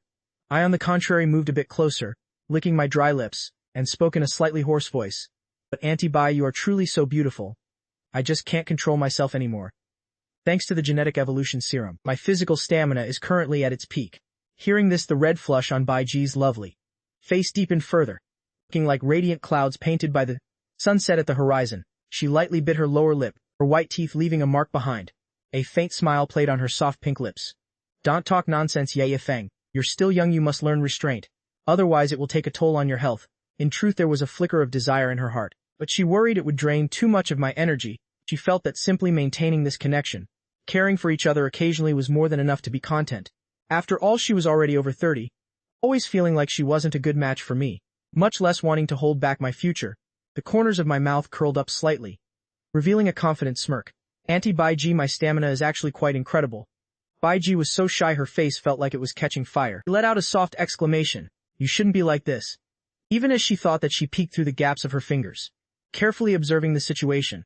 only to accidentally lock eyes with my half-smiling gaze. Startled, her blush spread all the way down to her neck.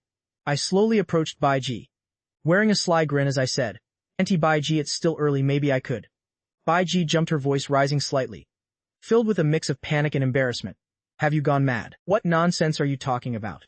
It's clearly 3 in the morning, and how could you say such things? Wicked Yi Feng, you truly have no shame. Baiji, Auntie Baiji, I love it when you talk like that." Deep down, Baiji knew perfectly well that these words shouldn't be spoken, but upon hearing them in her heart, a strange surge of happiness welled up. She couldn't help but wonder to herself why she was feeling this way. My gaze grew even more tender. I gradually drew closer to Baiji and spoke with sincerity. "Auntie Baiji, let's keep going." Baiji's cheeks burned hot, her heart pounding like a drum. She felt her rationality slowly dissolving under my intense stare. Finally, she gave a soft whisper of agreement, a sound as faint as a mosquito's hum. By now, Baiji and I were still deep in our dreams. Just then the phone rang unexpectedly. Seeing it was Yan Danyuan calling, there must be progress with the recruitment. I glanced at Baiji, who was still sound asleep, and quietly slipped out of bed, afraid of disturbing her. I only answered once I reached the living room. "Yi Feng, I've finished scheduling the interviews for the 3 candidates. It's set for 3 p.m. today. Their abilities are all quite impressive." "Understood. Then Sister Yan Danyuan, I'll see you this afternoon." Finally, the framework for the department is set. "Thank you for your hard work, Sister Yan Danyuan. It's nothing. Being able to share the burden with Ye Feng makes me very happy as well. I'll see you this afternoon then." After hanging up, I stretched luxuriously and headed back to the bedroom. Turning to look at Baiji, she was still fast asleep. Her cheeks were flushed a soft rosy pink, with her lips slightly upturned. It seemed she was immersed in a sweet dream. I gently caressed her cheek, my touch as soft as a passing breeze. I couldn't bear to wake her. A moment later, Baiji slowly opened her eyes. Her eyes were still clouded with sleep. Seeing me smiling down at her, a shy blush immediately bloomed across her face, filling her heart with immense sweetness. The feeling of waking up and immediately seeing the one you love is truly wonderful. I asked with an indulgent smile, "Are you awake, Auntie?" Baiji's voice still held a hint of seductive sleepiness. I slept so well last night. It's been a long time since I've had such a deep sleep." I gave a wicked grin. "Then I'll continue to coax you to sleep tonight." Baiji's face turned beet red. She gave me a playful little punch. "You're talking nonsense again." Just after saying that, as if afraid I'd misunderstand, she hurriedly added in a tiny voice, "That would be nice."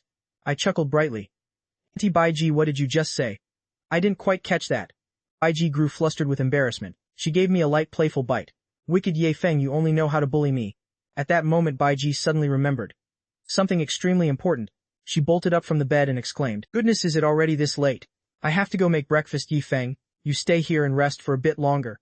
Perhaps since they had been honest with each other, her mindset had shifted, and not even bothering with the nightgown nearby, she rushed out of the room. Not long after, Baiji returned to the room. Her hair was loosely bunned at the nape of her neck, with a few strands framing her face, enhancing her captivating and alluring beauty. "Time to get up and have breakfast." Baiji spoke with a blush. Her eyes sparkled with shyness and anticipation. Looking just like a young girl in love for the first time, looking at Baiji standing before me, my throat suddenly felt parched, and I couldn't help but swallow hard. A faint sound escaped my throat. Who could possibly resist such a sight? Forget breakfast. As Baiji was about to leave, I suddenly pulled her into an embrace from behind, whispering softly into her ear, "Auntie Baiji."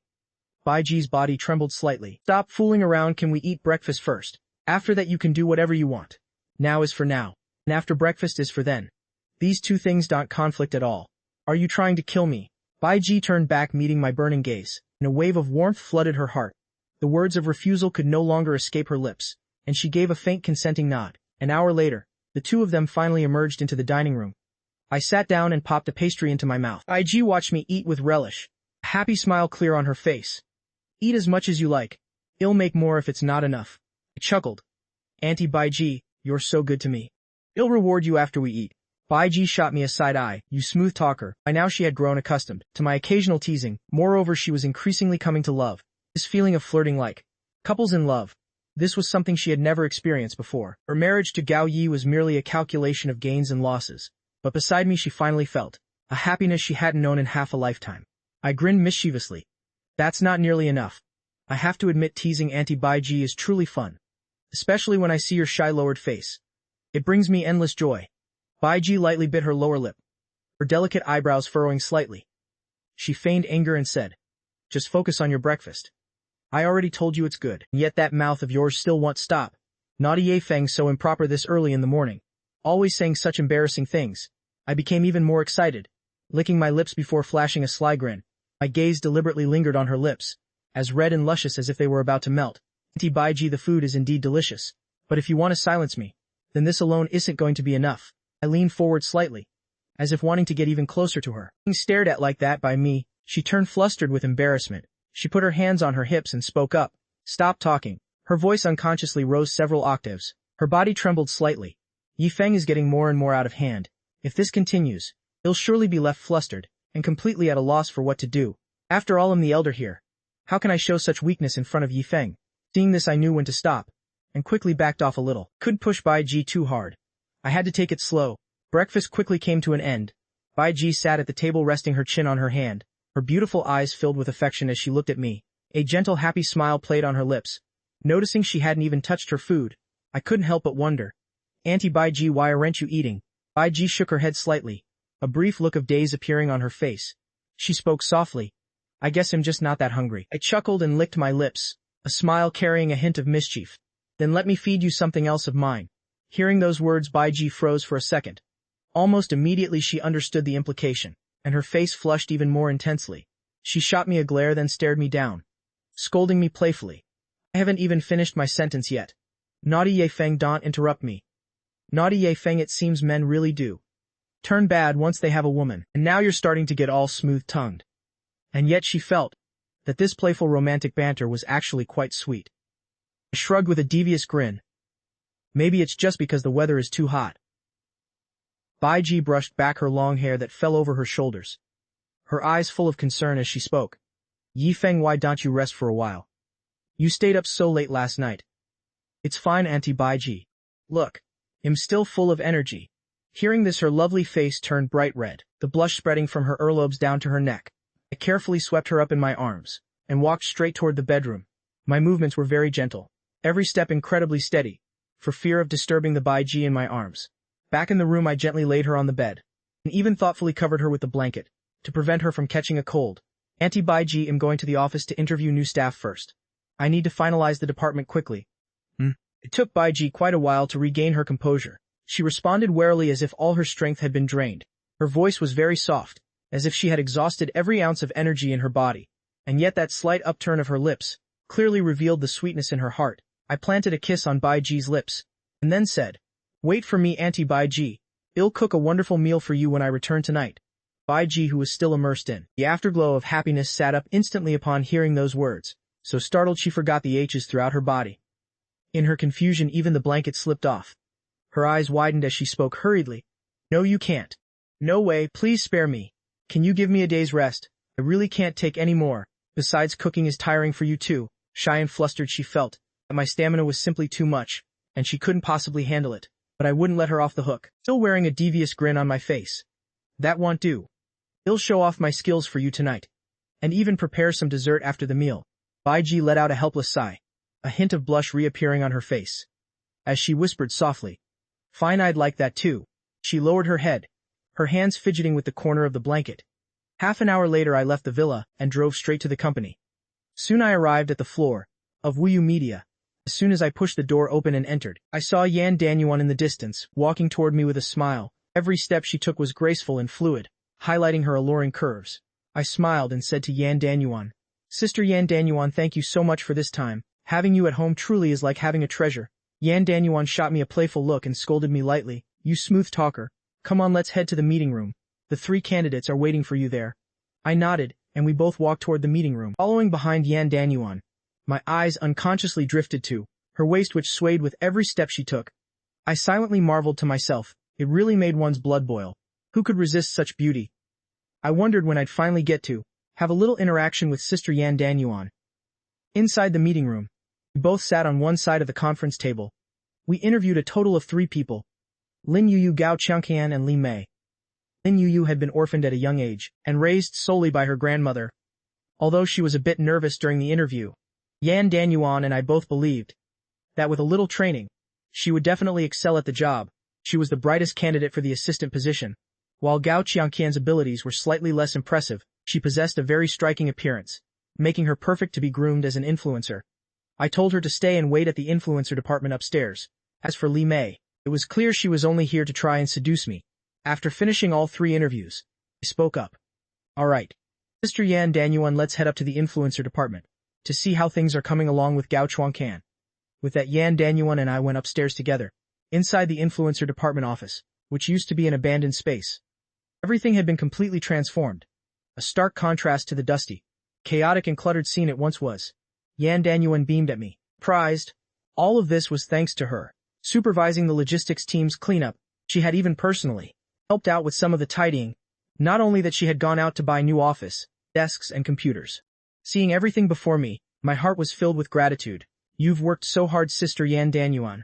Saying that, I couldn't help but step forward and give Yan Danyuan a hug, feeling Sister Yan Danyuan's soft body tremble slightly. Before quickly steadying, I pulled her even tighter. Right then in the office, Yan Danyuan's body stiffened slightly, her face instantly flushed crimson. She hadn't expected me to act so suddenly.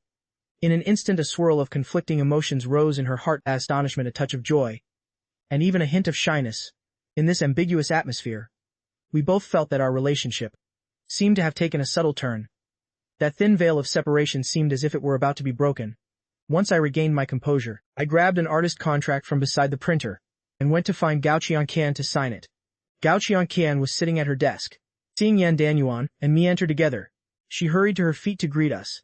I handed the contract to her. Gao Qianqian took it and began to read it thoroughly. To be sure, there were quite a few restrictive clauses, but in return the base salary was extremely generous. The commission split was also higher than at other outside companies. Gao Qianqian bit her lower lip slightly and finally decided to put pen to paper and sign the contract. Looking at her, I nodded with satisfaction and said, "Excellent. From this moment on, you are officially a member of the influencer department in our company. Although this is a brand new department, the resources being invested here are significant, so work hard. With your looks, the chance of you becoming famous is huge." In my previous life, Gao Qianqian truly was a famous blogger with over 7 million followers. In this life under my management, gaining even more fans than before wouldn't be difficult at all. Jiang Yilian is a very sensible person. She knows the meaning of sacrifice. Starting tomorrow, she will be the first influencer to be promoted by the company. As for Cheng Yuyu and Gao Qianqian, they still need to work much harder. A look of deep gratitude filled Gao Qianqian's beautiful face. "Thank you for the praise, President Yifeng. I will definitely work very hard." I nodded in approval. "The work officially begins tomorrow. Go see President Yan Danyuan tomorrow. She will directly lead you through training. You need to learn at least a few basic skills to present yourself in front of the camera." Gao Qianqian bowed in gratitude. "Thank you, President Yifeng." "Thank you, President Yan Danyuan. I'll take my leave now." After Gao Qianqian left, I turned to Yan Danyuan and said, "Sister Yan Danyuan, you've worked hard all day today, and it's all thanks to you. I'd like to invite you to dinner tonight to make it up to you. That the department could be finalized so quickly was all due to Sister Yan Danyuan's tireless efforts. Showing my appreciation for her was only right. Whether I thanked her with a delicious meal or with my very own self would depend on Sister Yan Danyuan's own desires." Yan Danyuan looked at me, a feeling of warmth rising in her heart. She smiled and nodded. "Right then, I won't be formal with you." As night fell, Yan Danyuan and I went to an elegant Western restaurant. We sat at a table by the window. Once the food and wine were served, I picked up the bottle of red wine and poured a glass for her, then poured one for myself. Next, I raised my glass to today's achievements and to the bright future of our company. Cheers. Yan Danyuan also elegantly raised her glass and smiled. Cheers.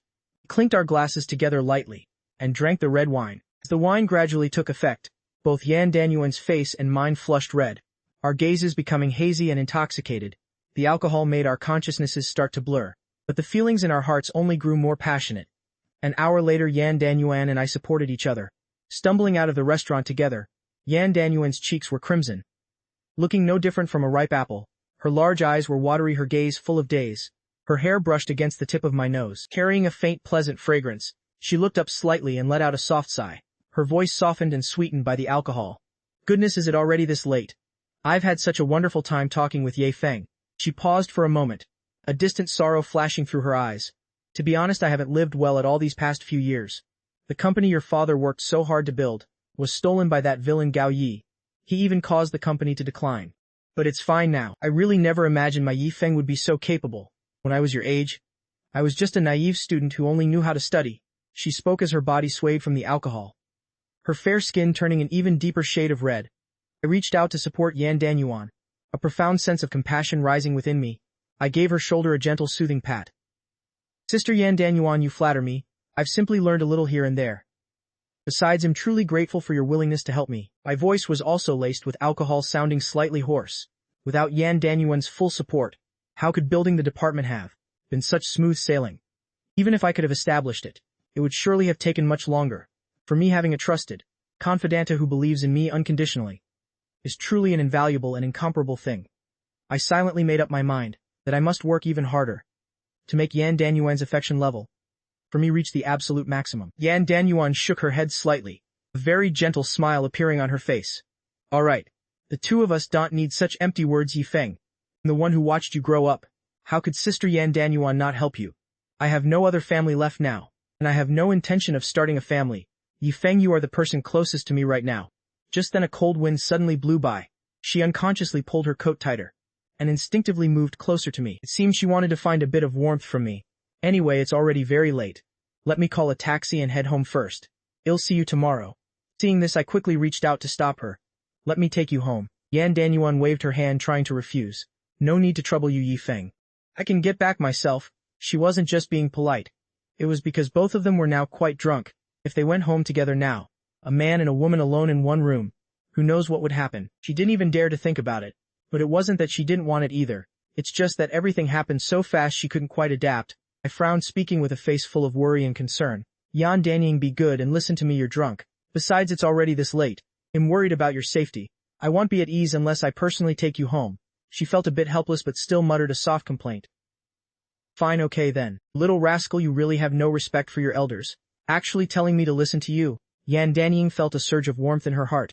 She acted slightly annoyed, but the corners of her mouth couldn't help but curl up, revealing a hint of a smile. Yan Danying's favorability toward the host increased by 1. It is currently at 94 points. Keep up the good work, host. Ding. The Sunder translator detected a woman who says one thing but means another, automatically starting up. Yan Danying. I'll listen, I'll be good. Yan Danying felt a bit of secret pride. She actually quite liked it when I told her she had to listen to me. The contrast between our ages and social standings gave her an indescribable thrill. Thinking of this, her already flushed face turned even redder in an instant, as if blood were about to seep through. I smiled and said, He, be good now. Let's go, I've already called a car. It'll be here in a moment. That smile looked truly radiant under the streetlights. Thought to myself, this man right here really loves this kind of beauty, who plays tough but has such a contrasting inner self.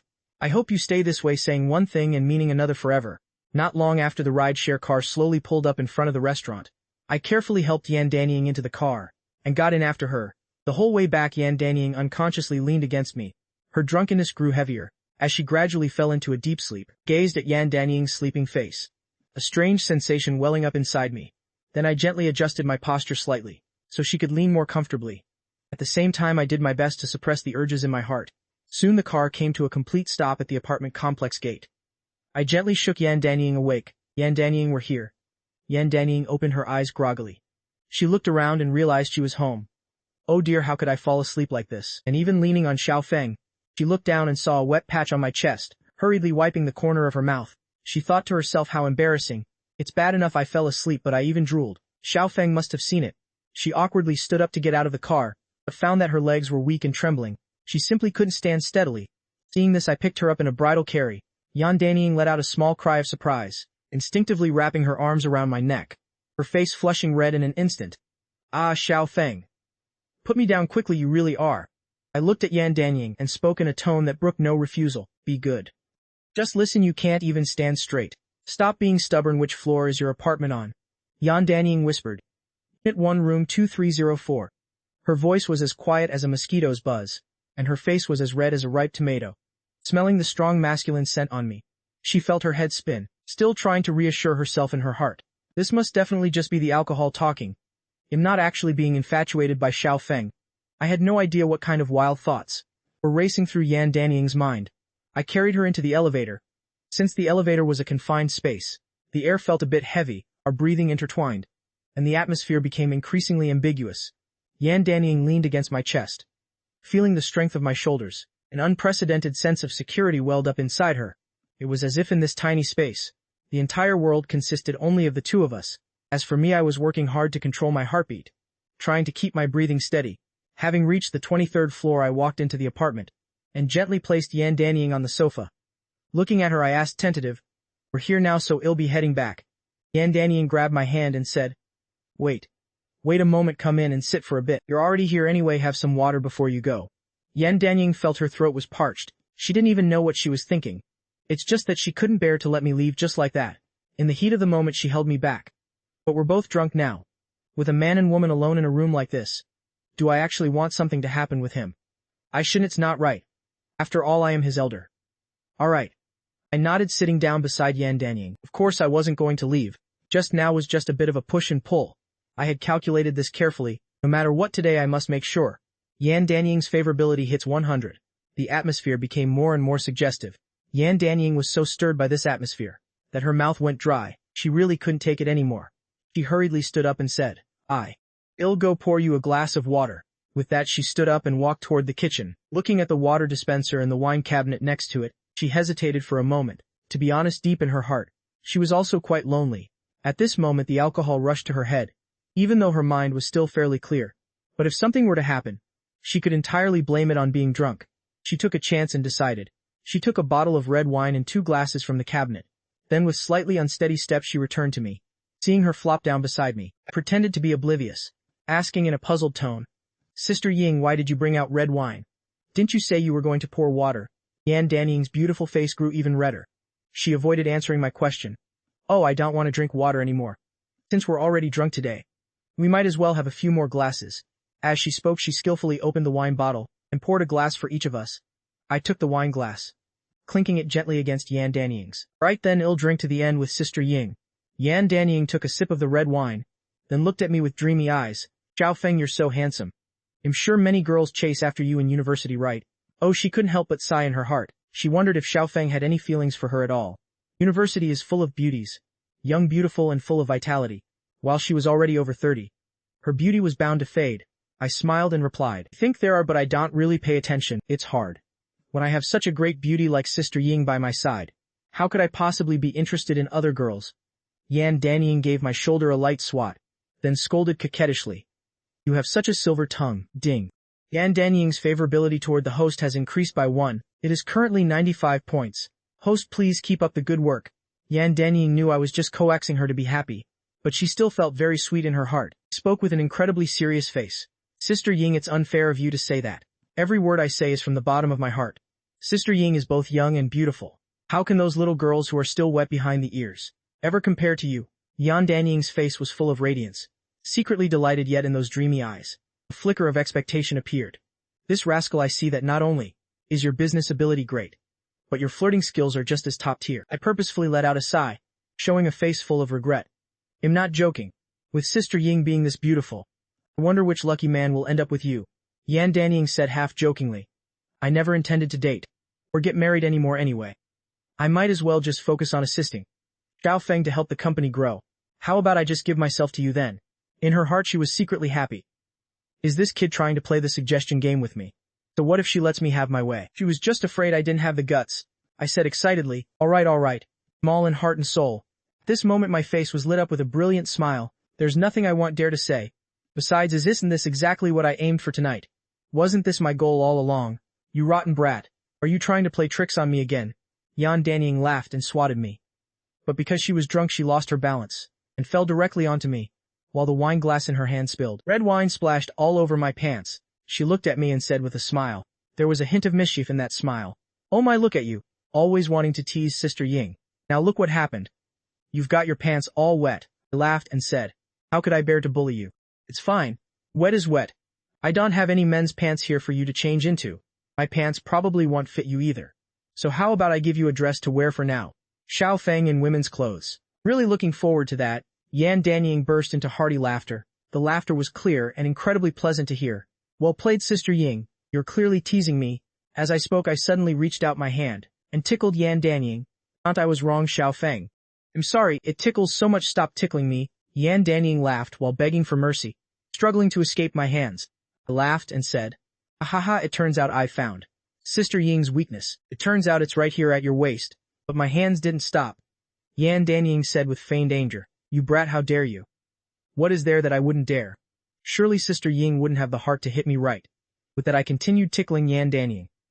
It tickles. I know I'm wrong, I'm sorry. Yan Danying laughed so hard she almost cried, repeatedly begging for mercy. Fine, I'll let you off this once. Sister Ying, how is it? Do you feel any better now? I stopped and looked at Yan Danying, a gentle smile playing on my lips. Yan Danying straightened her clothes and laughed. Yeah. Playing around with you for a bit really has made my mood much better. Then I'll take my leave now. Sister Ying, you should get some rest early too. I prepared to stand up and leave, and as expected, Yan Danying fell for it. She panicked and grabbed my hand, her eyes filled with a longing that wouldn't let go. I pretended to ask, "What's the matter, Sister Ying?" Yan Danying bit her lower lip. Her eyes dreamy, she whispered softly, Don't go Xiaofeng." The feelings that Yan Danying had suppressed for so long now felt like a flood breaking through a dam. It surged intensely all at once, unable to be held back any longer. 3 hours later, ding. Yan Danying's favorability toward the host has increased by 5 points. It has now reached 100 points. Yan Danying's favorability toward the host has reached the 100 mark. To ensure the purity of love and prevent any betrayal, this favorability has been locked for the host. The score will not decrease, and she will never betray you forever. I looked at the blushing Yan Danying in my arms, reached out to stroke her hair and said gently, "Sister Ying, the two of us really are very compatible good friends." Hearing that, Yan Danying's body shuddered as if an electric current had passed through her, and a sudden shyness surged in her heart. She bit her plump crimson lower lip, then quickly buried her head in my chest. Her voice was as tiny as a mosquito's buzz. "Don't talk nonsense, forget about that quickly, you brat. Why did you suddenly say something like that?" Yan Danying was both shy and flustered in her heart. She felt like her heart was about to jump out of her chest. She was dying of embarrassment. She desperately wanted to forget everything that happened. But the feeling was just like a brand, etched deep into her soul, making it incredibly hard to forget. What kind of spell have I been under? Even if I only drank a little bit of wine, and my mind was clearly still quite sober, the result was still me being so compliant. Drinking really ruins everything. I definitely won't drink ever again from now on. Right, it was all because of the wine. She was just being a little careless. Seeing her shy demeanor, I suddenly felt the urge to tease her. "Sister, I want to forget it too. But with the current situation as it is, unless I'm blind, otherwise it's really hard to forget, sister." I spoke while smiling suggestively, wrapping my arm around Yan Danying's fragrant shoulder, and pulling her even closer into my embrace. Then I used my chin to gently nuzzle her hair. "Do you still dare to speak?" Yan Danying's embarrassment turned to anger. She gave me a little bite, neither too hard nor too soft. "If you say another word, I'll bite you to death." In her heart she was both angry and shy. This brat only knows how to bully me. Normally at the company she was one person, a fierce career woman who commanded respect. What she said was law. Yet in front of me she was always teased into a state of mental confusion. I laughed and teased her. Yuan. How could you possibly have the heart to?" Yan Danying was so embarrassed that her beautiful face turned bright red. She spoke through gritted teeth. "What do you mean Yuan? Really, before you got what you wanted, you called me Sister Ying. Now you call me Yuan. You rotten brat, do you want to completely overturn the hierarchy?" Even though she spoke like that, in her heart, a different kind of emotion flashed. It seemed like she didn't feel any rejection toward this new way of being addressed. In fact, in a hidden corner of her soul, she even felt a vague sense of excitement. I purposefully continued to tease. "Then what should I call you, baby? Darling, or maybe I should call you my puppy?"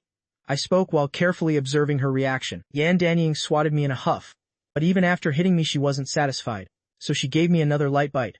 "You're the puppy." But in her heart a ripple of excitement surged. These nicknames were like scratching just the right itch in her heart. They were clearly embarrassing ways to be addressed. Yet for some reason, deep within Yan Danying there was an unintentional, incredibly strange feeling. It seems I actually quite enjoy this. I've definitely gone crazy. I must be possessed. Otherwise why would I have such crazy thoughts? In her heart she kept denying herself. But no matter what, that subtle feeling couldn't be dispelled. Looking at the subtitles from the Sunder translator, my smile became even broader. Then I understand now. When outside I'll call you Sister Ying. When it's just the two of us I'll call you Yuan. And when we're being intimate I'll call you my puppy. I seem to have discovered a secret attribute of Sister Ying. I felt incredibly excited in my heart, as if I had just opened a gate to a completely new world. Yan Danying's beautiful face was so red it looked like it was about to bleed. She headbutted my chest with quite some force. "No way, do you still dare to say that? I'm not letting you say another word.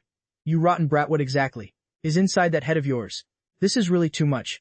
How can you even manage to say such embarrassing things?" She felt like she was about to be made so ashamed she couldn't show her face to anyone. I waved my hand. All right, I won't say it anymore, okay? Isn't it just because I adore you too much?" Yan Danying rolled her eyes and gave a huff. I think you're just good at bullying me, that's all. I put on a completely innocent face. I haven't bullied you at all. This is what people call the interaction between people in love, sister. Yan Danying lightly bit her lower lip. She muttered softly, who would want to be your lover? I haven't even agreed to it yet. Even though her mouth said that, in her heart she was thinking, actually being by his side like this doesn't seem bad at all. She had been single for over 30 years. Her long parched heart had finally welcomed the spring rain. Is this feeling what being in love is like? I directly played the rogue. Then I don't care. Either way, I've already set my sights on Sister Ying. Sooner or later you'll be willing.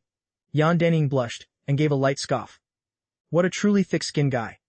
Tell me the truth. Exactly what number good friend am I to you? An infinite curiosity suddenly surged in her heart. This brat definitely doesn't just have only me as a good friend. Has young, handsome, full of vigor and rich too. Those vixens out there would definitely be fighting each other to throw themselves at him. Thinking of this, a slight pang of jealousy rose in her heart for no reason. I replied with a look of utter astonishment. Yuan, you're really treating me unfairly. Yan Danying gave a huff, still arguing, as if I don't understand you. Look at the way the female artists in the company look at you. Their eyes are practically glued to you. With this physique of yours, I don't believe you're holding back. She had always noticed the intentions of the female artists in the company toward me. How could she not see it? I hesitated for a moment and then decided to tell the truth. After all, she'd have to find out sooner or later. All right, you're the sixth. Yan Danying rolled her eyes. T-Scots Kiske. You rotten brat, your father was so loyal to your mother. How did he produce someone as flirtatious as you? She frowned slightly, her heart feeling a bit complicated. A surge of jealousy and possessiveness rose within her. She cared a bit about my past, yet my sincere appearance made it impossible to truly be angry. Oh well, forget it. Being entangled with this rotten brat means I've already fallen deep into it, and I can't pull myself out anymore. I'll just let him be. I asked carefully. Yuan, you're not angry, are you? Yan Danying tried to speak casually. Why would I be angry? Anyway, I don't intend to get married. Although on the outside she acted like she didn't care, in her heart she still felt a bit bitter. Because who would want to share the man they love with anyone else? I laughed and hugged Yan Danying tightly, whispering close to her ear. It's good that you're not angry. Yuan, I will love you very much. The corner of Yan Danying's mouth curled up slightly. She spoke with a flirtatious gaze. You're just sweet-talking me. I never realized you were so silver-tongued before. In truth, she was actually quite delighted. Being coaxed by me like this made her feel a sudden surge of warmth in her heart. I defended myself. That's only because I never had the chance before. But now it's different. You belong to me now. Of course I have to pamper you and make you happy. Yan Danying leaned into my chest with pure bliss. Always so smooth with your words. But being with you, I'm truly happy. It's been so many years since I felt this kind of joy, having struggled in a business world full of deceit. She was exhausted in both body and soul. But when she was with me, she could finally feel the relaxation and happiness she had lost long ago. I spoke softly. Don't think about the past anymore. From now on you have me by your side. I won't let you suffer another moment of grievance. Yan Danying gave a soft reply and snuggled deeper into my chest. It seemed the closer she was to me, the more at peace she felt. The room fell silent as the two of us leaned against each other, cherishing this moment of warmth and tranquility. A moment later, Yan Danying looked up at me, a mischievous smile playing on her lips. A strange surge of courage suddenly rose within her heart. Her eyes held a hint of provocation. My Yifeng, you look tired. Why don't you head home early and get some rest? The moment she said it, she felt a twinge of regret. She didn't even know why she had suddenly blurted out such words. I raised an eyebrow, laughing inwardly, my gaze full of teasing intent. Little Ying, you're playing with fire. Since you've taken the initiative to provoke me, don't blame me for being ruthless. 2 hours later, ding. Congratulations, host, on completing the daily mission. Your rewards have been delivered. 3 million actual traffic vouchers, and a 1 million cash bonus. By now Yan Danying was completely exhausted. Seeing her so weak, I felt a pang of sympathy, and gently pulled her into my arms. Ying, are you all right? Yan Danying shook her head slightly, her voice frail. I'm fine, I'm okay. Just a little tired. I nodded and gave her a light kiss on the forehead. Then get some good rest. I'll head home for now. I'll come visit you again tomorrow. Auntie Bai is still waiting for me at home. I promised to cook some noodles and make a late-night snack for her. Yan Danying's face clearly showed she didn't want me to leave. It's so late already. It's not safe on the roads. Why not just stay here and rest tonight? She was lingering on the sweetness of our time together. Moreover, she craved companionship right now, which was why she didn't want me to go. She looked at me, her eyes brimming with expectation, hoping I would stay by her side. I shook my head. We're tired today. Get some proper rest. We still have plenty of time together later. Yan Danying was jealous. She let out a huff. I bet you're just rushing back to find Bai Ji. It seems she's more important than I am. There was a hint of bitterness in her heart. Although Bai Ji's figure wasn't as curvy as hers, she was arguably more beautiful. Ye Feng must definitely prefer Bai Ji. The more she thought about it, the more pain she felt. Who would have thought that after being single for 30 years, she would end up being jealous of another woman over me? How did you know about me and Auntie Bai? I looked at Yan Danying in total shock, my mind filled with doubt. I couldn't understand how she had guessed. The relationship between me and Bai Ji. This must be that famous woman's intuition. It's truly terrifying. Yan Danying gave a cold snort, as if she had read my mind completely. It's not some sixth sense. Bai Ji is a stunning beauty who's right there every day. How could a lecker like you not be tempted? Nobody would believe otherwise. I rubbed my nose awkwardly, feeling somewhat helpless. That logic was honestly impossible to argue with. Then I gently stroked her hair to reassure her. Ying everyone in. My heart is equally important. Arriving home, I pushed the door open and stepped inside. Bai Ji was already waiting gracefully by the door. Her hair fell naturally over her shoulders, exuding a unique and captivating charm. Seeing me return, Bai Ji pouted slightly. Her face showed a hint of sulkiness, but her voice was filled with concern. What kind of work kept you so late? You've worked hard. Is everything okay today? Ding. The Sunder translator has detected a woman who says the opposite of what she feels, automatically activating. Bai Ji, why are you only getting home now? I've been waiting for ages. In reality, Bai Ji felt a little hurt. After all, they had just been intimate this morning. She had spent the entire day yearning for me to come home early. Every passing minute felt like an eternity to her, yet she didn't voice her grievance. Because she thought I'd be exhausted from working all day. She didn't want to add any more burden to my shoulders. Seeing Bai Ji like this, a wave of warmth surged through my heart. I hurried over and pulled her into a gentle embrace. I'm sorry, Auntie Bai. I got held up with some business, and I kept you waiting for so long. You've been through so much. Regarding the new department, Ying has been a huge help, so I took her out for dinner tonight. We got caught up in conversation, and I lost track of time. I felt a bit guilty inside, because I hadn't told her the whole truth, but I also didn't want any conflict to arise between Bai Ji and Yan Danying. Bai Ji didn't ask any further questions. She leaned against my chest, her finger tracing small circles on my skin. Yi Feng is the one who's truly working hard, hosting guests until this hour. I shook my head and spoke seriously. My little Bai Ji is definitely the one who had it hardest, waiting for me all day long. So the second I was done, I rushed straight back here to be with you. Bai Ji blushed at my words. She gave my chest a light, playful punch. You stinky Ye Feng. You're only good at being a rogue. On the outside she was scolding me, but inside she felt nothing but sweetness. Being pampered like this, her feelings of neglect instantly faded away. I quickly put on a fake innocent expression. I'm not being a rogue. I'm speaking from the heart. If you don't believe me, let me ask little Bai Ji. You've definitely had a hard time waiting for me. Honestly, I found Bai Ji's bashful appearance so incredibly adorable that I couldn't resist teasing her some more. Bai Ji licked her ruby red lips and let out a peesh, as if I'd bother waiting for you. While speaking, her cute little nose twitched and sniffed.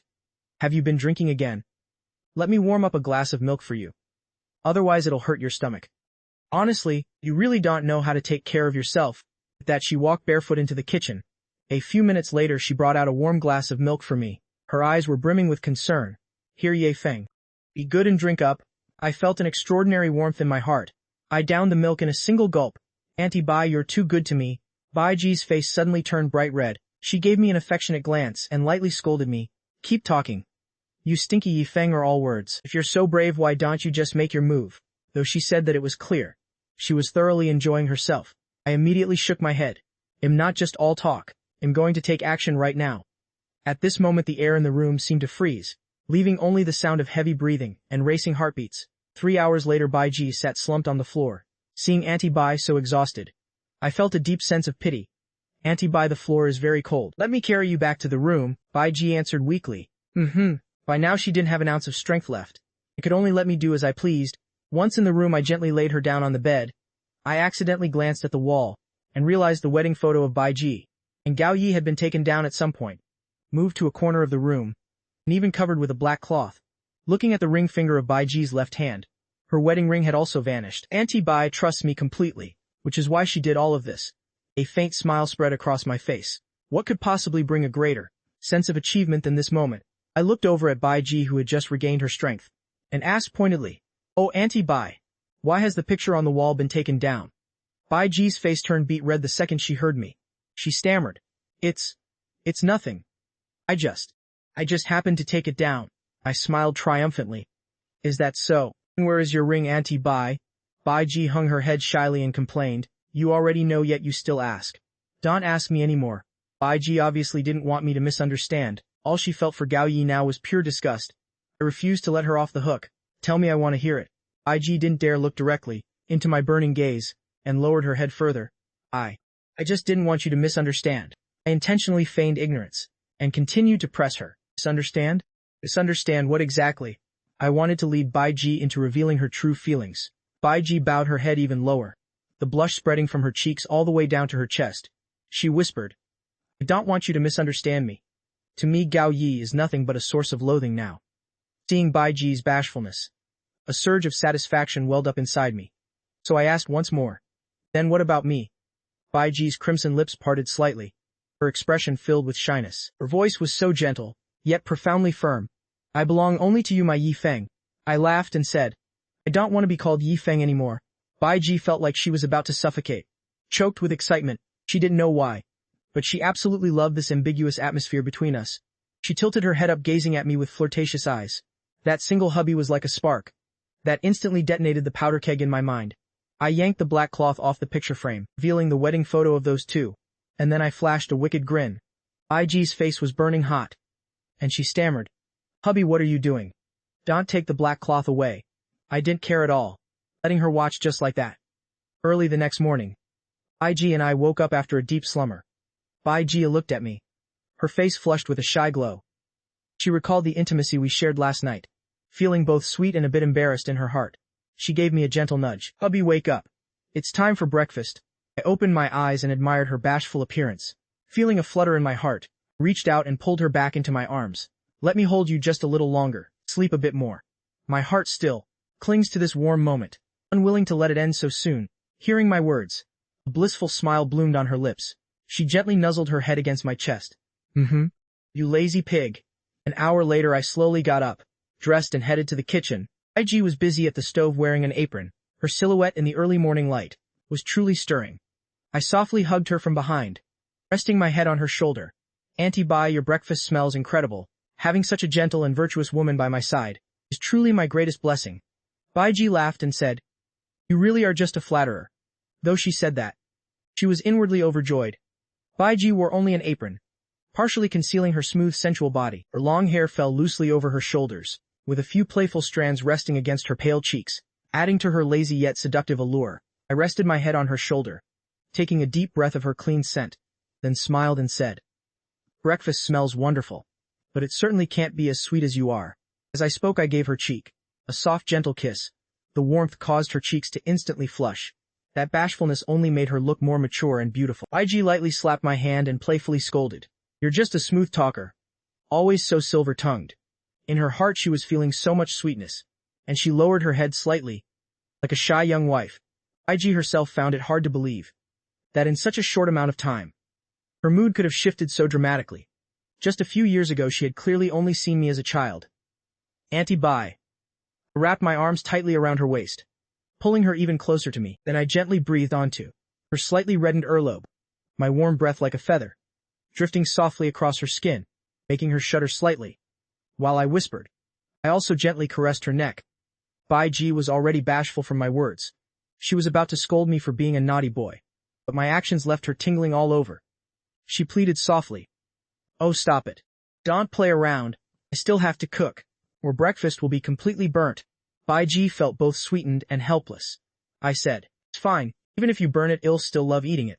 My hands began to stray. Auntie Bai, just stay with me for a moment. It's okay if we eat breakfast a little late. Bai Ji's face was flushed deep red.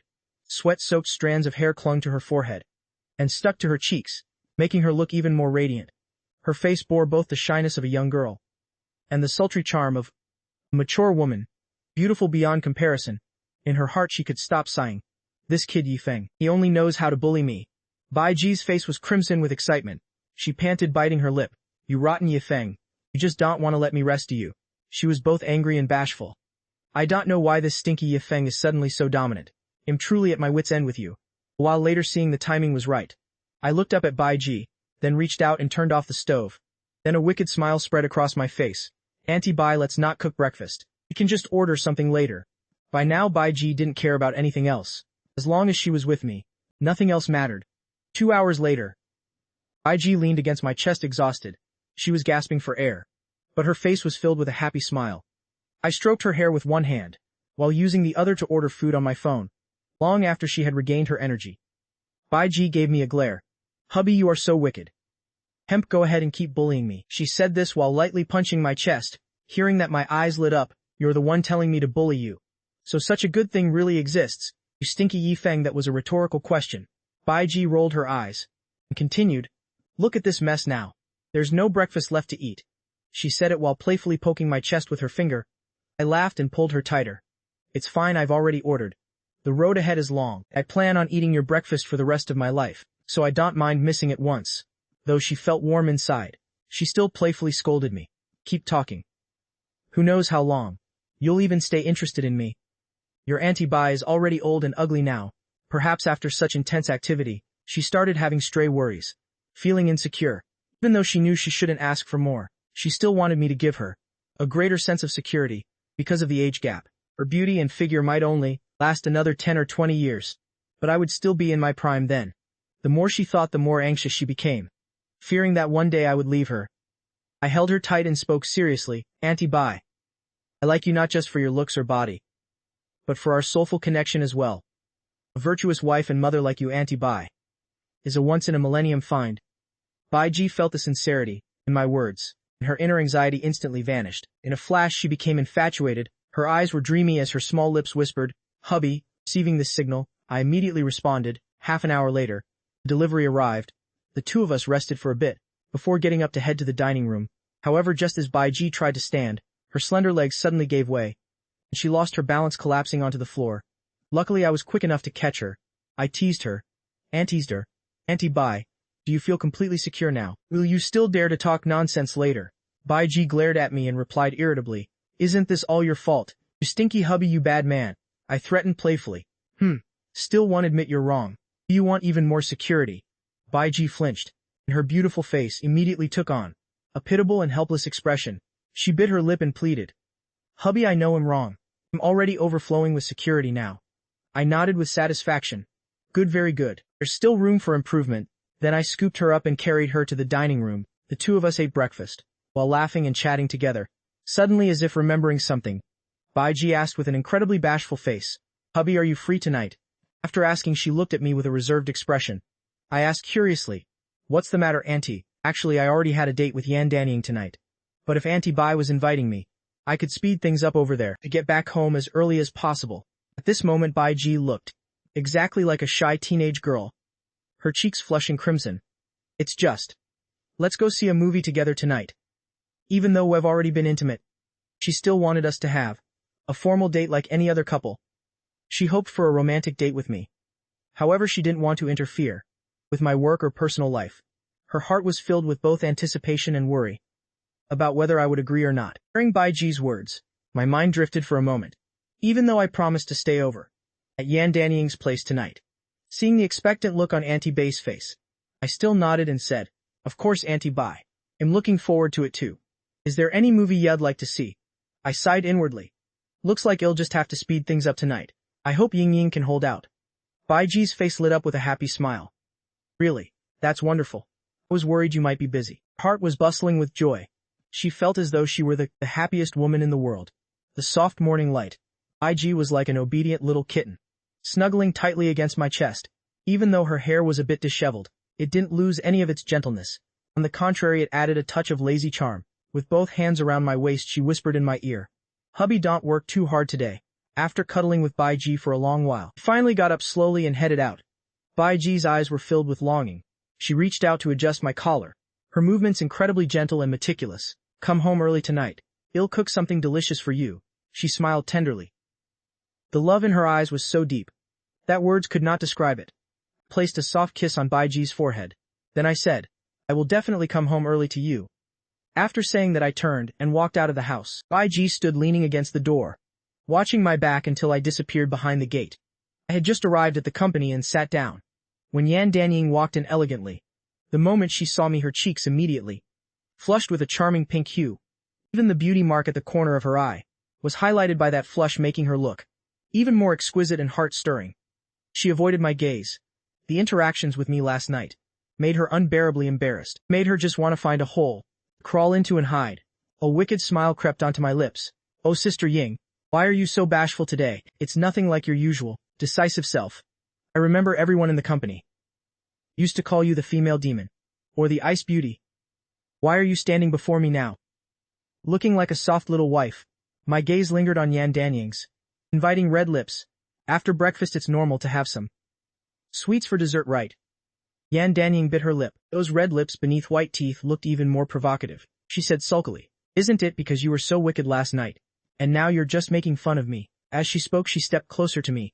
Her heart couldn't help but race. Despite the bashfulness, the feeling of satisfaction from being with me was something she truly enjoyed. She thought to herself, why do I get embarrassed so easily in front of this bratty guy? He always leads my emotions so easily. I gave a nonsensical answer. Ying Ying, little Ye Feng is hungry.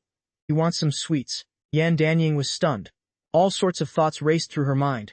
She was about to say shed order takeout for me. But when she looked up she caught my hungry gaze. Yan Danying was slightly moved, but still tried to act reserved. This is the company you ting. Sunder translator has detected woman who says one thing but thinks another, automatically activating.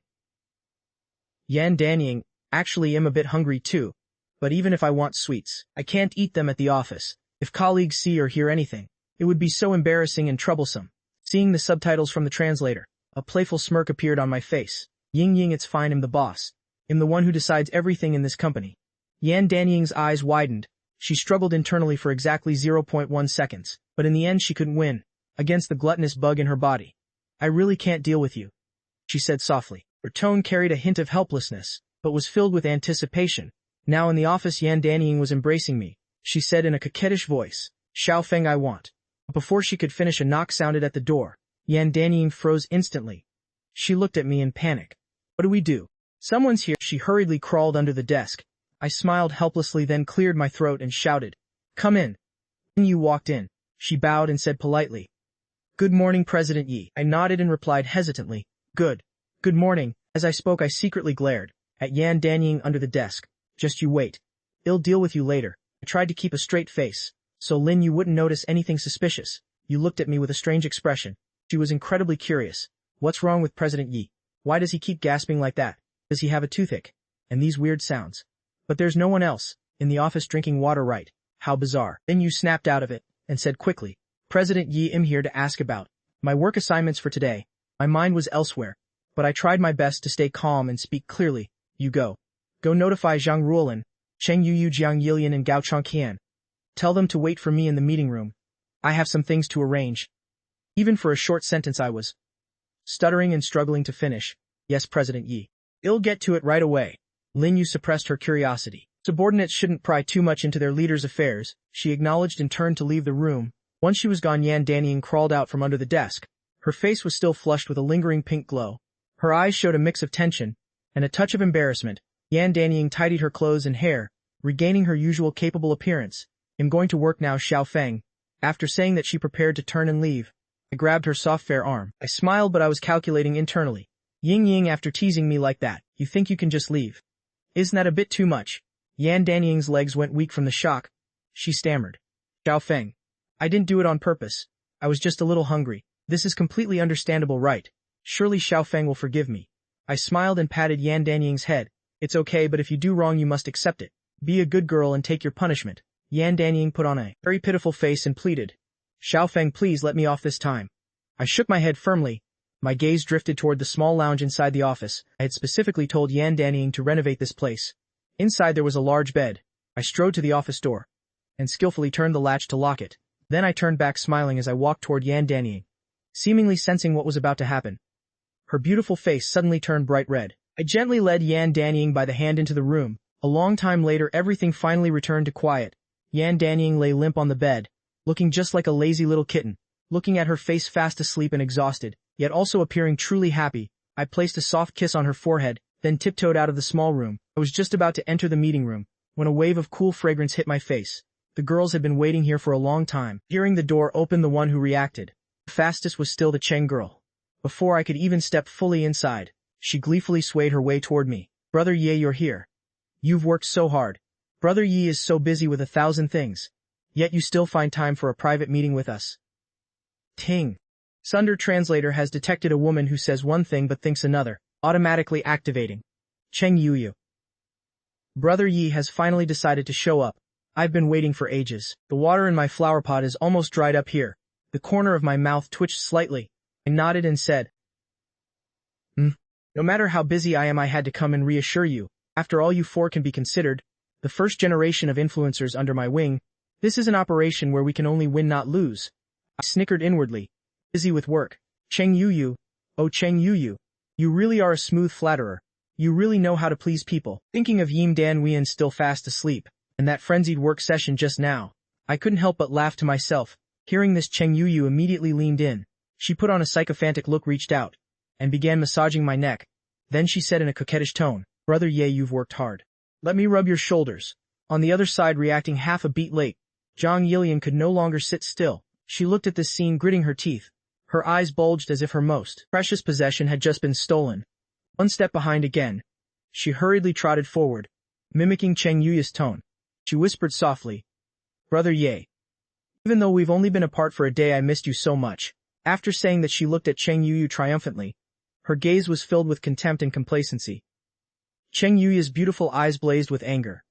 Her eyebrows furrowed slightly, and she gave Jiang Yilian a sharp cutting glare. That look seemed like she wanted to eat her opponent alive. Stormy waves surged in her heart. This slutty Zhang Yilian definitely has an issue. She was clearly inferior to me last time. Yet now she dares to push her way in. That flirty face is even showing off some unknown superiority and confidence.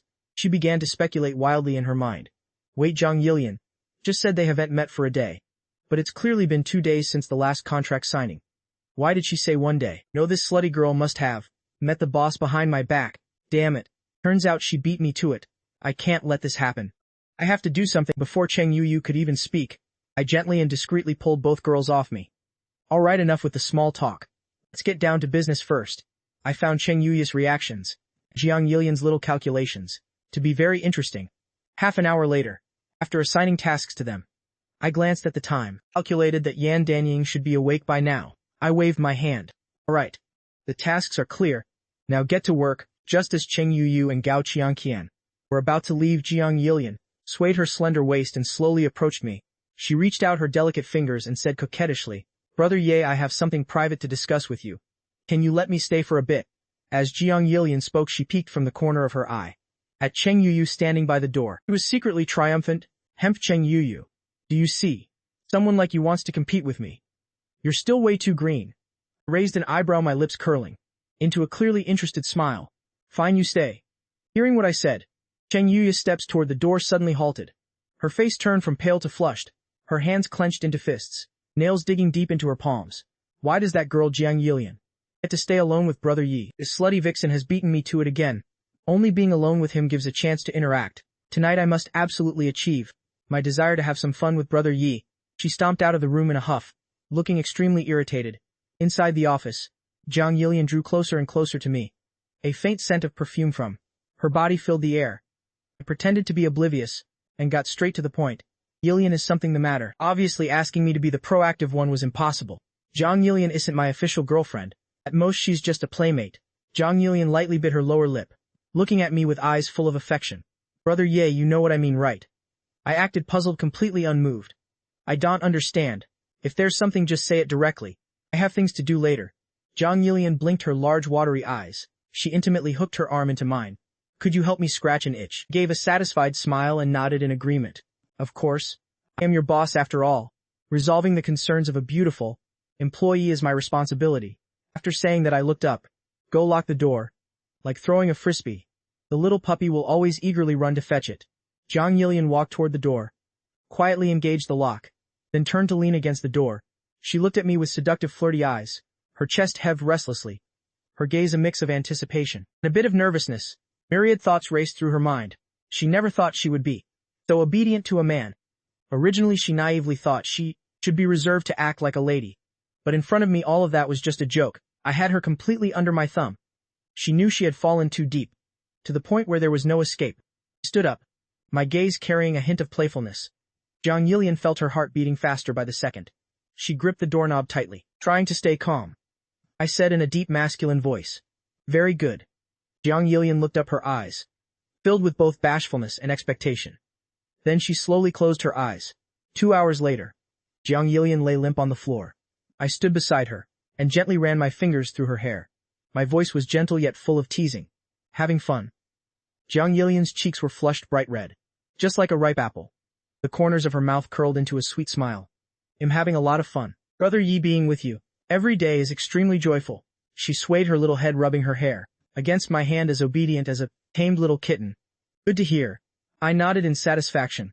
With a slight smirk, I brushed my fingers over Jiang Yilian's rosy cheeks. You did very well today.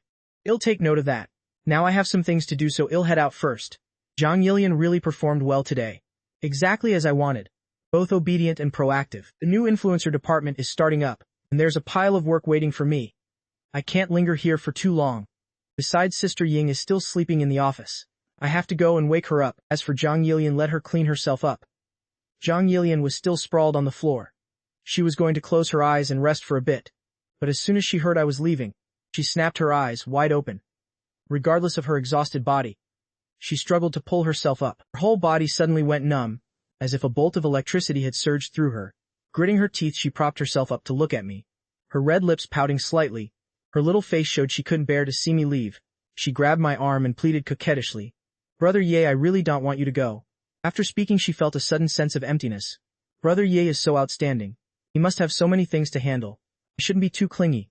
Only by being truly obedient can I keep his favor. She immediately followed up with, All right, Brother Yi, go do your work. I nodded in satisfaction, then stepped closer to her, stroked her burning cheek, and placed a soft kiss on her forehead.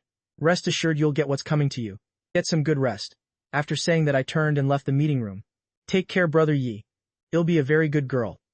Jiang Yilian looked at me with dreamy eyes, looking just like a bashful little wife, as she quietly watched me walk away. Within just 1 short hour, she felt as though she were soaring above the clouds. Even though the fun had just ended, she was already starting to dream about the next interaction in her head. It was a long while before she could get up and leave the meeting room. I strode toward the office and pushed the door open. Yan Danying was fast asleep on the sofa. Sister Ying has really worked hard. These past few days she's been running everywhere, taking care of company business. So busy she had no time to rest. And for the last 2 days she's been interacting frantically with me. For a woman who hasn't tasted pleasure in such a long time like her, the physical and mental exhaustion made her sleep incredibly deep and peaceful right now. Thinking that, I leaned down and placed a soft kiss on Yan Danying's rosy lips. Ugh. She slowly opened her eyes. As soon as she saw me, a sweet smile bloomed on her lips. She instinctively wrapped her arms around my neck and coaxed. Xiao Feng, when did you get back? Have you been waiting a long time? Why didn't you wake me up? I smiled and sat down on the sofa, pulling Yan Danying into my lap, and gently smoothed her messy hair. Oh, I just got back too. You look so sound asleep. I didn't have the heart to wake you. Who knew a light kiss would wake you up? In my heart, Yan Danying's position is second only to Aunt Bai. As for someone like Jiang Yilian, she's not even in the same league. Yan Danying showed clear bashfulness. Her face charmingly flushed. She gave me a playful, resentful glance. Isn't it because of you? Always teasing and playing with me. Now my whole body has no strength left at all. Ting. Sunder Translator has detected a woman who says one thing but thinks another. Automatically activating. Yan Danying. Go a little easier on me. Even though she said that, her heart was overflowing with happiness. Looking at the bashful beauty in my arms, a triumphant smile appeared on my face. Saying one thing and thinking another again aren't you. Sister Ying, I'm sure that, deep down, you definitely still want. Hearing that, Yan Danying's cheeks suddenly burned like fire. She quickly protested. That's not true. In her mind she was secretly annoyed. Why are my thoughts so easy for him to read? Both embarrassed and angry. She grabbed my hand. Really? I don't believe it. Yan Danying bit her lower lip slightly and glared at me. I'm so tired, my whole body is falling apart. And yet you still want to bully me. This rotten brat, you're only good at bullying me. Looking at Yan Danying panting for breath, I teased her. Sister Ying, your mouth speaks well, but your reactions have told me that your real thoughts aren't that simple. Yan Danying's cheeks flushed as her eyes grew dreamy, and she could only mumble and mum in response. She didn't even know what she was saying anymore. Of course I intended to satisfy her request, so I stepped forward and embraced her. An internet celebrity wanting a promotion secretly met me in a deserted fire escape to negotiate. Young Master Yi, I don't feel well, I'm a bit itchy. Could you help me take a look? Hearing that, the corner of my mouth curled into a satisfied arc, I reached out and gently patted her soft head. In an intimate way. Yilian, you found the right person then. Half an hour later. Creak. The sound of the door opening suddenly broke the silence of the fire escape. Hearing the noise, Zhang Yilian and I both froze. As if we were paralyzed, both of us were stunned and looked toward the door at the same time. Zhang Yilian's beautiful face flushed bright red. Sweat poured down like pearls from a broken string, streaming incessantly across her face. Her mind was already blank to begin with, and now she felt as if she might actually faint. Inside she was screaming frantically. This can't be happening. Usually not a single soul comes here. Why does someone show up the moment I arrive? Are they targeting me? I shouldn't have been in such a rush, it's all your fault. Little Zhang Yilian was in such a hurry she didn't even bother to lock the door. At this moment Zhang Yilian just wanted to find a hole to crawl into and hide. She could only try her best to stay calm, striving to maintain a serious and dignified appearance. Yan Danying walked in with graceful strides. Her hair was neatly tied up in a bun, without a single strand out of place, her entire being exuding the charm of a sophisticated, mature woman. Witnessing the scene, Zhang Yilian breathed a sigh of relief. She thought to herself, thank goodness it's not another employee. President Yan at least knows President Ye, so it probably won't be a big deal. Nyungja du dang so la yim tung sing dep denai. Maybe she also has some kind of relationship with President Yi. If that's the case, will President Yan tell President Yi to abandon me? In Zhang Yilian's mind appeared a scene of the legal wife battling the mistress. The more she thought about it, the more frightened she became. At that thought, the heart she had just let go of was suspended in midair once again. I was a bit dazed for a moment. Yan Nuna, why are you here? At the same time I muttered to myself, why did Yan Danying show up exactly at this time? Does she want to join in too? Cheesecake's snack's not exactly impossible. I have some documents for you to sign. Yan Danying waved the documents in her hand, a gentle smile on her face. She was a bit curious in her heart why Zhang Yilian and I were in the emergency exit. Moreover, the atmosphere seemed a bit strange, and there was a peculiar scent lingering in the air. She lightly pushed up her glasses, scanning Zhang Yilian from head to toe, staring so intensely that Zhang Yilian got goosebumps. Yan Danying's internal detective mode kicked in. Clue number 1. Zhang Yilian's expression is unnatural. Her face is flushed, her breathing is heavy, and her hair is a mess. Clue number 2. It's not even hot today, yet Zhang Yilian is dripping with sweat, to the point where her clothes are soaked. Clue number 3. Zhang Yilian's legs are trembling. She can barely stand and has to lean against the wall. This state is exactly how I look after certain moments. Clue number 4. Zhang Yilian's buttons are all misaligned. When she was filming the video earlier, everything was clearly fine. Yan Danying arched her beautiful eyebrows, the corners of her lips curling slightly. Glancing at me with a meaningful smile, I scratched my head awkwardly, forcing a strained smile onto my face as I asked, how did you find us here? I was just passing by, and I heard faint ethereal singing coming from inside. So I came in to see which goddess had such a beautiful voice, thinking the company might want to train her. Debut as a singer, turns out it was our very own Zhang Yilian. Your vocals are quite impressive. Yan Danying looked at Zhang Yilian with a teasing gaze, her words laced with a hint of sarcasm. Zhang Yilian was like a startled little rabbit, her cheeks burning, turning as red as a ripe tomato. She instinctively clutched the hem of her shirt, her fingertips turning white from the tension. Her voice was as faint as a mosquito's buzz. President Yan Yi Appa and I weren't doing anything. We were just discussing some operational matters together. The moment the words left her mouth, she felt they weren't convincing enough, so she hurried to add, that's right. We were just talking about my performance in the video, with President Yi pointing out my shortcomings. It was just that I was afraid if others saw us it would affect President Ye's reputation, so that's why we came into the emergency exit. Yan Danying could provide immense support to my career, while Zhang Yilian was merely one of my many good friends. Therefore Zhang Yilian was terrified that she might leave a bad impression on Yan Danying, thereby affecting her position by my side. The more Zhang Yilian thought, the more panic she felt, her heart feeling like it would leap out of her chest. She secretly peeked at Yan Danying's expression, silently praying she hadn't noticed any flaws. The corners of my lips curled up slightly, revealing my signature wicked smile as I teased. What's wrong, Sister Yan?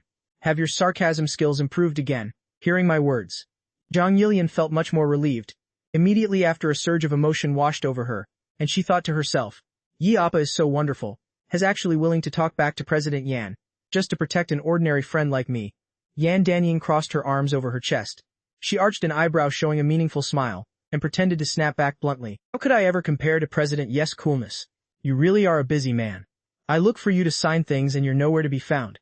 And you don't even bother to pick up the phone. You're so occupied with 1,000 things. I wonder where on earth you find so much stamina in a single day. Ding.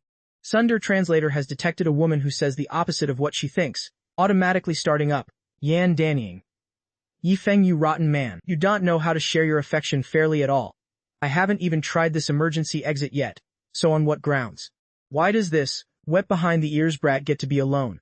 With you in a place like this, looking at the subtitles displayed on the Sundar translator. A playful look appeared on my face. I intentionally leaned forward, my eyes staring intently at Yan Danying's face, seeking to find in her expression other hidden emotions. Ha ha ha, my little Yuan, are you jealous? I laughed, secretly thinking that I wonder when Yan Danying's Sundar personality will finally change. But then again, if it actually changed, it seems it would lose quite a bit of its fun. After hearing this, Yan Danying's face turned from pale to red, as if someone had hit the nail right on the head. She hurriedly countered, "Stop it, don't you dare frame me, you rotten Yifeng.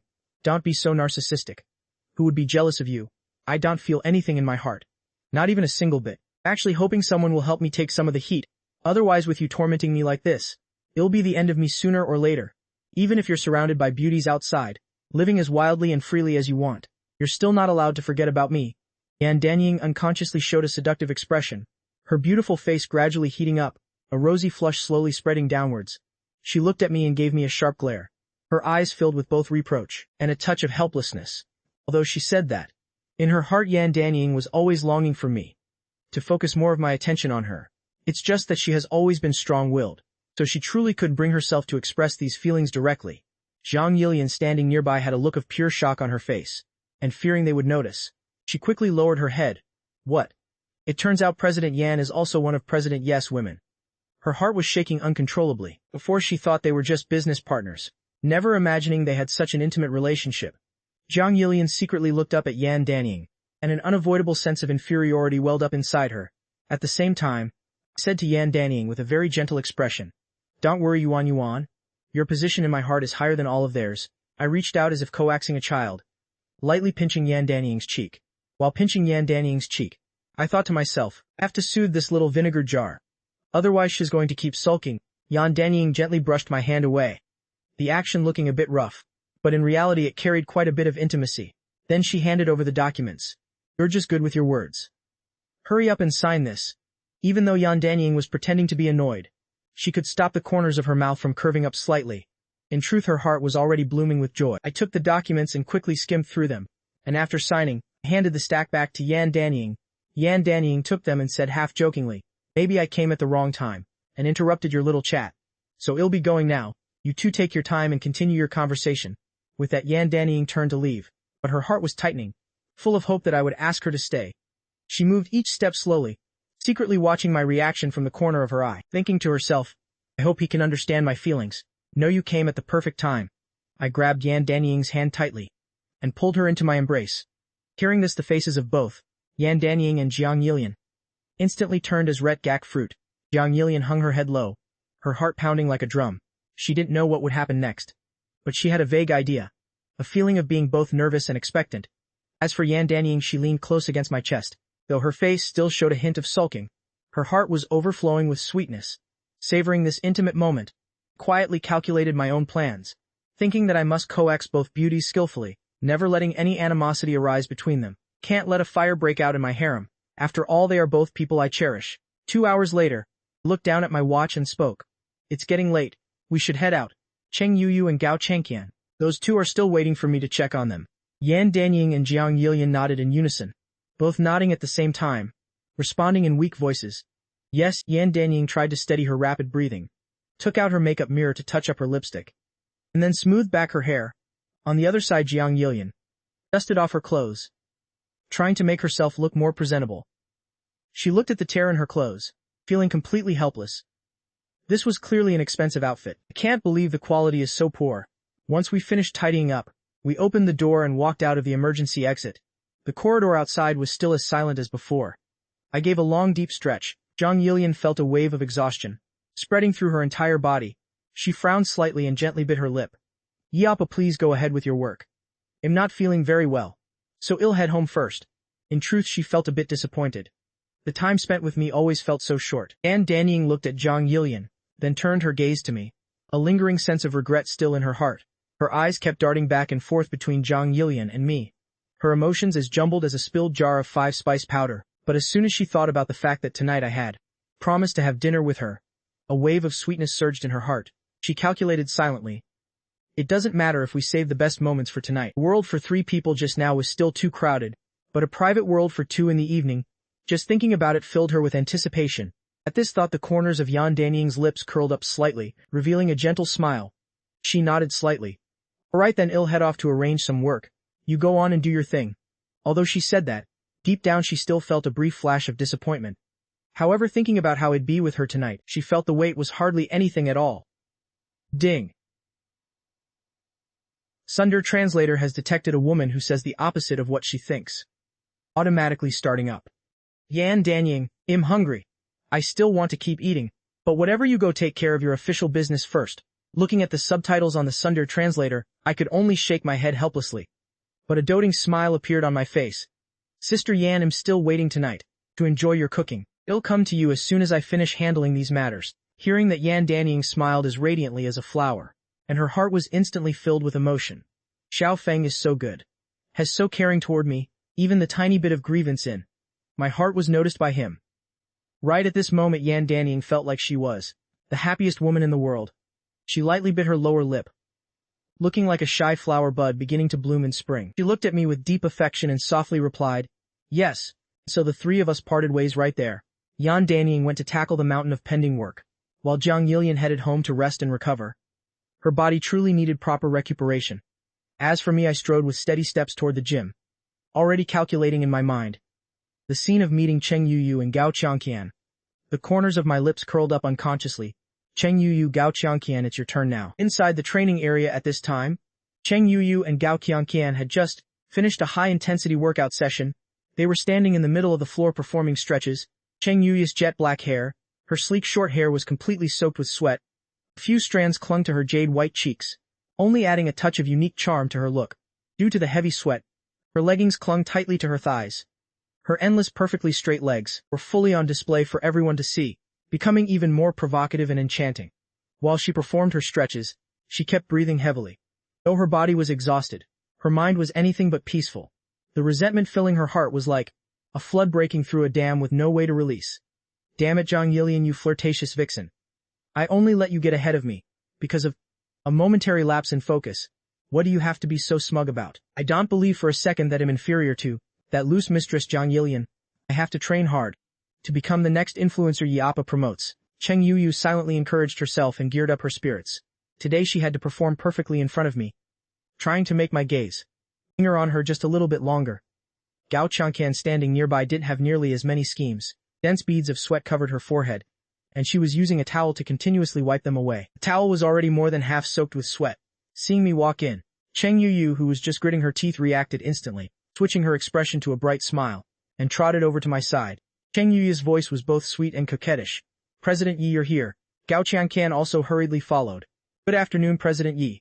I smiled and nodded in response, then looked them over. From head to toe, you both seem to be in great shape. Keep up the hard work with your training. I just dropped by to see how you're doing. Don't mind me. Cheng Yuyu took the chance to move closer, her soft body intentionally brushing against mine. President Yi, are you free tonight? You've been so good to me. I want to repay you properly. How about we go out for dinner? Ding. Sunder Translator has detected a woman who says the opposite of what she thinks, automatically starting up. Cheng Yuyu, I want to do some in-depth research with you. A pink flush appeared on her face, her eyes fixed unblinkingly on my face. I was dazed for a moment, then shook my head slightly. I'm afraid tonight won't work. I still have things to settle. Let's do it another day. It seems I still have to let these beauties, these online influencers, compete with each other, and let the internal rivalry play out. That way I can just sit back and enjoy the rewards. But tonight I already have an appointment with Yan Danying and Auntie Bai. Hearing this, Cheng Yuyu's beautiful face instantly flashed with disappointment, and waves of bitterness rose in her heart. Her expression was just like a puppy being ignored by its owner. But very quickly Cheng Yuyu forced a smile back on. Oh, okay then, Yi Appa. Your work is more important, but I'll always be waiting for you. So you must remember to ask me out another time. I'll definitely take very good care of you. Gao Qiangqian Yuya stood by and watched it all, tremendously admiring Cheng Yuya's boldness and initiative. She felt extremely self-conscious, feeling she certainly wasn't worthy of someone as brilliant and radiant as me. I chatted with the two of them for a while longer about their training details, offering a few pieces of advice that were both professional and practical. Just as I was about to leave the training floor, a woman with a tall, slender figure and an exceptionally outstanding aura walked in. The moment she saw me, her eyes lit up, and a radiant, warm smile instantly spread across her face. She strode forward quickly, extending her hand in a very natural and generous manner. President Ye, hello. I am Zhang Xinyao, the newly arrived yoga and body sculpting instructor. I've heard about your reputation for a long time. And seeing you in person today, you truly are extraordinarily handsome. I nodded slightly and reached out to shake her hand. I heard from President Yen that she managed to hire a well-known yoga instructor from the industry. Meeting you today, you certainly live up to your reputation. At the same time, I silently called the system in my heart to check Zhang Xinyao's information. Name: Zhang Xinyao. Age: 28. Beauty: 90. Favorability: 70. Innate charisma: +20. Reading time: 0. Marital status: single. Current status: being pressured by family to get married. Mood: extremely troubled. Current emotion: normal. Current wish: hopes to find a fake boyfriend to deal with her parents. At this moment, Zhang Xinyao was staring at me without blinking, but her heart rate suddenly spiked. Her beautiful cheeks also unconsciously flushed with a peach-colored glow. At the same time, an indescribable sense of tension and excitement immediately surged within her heart. A woman who was normally dignified and refined instantly turned into a naive, inexperienced young girl. Right now, Zhang Xinyao felt as if there were a little cat constantly scratching at her heart, making her feel uncomfortably restless. Finally, she couldn't help but blurt out, "President Ye, with looks like yours, you could totally debut as an idol. You definitely enchant tens of thousands of young girls." The moment the words left her mouth, Zhang Xinyao realized with a start that she had been too forward. She hurriedly bit her lower lip, lowering her face to secretly observe my reaction.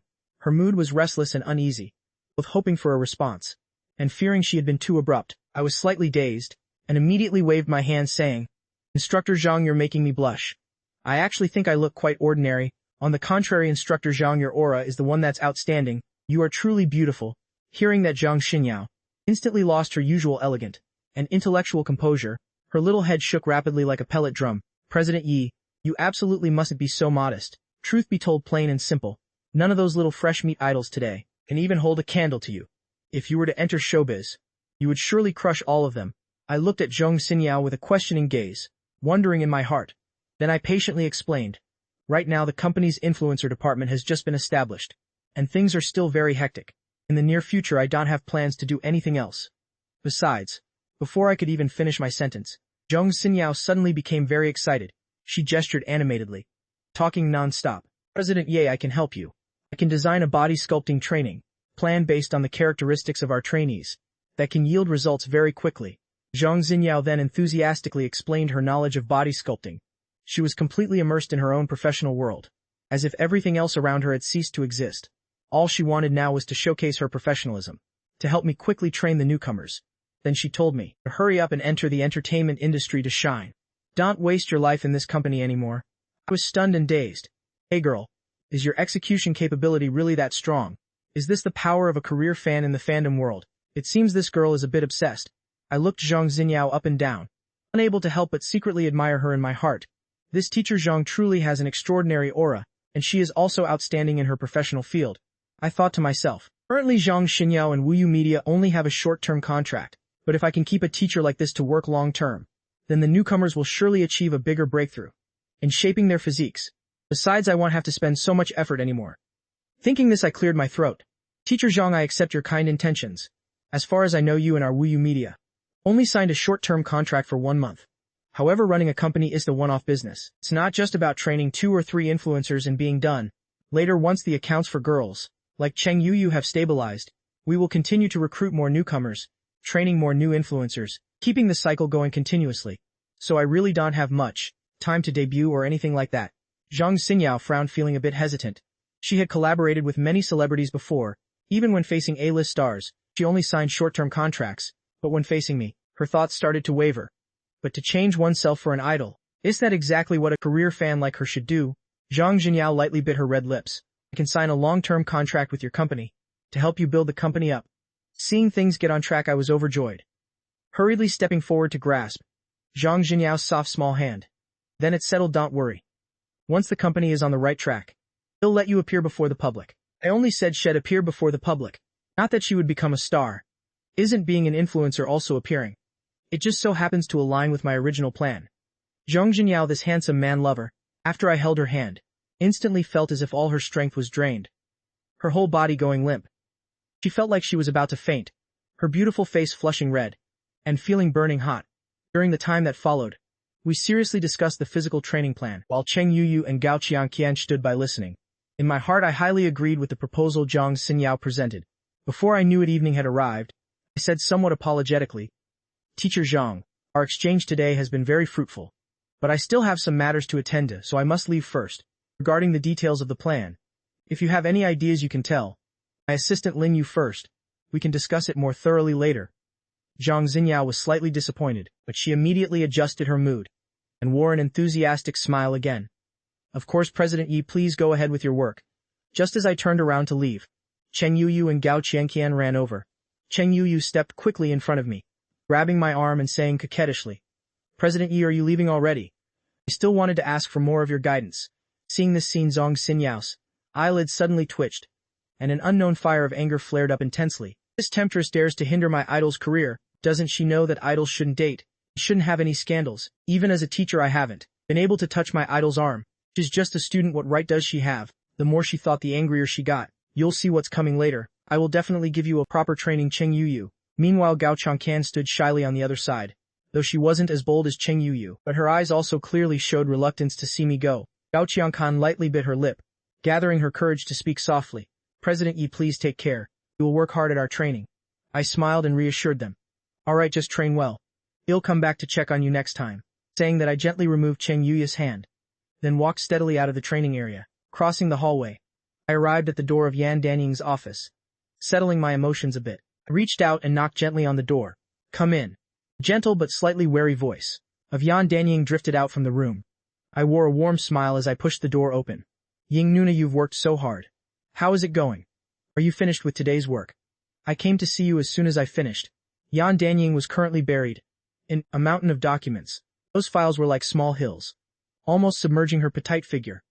Hearing my voice, she looked up, tired but reassured smile appearing on her face. "There's still a little more to handle. You've worked hard too, Xiaofeng, please wait for me a moment." Saying that, she let out a soft sigh. "Yes, you've worked hard, Ying Nuna. It's fine, please carry on." As I spoke, I found a chair to sit down in, waiting quietly, watching the profile of Yan Danying's face as she focused intently on her work. The feelings in my heart grew even deeper. That meticulous, error-free expression is truly the look of a capable career woman, totally different from the coquettish wifey persona she shows when snuggling in my arms. This intense contrast makes me love her all the more. A moment later, Yan Danying finally finished the work at hand. She stood up and took a long stretch, looking just like a lazy cat.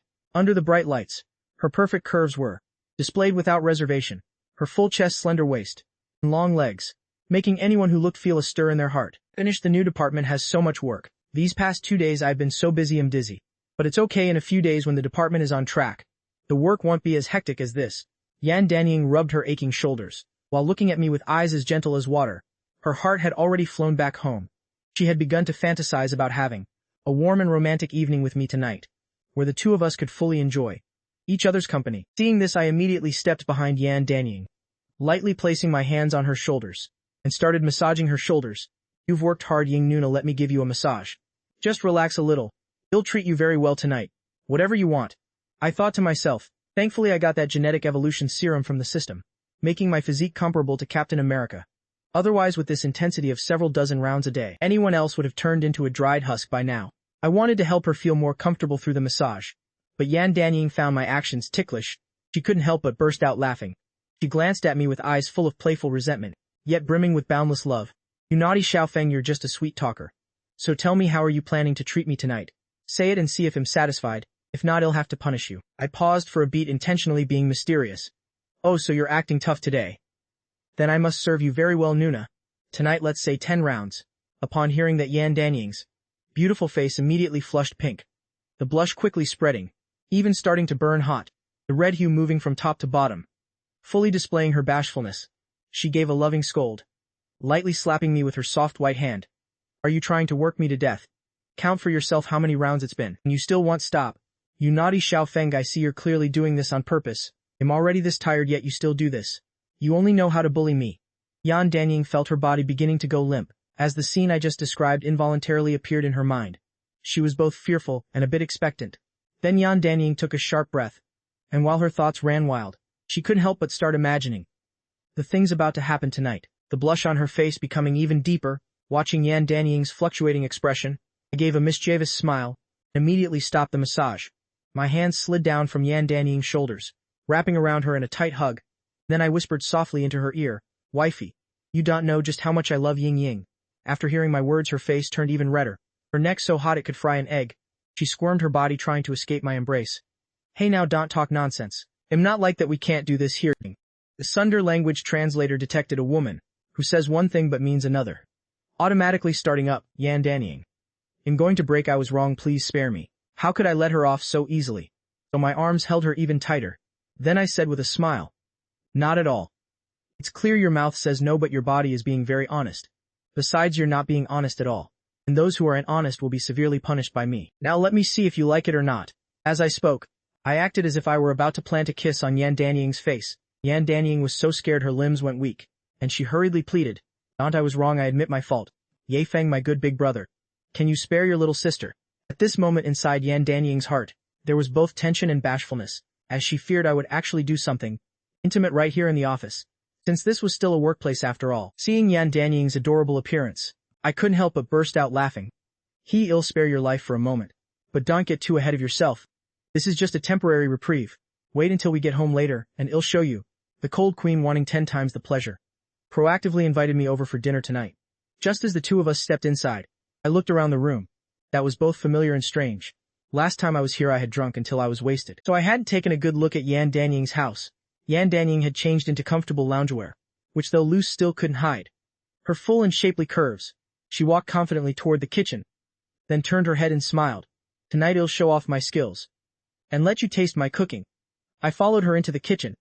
Watching Yan Danying's busy figure, I gently placed a kiss on her cheek and said softly, "Ying Nuna, let me give you a hand." Then I skillfully picked up the vegetable basket, rolled up my sleeves and began picking the vegetables. Hearing my words, Yan Danying put down the knife, turned around and smiled at me. "Xiao Feng, you're so good." I looked up at Yan Danying and softly praised, "Ying Nuna, running this influencer department relies entirely on you. The company's achievements today are all thanks to your efforts." Pausing for a moment, I added another sentence. "Virtuous wife and motherly figure like you is truly rare to find. Even searching with a torch wouldn't reveal another." A faint pink blush appeared on her face. She pretended to be annoyed and glanced at me, but her mouth couldn't hide a smile.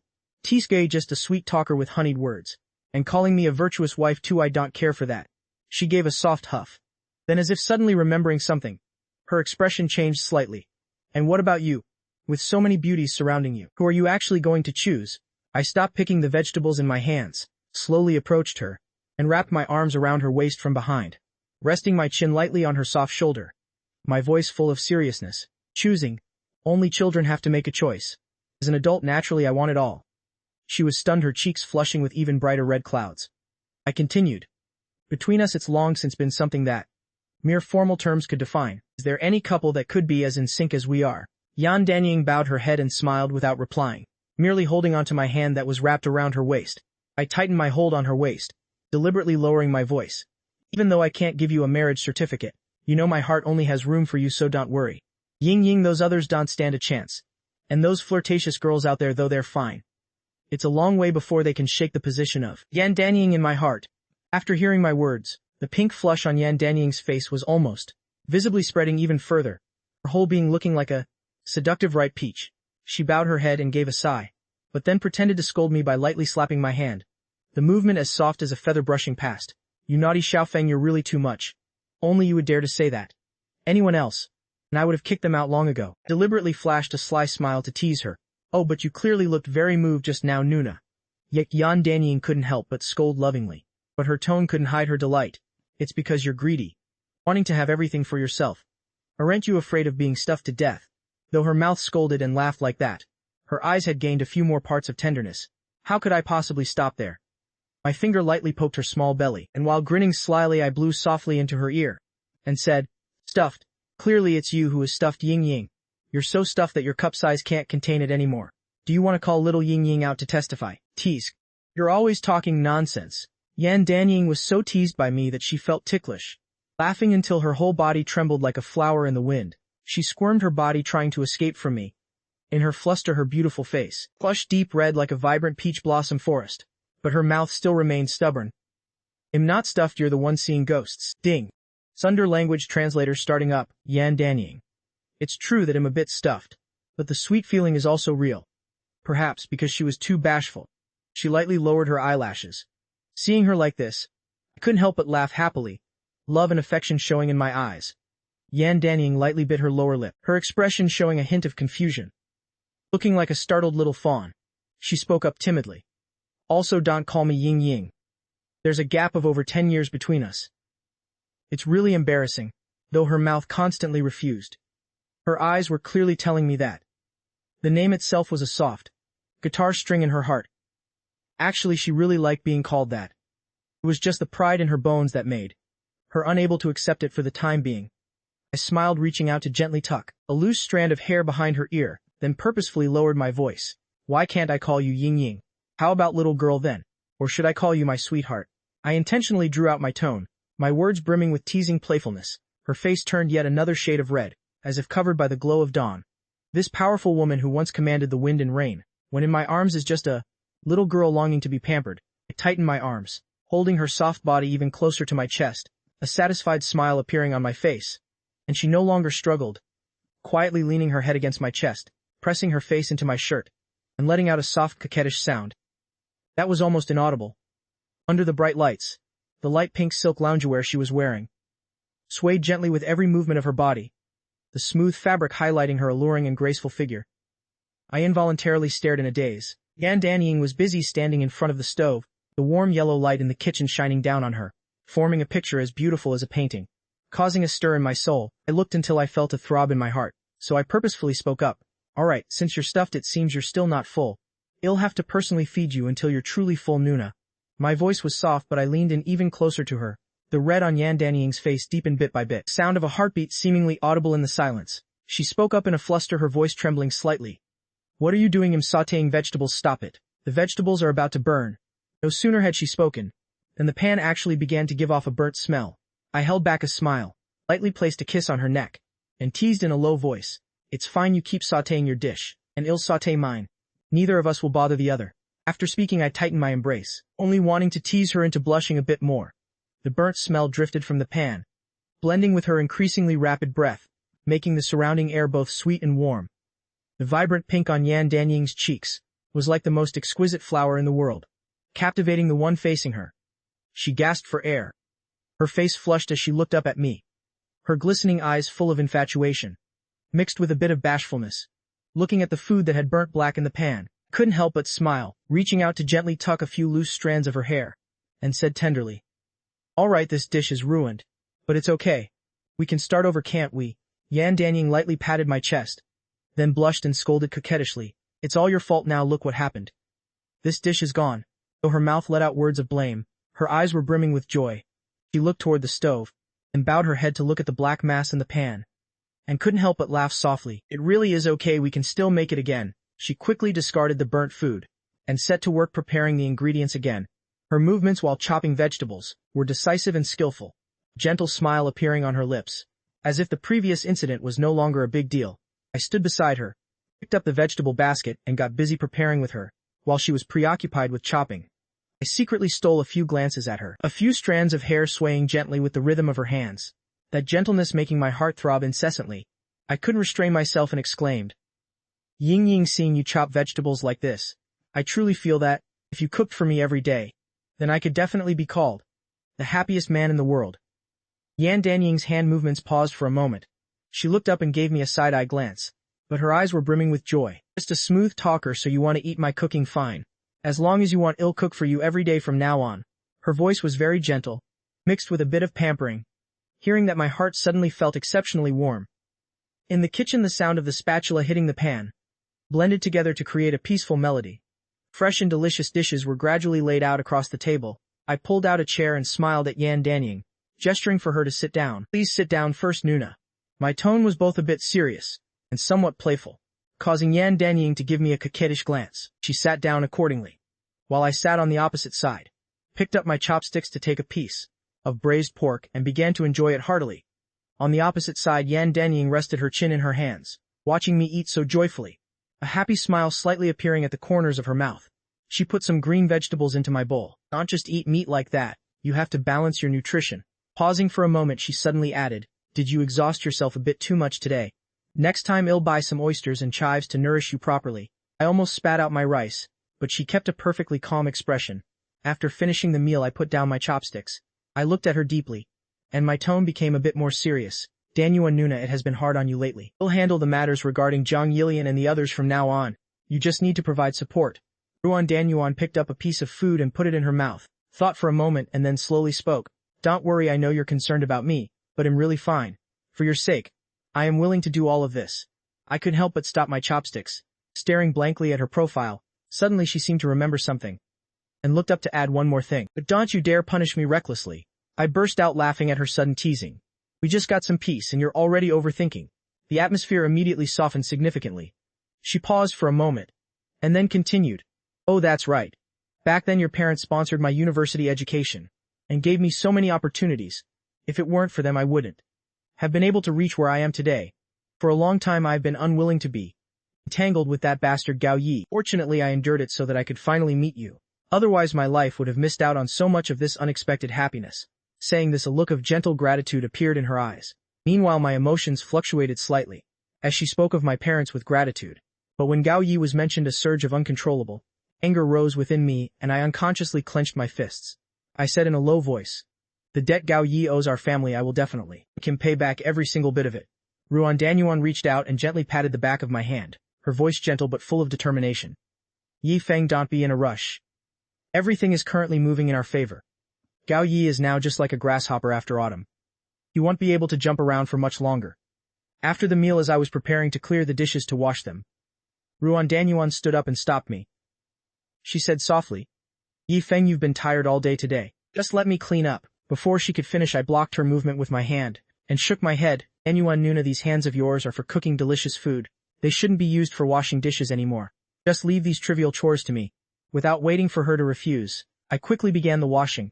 The dishes clattered softly in the warm soapy water. Ruan Danyuan stood to the side, watching my back. Her eyes were gentle, carrying an emotion that was hard to put into words. I was focusing on my hands, when I suddenly felt a warmth pressing against my back. Ruan Danyuan gently hugged me from behind, pressing her face against my back. Her voice was soft and trembling. Yi Feng, it's so good to have you. I put down the dishes in my hands, dried my wet hands, turned around and held her tightly. Looking down at her face, I said softly, Danyuan Nuna, with you here I am the happiest person. Can we stay like this forever from now on? Ruan Danyuan didn't answer, but her arms tightened around my waist. I leaned down and gave her a kiss, letting actions speak louder than words. She closed her eyes. Her movements were both soft and passionate, responding to my warmth. I don't know how much time passed. She gently pushed me away. Cheeks flushed, she leaned against the wall and pouted. Ye Feng, you've really gone a bit too far today. From morning until now you need to get some proper rest.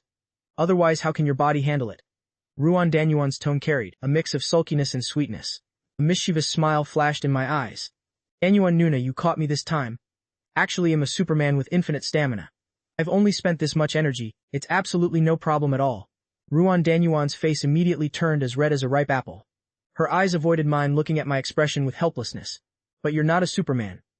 I'll worry about you too much. She pouted and lowered her head, speaking softly. Her concern warmed my heart. Ruan Danyuan like this is exactly the image of a virtuous wife and loving mother.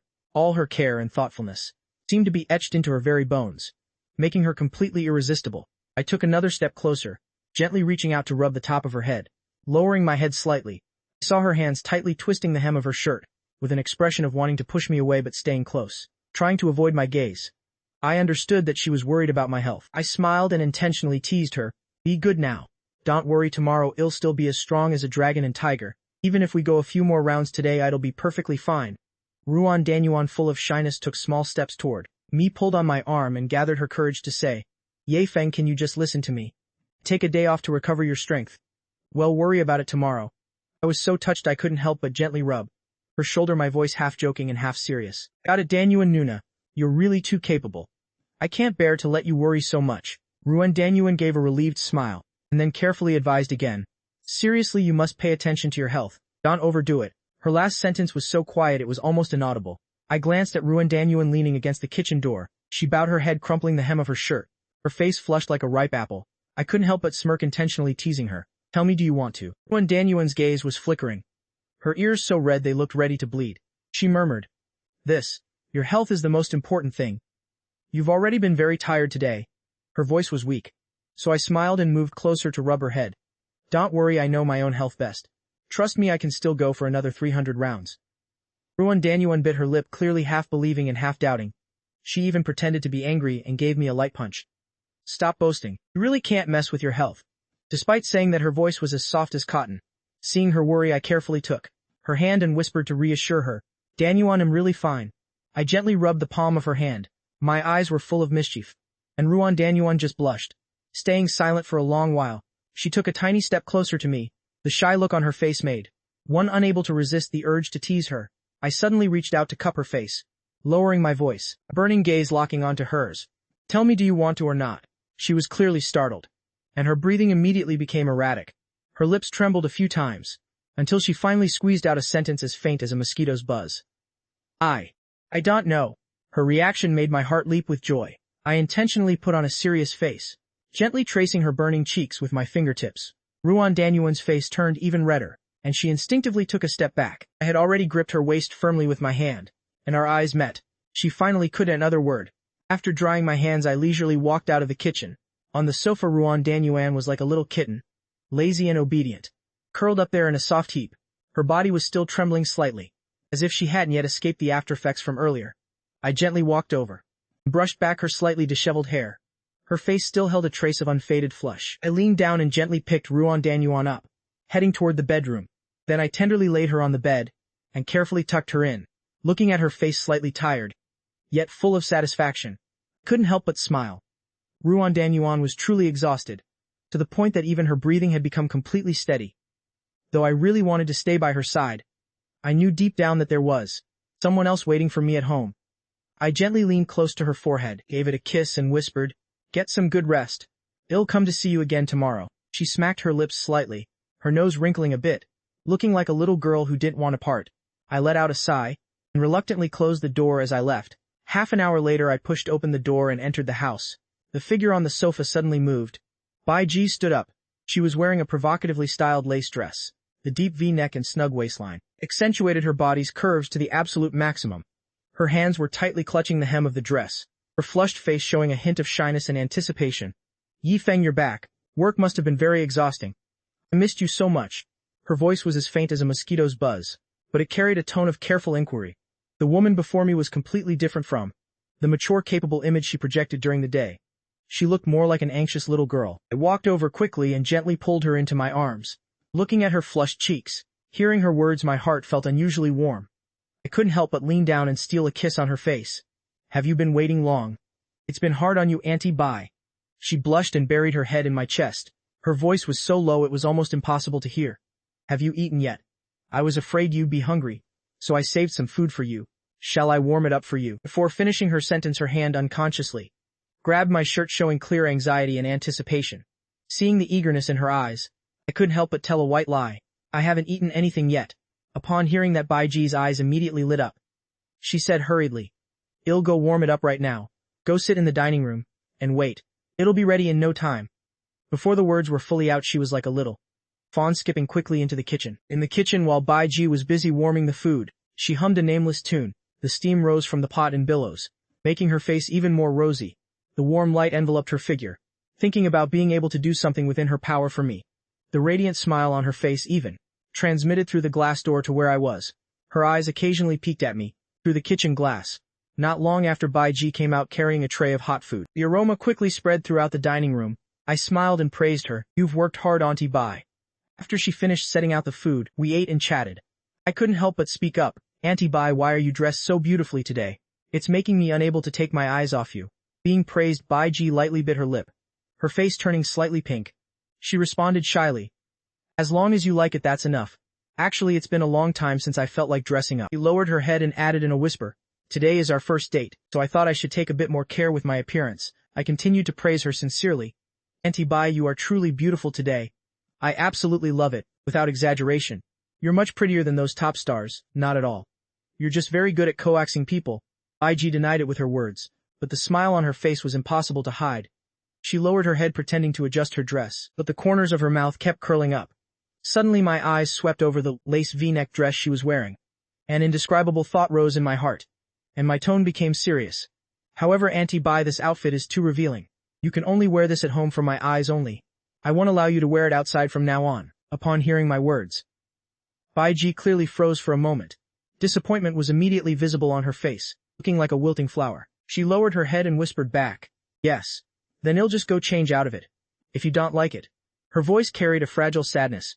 I immediately realized that my words had hurt her. I stood up, went to her side, took her hand, and explained gently, Auntie Bai, it's not that I don't like it. You look very beautiful in this. I just don't want to let others see this beautiful side of you. You know I'll get jealous. She was stunned. After understanding my possessiveness, the disappointment on her face was gradually replaced by joy, and she even pursed her lips into a secret smile. She whispered, really? Ye Feng, then from now on I'll only wear it for you to see. Her tone carried a bit of coquettishness. It turned out it was because I was jealous.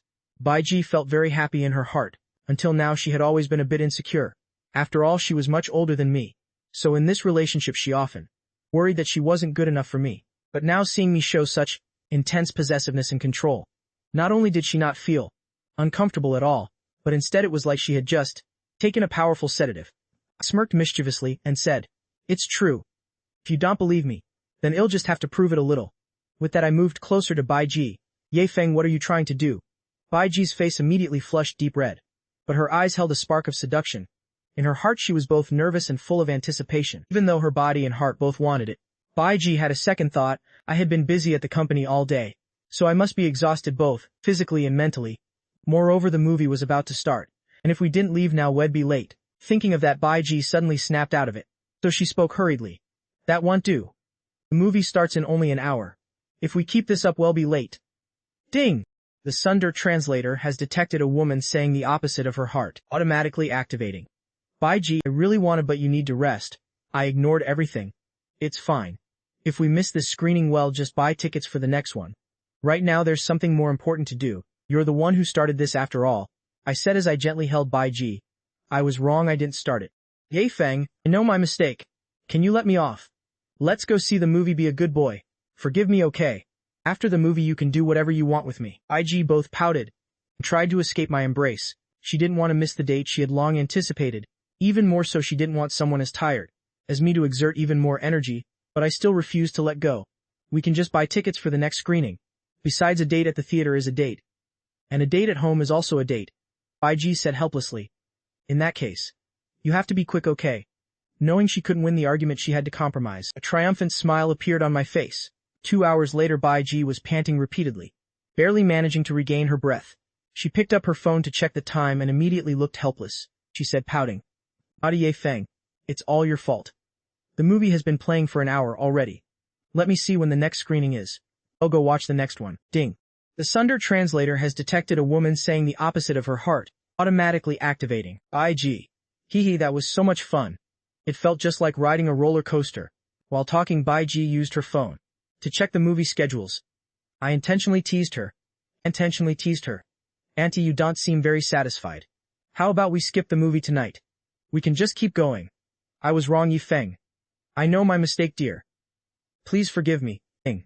The Sunder translator has detected a woman saying the opposite of her heart, automatically activating. Bai Ji. If this keeps up I might just pass out. Bai Ji quickly backed down. This time she really wanted to go see the movie. I laughed and said, hee, for the sake of your sincere apology. I'll spare you for now. But after the movie the punishment is still mandatory. In the living room, Bai Ji hurriedly replied. Yes. The next screening is in an hour. Let's get ready and head out right away. She was only afraid that I might change my mind. At this moment Bai Ji was full of anticipation about being able to go to the movies with me, to enjoy that romantic date time. All right. I nodded, bowed slightly, and extended my hand politely. My beautiful lady, may I have the honor of inviting you to a movie? Bai Ji beamed and nodded, then placed her soft, delicate hand into mine. She felt as if she were returning to her youth. Hand in hand we stepped out of the house like a young couple in love. Half an hour later we arrived at the cinema, went to the service counter, and bought a large popcorn, 2 milk teas and 2 movie tickets. Entering the screening room, we fumbled around to find our seats. I noticed that this entire row didn't have a single person, making the surroundings incredibly quiet. After Bai Ji and I sat down, she rested her head on my shoulder, quietly waiting for the film to begin. Bai Ji's heart rate quickened slightly. She stole a glance at me. I felt the warmth of Bai Ji leaning on my shoulder, and my heart felt extremely warm as well. Bai Ji and I ate popcorn, while focusing on the movie. Occasionally, due to interesting plot points in the movie, would exchange a few words. However, at that moment the theater door opened. A beam of light shone inside. Right after, a man and a woman along with the silhouette of a child appeared at the door. I glanced over casually and immediately widened my eyes, my face showing clear astonishment. The newcomers turned out to be Gao Yi and his little secretary, with a child in tow. Judging by the look of it, that must be their illegitimate child. Here I am on a date with Gao Yi's wife, while Gao Yi is out with his mistress and illegitimate son. This scene is truly a mess. Since the theater environment was quite dark, Gao Yi's group still hadn't noticed Bai Ji and me. I instinctively turned my head to look at Bai Ji, only to see that she was also frozen, her mouth slightly agape, her face full of shock and disbelief. I leaned in close to Bai Ji and whispered in a low voice, "Do you see now, Auntie Bai? Gao Yi has been having an affair for a long time. Even this illegitimate child isn't young anymore. He looks like he's about to start elementary school, so you no longer need to endure these so-called moral constraints anymore." Bai Ji took a deep breath, trying to calm herself down. I already knew he had a mistress outside. Actually, we've been living separately for 6 or 7 years now. It's just that back then Yinger was preparing for exams, and Bayor was still very young. I didn't want them to lose their father at such a young age, so I kept quiet all this time. Bai Ji recalled the past years where she had sacrificed so much for her daughters, and a wave of sorrow rose in her heart. She had always treated her stepdaughters as her own, not wanting them to suffer any harm. As she spoke, the corners of her eyes turned slightly red. She had shouldered everything alone for all these years. Only she knew the bitterness deep in her heart. Now that she could say it in front of me, it felt like the burden in her heart had lightened somewhat. Bai Ji continued, "Even though they aren't my biological children, I have cared for them for so many years. I couldn't bear to see them become heartbroken because of that beast of a man. I originally intended to wait until they grew up before telling them the truth, but now it seems like that beast Gao Yi has absolutely no remorse, ignoring the growth of his own daughters, and now even having an illegitimate child. It really is so sexist, favoring men over women." The more Bai Ji spoke, the more agitated she became, her voice trembling slightly. But she managed to keep her volume well under control. Her eyes were filled with rage and disappointment. Deep down she was utterly disillusioned with Gao Yi. She wasn't disappointed just because she had been betrayed, but she was disappointed on behalf of her 3 daughters. Gao Yi would undoubtedly siphon off the assets and pass them down to that illegitimate son who could carry on the family line. When that time came, the 3 Gao daughters wouldn't get a single penny. Thinking of this, Bai Ji's gaze became resolute. She would absolutely not allow this to happen. She could care less about the money herself, only wanting to be with her children for the rest of her life. But for her 3 daughters she couldn't let it go. They were still young, and that money was their rightful share. Not a single cent could be missing. Bai Ji's emotions calmed down a little, and she continued, "I'll prepare the paperwork during this time, Xiao Feng. Once everything is ready on your end, I will officially file for divorce." I gave a firm nod. "Yes, I understand. Aunt Bai, I'll definitely support you. I'll always be by your side." Bai Ji looked at me, her eyes welling up with tears. "Yeah, I'm so lucky to have you. Otherwise I wouldn't know what to do." The Sunder translator detected a woman who says one thing but means another, and automatically activated. "Bai Ji, you want it again?" Bai Ji's eyes were hazy, looking at me with deep affection. Soon after things became irreversible, she proactively moved closer and started kissing me. The love in her heart was like a flood breaking a dam, unable to be contained any longer. I also responded passionately to Bai Ji. In this dimly lit screening room, we transferred all our love and strength to each other. Bai Ji's heartbeat accelerated rapidly. She felt as if she were on cloud 9, her whole body feeling light and airy. My embrace made her feel incredibly secure. Being right in front of Gao Yi, this thrill made her emotions even more intense, as if she wanted to release all the feelings she had suppressed for so long. A moment later, Bai Ji, gasping for breath, slowly pushed me away. Her face was flushed, a hint of panic in her eyes. And then she spoke. "Let's go, I don't want to stay here. Seeing this beast spoils my mood." I looked at Bai Ji and nodded with heartache. "All right, Aunt Bai, let's go then." We stood up, holding hands as we slowly walked out of the screening room.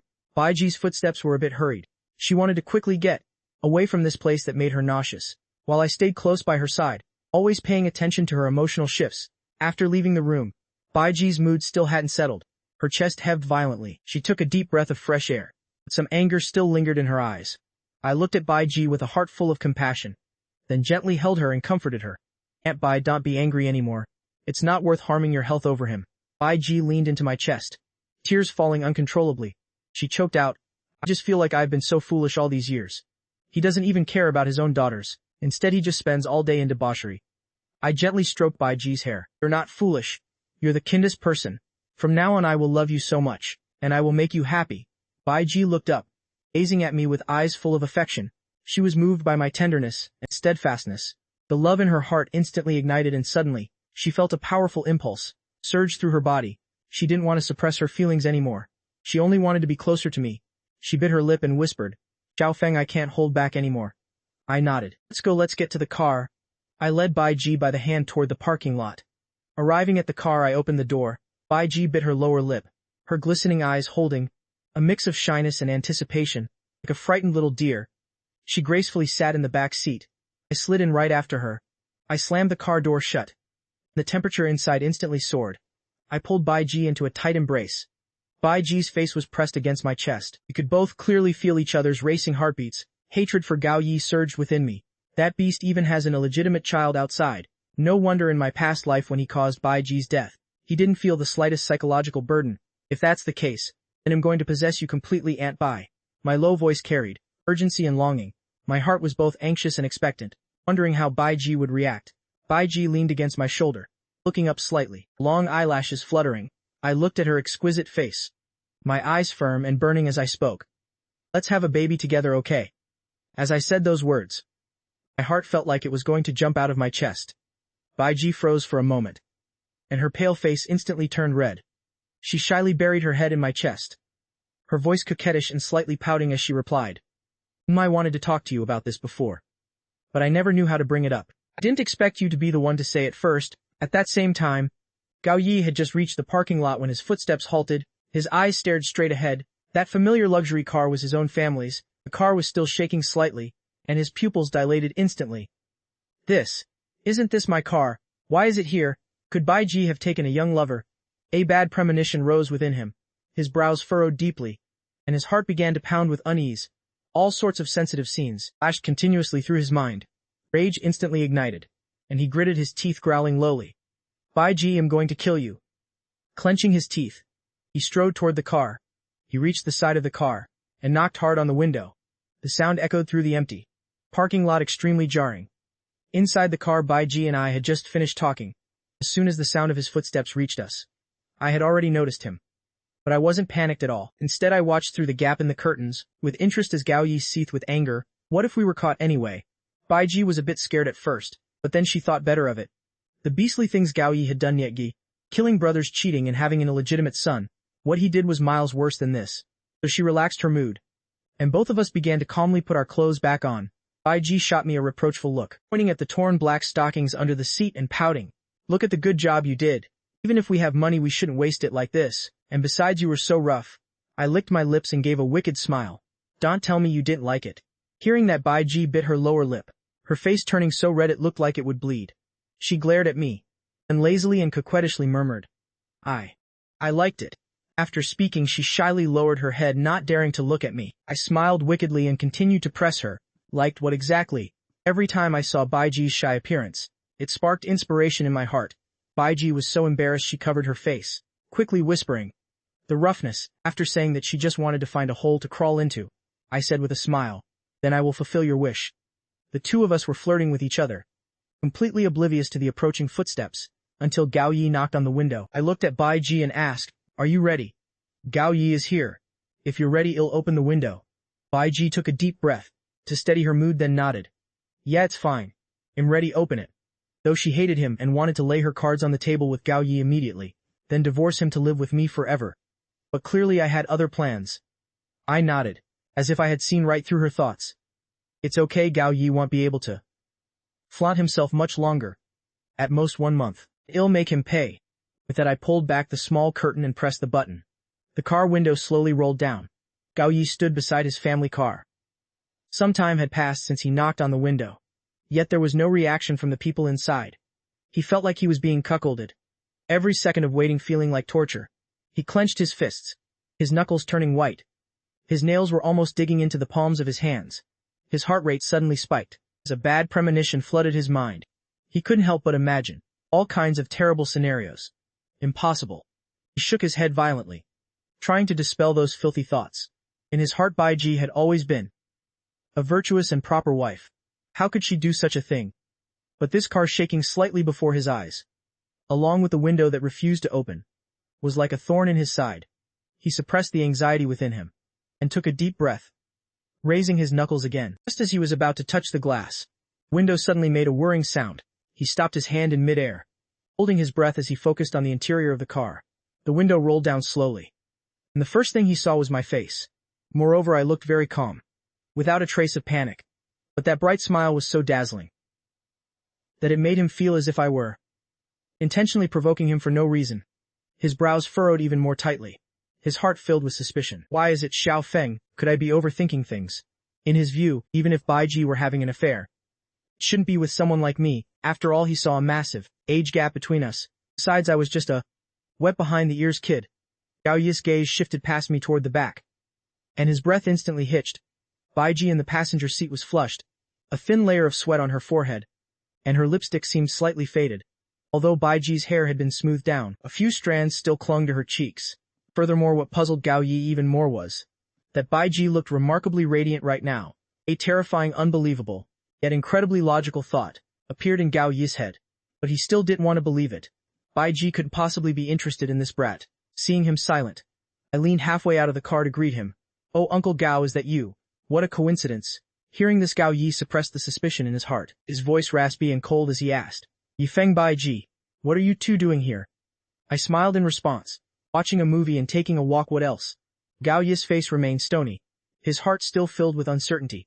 He narrowed his eyes, his gaze sweeping across them like a sharp blade. "It's so late now. Almost midnight.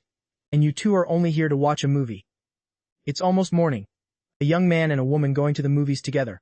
Surely there weren't any other activities afterward." He couldn't stop movie-like scenes from playing in his head, all the things that could have happened between them after the movie. His chest felt as if it were blocked by a wad of cotton. Miserably frustrating. At that moment, Bai Ji let out a soft ahem, drawing Gao Yi's suspicious gaze. "What is going on here?" Gao Yi tried to suppress the anger within him and turned his gaze toward Bai Ji. He stared intently at Bai Ji, hoping to find some flaw on her face. However, due to the angle and the fact that the window was only halfway open, he could only see our faces and couldn't see our bodies at all. Inside the car, Bai Ji's heart was pounding. She stole a glance at me, trying to keep her expression neutral. She gently tucked a strand of hair behind her ear, a gentle smile appearing at the corner of her mouth. "That's right, Mr. Yi. I didn't expect to run into you here." In her heart, Bai Ji wasn't just not worried. On the contrary, she felt incredibly excited and thrilled. Naturally, Gao Yi didn't believe it. He leaned forward, desperate to press against the glass for a better look. But my body suddenly leaned out, blocking his view. I immediately spoke up, talking to him quite bluntly. "Uncle Gao, what's wrong with you today? Did you take the wrong medicine? Why are you being so paranoid? Don't tell me you suspect Aunt Bai and I have some kind of special relationship." These words were like a thorn piercing straight into Gao Yi's heart. His back molars ground together audibly, his nails dug into his palms, leaving crescent-shaped blood marks. This wet behind the ears brat. This beast is becoming more lawless by the day, even daring to insult an elder like me. Looks like I'll have to teach him a lesson he'll never forget. I'll sabotage him at the company, to let him know what it means to respect his superiors. Gao Yi gave a mirthless smile and spoke. "Haha, of course not. I'm just a bit concerned about you both. After all, it's not safe to be out this late." I nodded nonchalantly, glad to hear it. Then I shrugged and continued chatting. "I've wanted to see today's movie for a long time. Finally having some free time today. I dragged Aunt Bai along to watch it, and we just finished. We also strolled around the mall for a bit, and now we're about to head home." I tilted my head, looking Gao Yi up and down, with a teasing expression. "Uncle Gao, come to think of it, are you here for a movie too? The company being so busy, I thought you'd still be out, entertaining clients at this hour. Because I noticed you never seem to come home at night. Being so busy your feet never touch the ground." Gao Yi's expression immediately became a bit unnatural. His eyes darted around for a few moments, but very quickly he put on the appearance of a benevolent elder. He waved his hand, forcing a smile onto his face that looked worse than crying. No. You young people have time for movies, but for me, I'm too old for that. I was just discussing business with a major client of the company. This client is very difficult. I spent quite a lot of effort on him. I had to talk his ear off and pull out all the stops before he finally agreed to cooperate with us." As he spoke, he was frantically organizing the lies in his heart, afraid of leaving the slightest opening. I didn't expose him, instead pretending to suddenly understand, my tone carrying an exaggerated sense of respect. "So you were out discussing business, then you've really worked hard, Uncle Gao. For the sake of the company's growth, you've truly put in all your effort. No wonder the company in your hands is becoming more prosperous every day." Gao Yi puffed out his chest, a look of smugness clearly visible on his face. He reached out and patted my shoulder with a dedicated air. I am the chairman of the company after all, Xiaofeng. You've also been doing very well. I see your coal department is operating quite impressively. Right now the company really needs passionate young people like you all. In his heart he thought he must appease me first. In his view the probability that Bai Ji and I had an affair was basically zero. First, Bai Ji is the kind of traditional, virtuous wife and mother, her inner self bound by morality. Although Gao Yi also knew his own affair, had already been discovered by Bai Ji, but since they hadn't openly confronted each other yet, Bai Ji couldn't possibly be having an affair, much less with someone so much younger than her like me. Secondly, how could a young man like me possibly be interested in someone as old as Bai Ji? Thinking of this, Gao Yi's racing heart finally settled down. Thank goodness I'm not being cheated on. Right now Gao Yi only wanted to find a way to use some tricks to crush my newly established KOL department. Only then would he have the chance to buy out my shares at a low price. I quickly waved my hand, humble smile on my face. Not at all, not at all. I'm just doing some small things. How can I compare to you, Uncle Gao? You are the pillar of the company. Without you, the company certainly wouldn't be able to function. Gao Yi nodded with satisfaction. Don't be too humble, Xiaofeng. I think highly of you. Wait until I retire, and the burden of the company will rest on your shoulders. Having said that, he turned to look at Bai Ji, pretending to show a face of regret. It's just that I've made things hard for you, Bai Ji. For so many years with the company being busy, I often haven't had time to come home. It's been tough on you. Gao Yi's words made Bai Ji feel sick to her stomach. Bai Ji suppressed the disgust in her heart, still maintaining a gentle smile as she spoke softly. It's fine, go on with your work. You're doing it all to provide for this family. I can understand that. Gao Yi straightened his suit and gave a nod. All right then, I'll go get the car. Later I still have to take this guest to the next round. You two should go home early too. It's very late now. Take care. Having said that, he turned and left, his footsteps much quicker than when he had arrived. After Gao Yi had vanished from sight, Bai Ji's expression immediately darkened. Her eyes were filled with deep hatred. As expected, not a single word from that beast's mouth is true. Discussing with clients my foot. I don't know how many times he has lied to me over all these years. I reached out and took Bai Ji's hand. Giving it a gentle squeeze, Bai Ji felt her entire body go limp. Her beautiful eyes turned toward me, her cheeks burning red. Her lovely face was filled with shyness, her voice both coquettish and soft. She said bashfully, Xiaofeng. The temperature in the car suddenly spiked again. Hearing this, I looked at Bai Ji with a face full of concern. Aunt Bai, here, what's wrong? Bai Ji's body, which had been as tense as a bowstring, instantly relaxed, as if all her strength had been drained away. She leaned limply against the back of the seat. The composure she had just forced herself to maintain in front of Gao Yi had now vanished like the ebbing tide. Bai Ji let out a long breath, remnants of unresolved worry still lingering in her voice. Thank goodness Gao Yi didn't find out. Whenever I think of that beast's ruthless methods, I fear that once he knows the truth, he'll take revenge on you in a crazed manner. I shook my head, reaching out to gently hold her trembling hands. It's okay, Aunt Bai. During this time I will quickly deal with him. It'll be over in half a month at most, so he won't affect your mood anymore. He's done so many things that even a beast wouldn't do. It's time for him to pay the price. Bai Ji bit her lip, her eyes instantly turning red. Mew, all right. But you must absolutely look out for your own safety. If it really doesn't work, let's stop this revenge.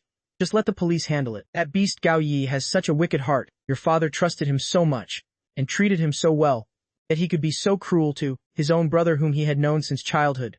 That's why I'm so afraid he'll do something to hurt you. Bai Ji's fingers tightened around the hem of my shirt, her small face clearly showing her anxiety. I took her hand back in mine, giving it a gentle squeeze, trying to give her more peace of mind. I know, Auntie Bai. Please don't worry. With that I pulled her into my arms. Resting my chin on the top of her head, I will always be by your side. Bai Ji looked up, her shy face softly calling out, Xiaofeng. Just then the sound of a car starting echoed from not far away. It was Gao Yi's car.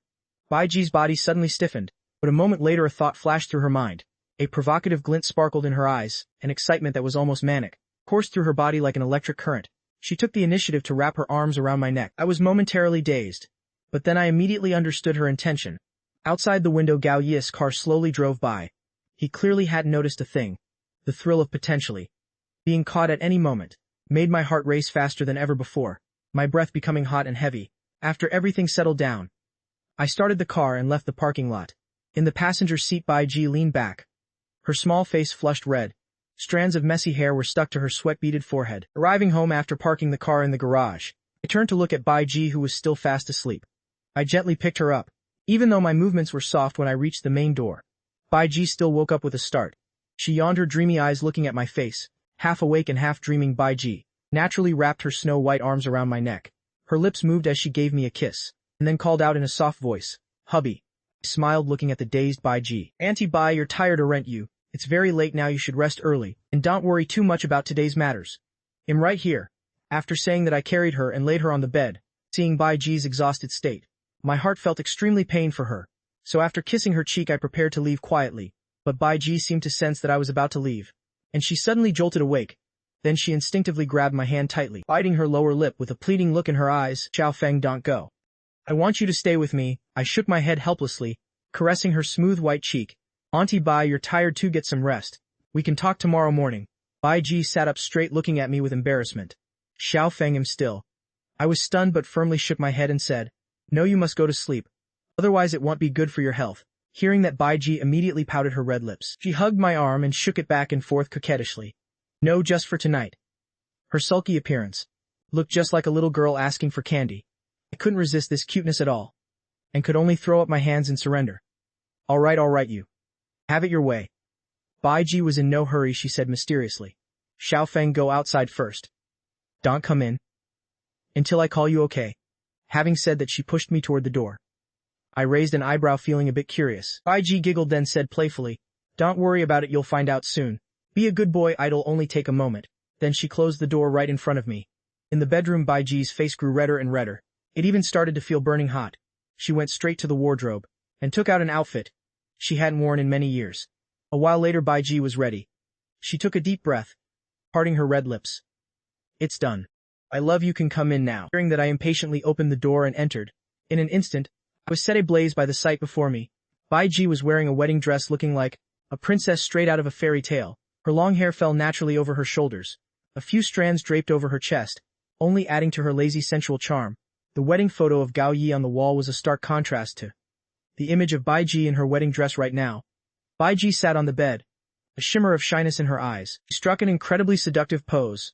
"Dear, am I beautiful?" My Adam's apple bobbed. I barely managed to choke out 2 words. "So beautiful." She gently beckoned me with her hand. "If I'm beautiful, then what are you waiting for?" Bai Ji's face was flushed, her red lips slightly parted, her gaze full of charm. Yet still unable to hide her modesty, she looked at me and said softly, "Even though you can't marry me, it's okay. In my heart, I am your woman. Tonight is our wedding night." I nodded vigorously. "Fine, tonight you are my bride." Our hearts beat as one, as if only the two of us existed in the whole world. Early the next morning, I woke up with my head still feeling a bit dazed. I tilted my head slightly, to see Bai Ji still deep in her dreams. A few stray hairs clung to her cheek.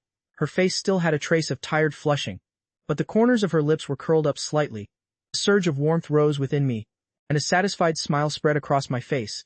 After watching her for a while, I suddenly remembered something.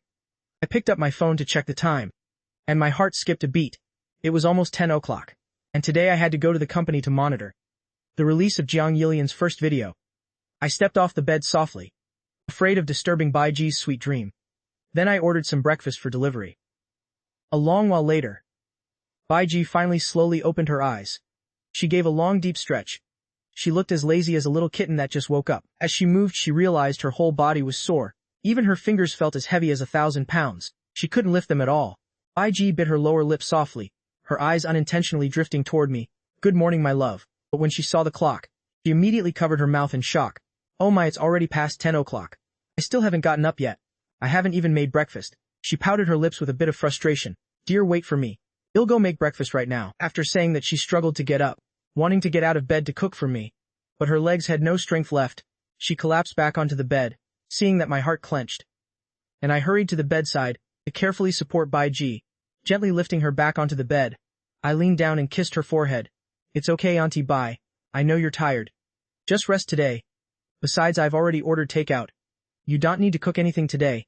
Bai Ji's face lit up with a happy smile. Her eyes were full of trust. She nuzzled her small head into my chest, just like a well-behaved kitten, and said softly, "Xiao Feng, you're so good to me." Soon the food arrived. "Auntie Bai, come here, let's have breakfast," I said as I placed the food bags on the table. After finishing breakfast, I spoke up with some reluctance. "Auntie Bai, I'm heading to the company now. I have a lot to do today." Bai Ji bit her lips slightly, gently tugging at the hem of my shirt to ask, "Will you be coming home tonight?" I smiled and gave her nose a little pinch. "Of course I will, though it might be a bit late." Bai Ji's eyes flashed with a hint of disappointment, but a smile quickly returned to her lips. It's okay, I'll wait for you at home. No matter how late, I'll wait for you to come back. I felt pained and hugged Baiji tightly, softly patting her back. You don't have to just go to sleep early. I arrived at the company, and as soon as I pushed the office door open, I saw Yan Danyuan sitting in the director's chair. She raised an eyebrow, a faint meaningful smile on her lips. Her voice was gentle but carried a hint of questioning. Where did you run off to last night? You were already gone when I woke up, disappearing right after finishing the business. Do you have any idea how worried I was about you? I replied with a laugh. Seeing you sleeping so soundly last night, I didn't have the heart to wake you. I left right after tucking you in. Besides, I had no change of clothes there, so didn't I have to go home to shower and change? Yan Danyuan stood up and walked over to me. She leaned in close and took a light sniff. She understood immediately and her lips curled up. Was it really just showering and changing? Nothing else happened. You must have been quite busy after that shower, right? I spread my hands pretending to be wronged. What else could I possibly have done? I just went home, cleaned up, put on new clothes, and had a good night's sleep. Haven't I been at the company since early morning? You can't go accusing me like that. Hearing this, Yan Danyuan leaned even closer. A suggestive look in her eyes, her seductive red lips were right by my ear. Wasn't that girl Baiji waiting for you at home? Tell me, what did you go back to do? Don't think I don't know what you're thinking, you greedy boy. I reached out to embrace her waist, pulling her gently into my arms, and whispered in her ear. What is it? Are you jealous? How about I make it up to you right now? I'll stay with you all night tonight. Okay. Yan Danyuan's face flushed deep red. She gave me a gentle push, glared at me, and then said coquettishly, Stop it, I almost couldn't even get out of bed. You don't know how to treasure me at all. She rubbed her shoulder as she spoke, her face clearly showing her exhaustion. Feeling bad for her, I massaged her shoulders, my movements extremely gentle and relaxing. You've worked hard. If you're tired, then just take the day off today. Stay home and get some rest. But in my heart I was secretly calculating who I should see today. Suddenly a figure I hadn't seen for a long time flashed through my mind, that domineering and cold appearance. It really has been quite a while. Maybe I should pay her a visit today.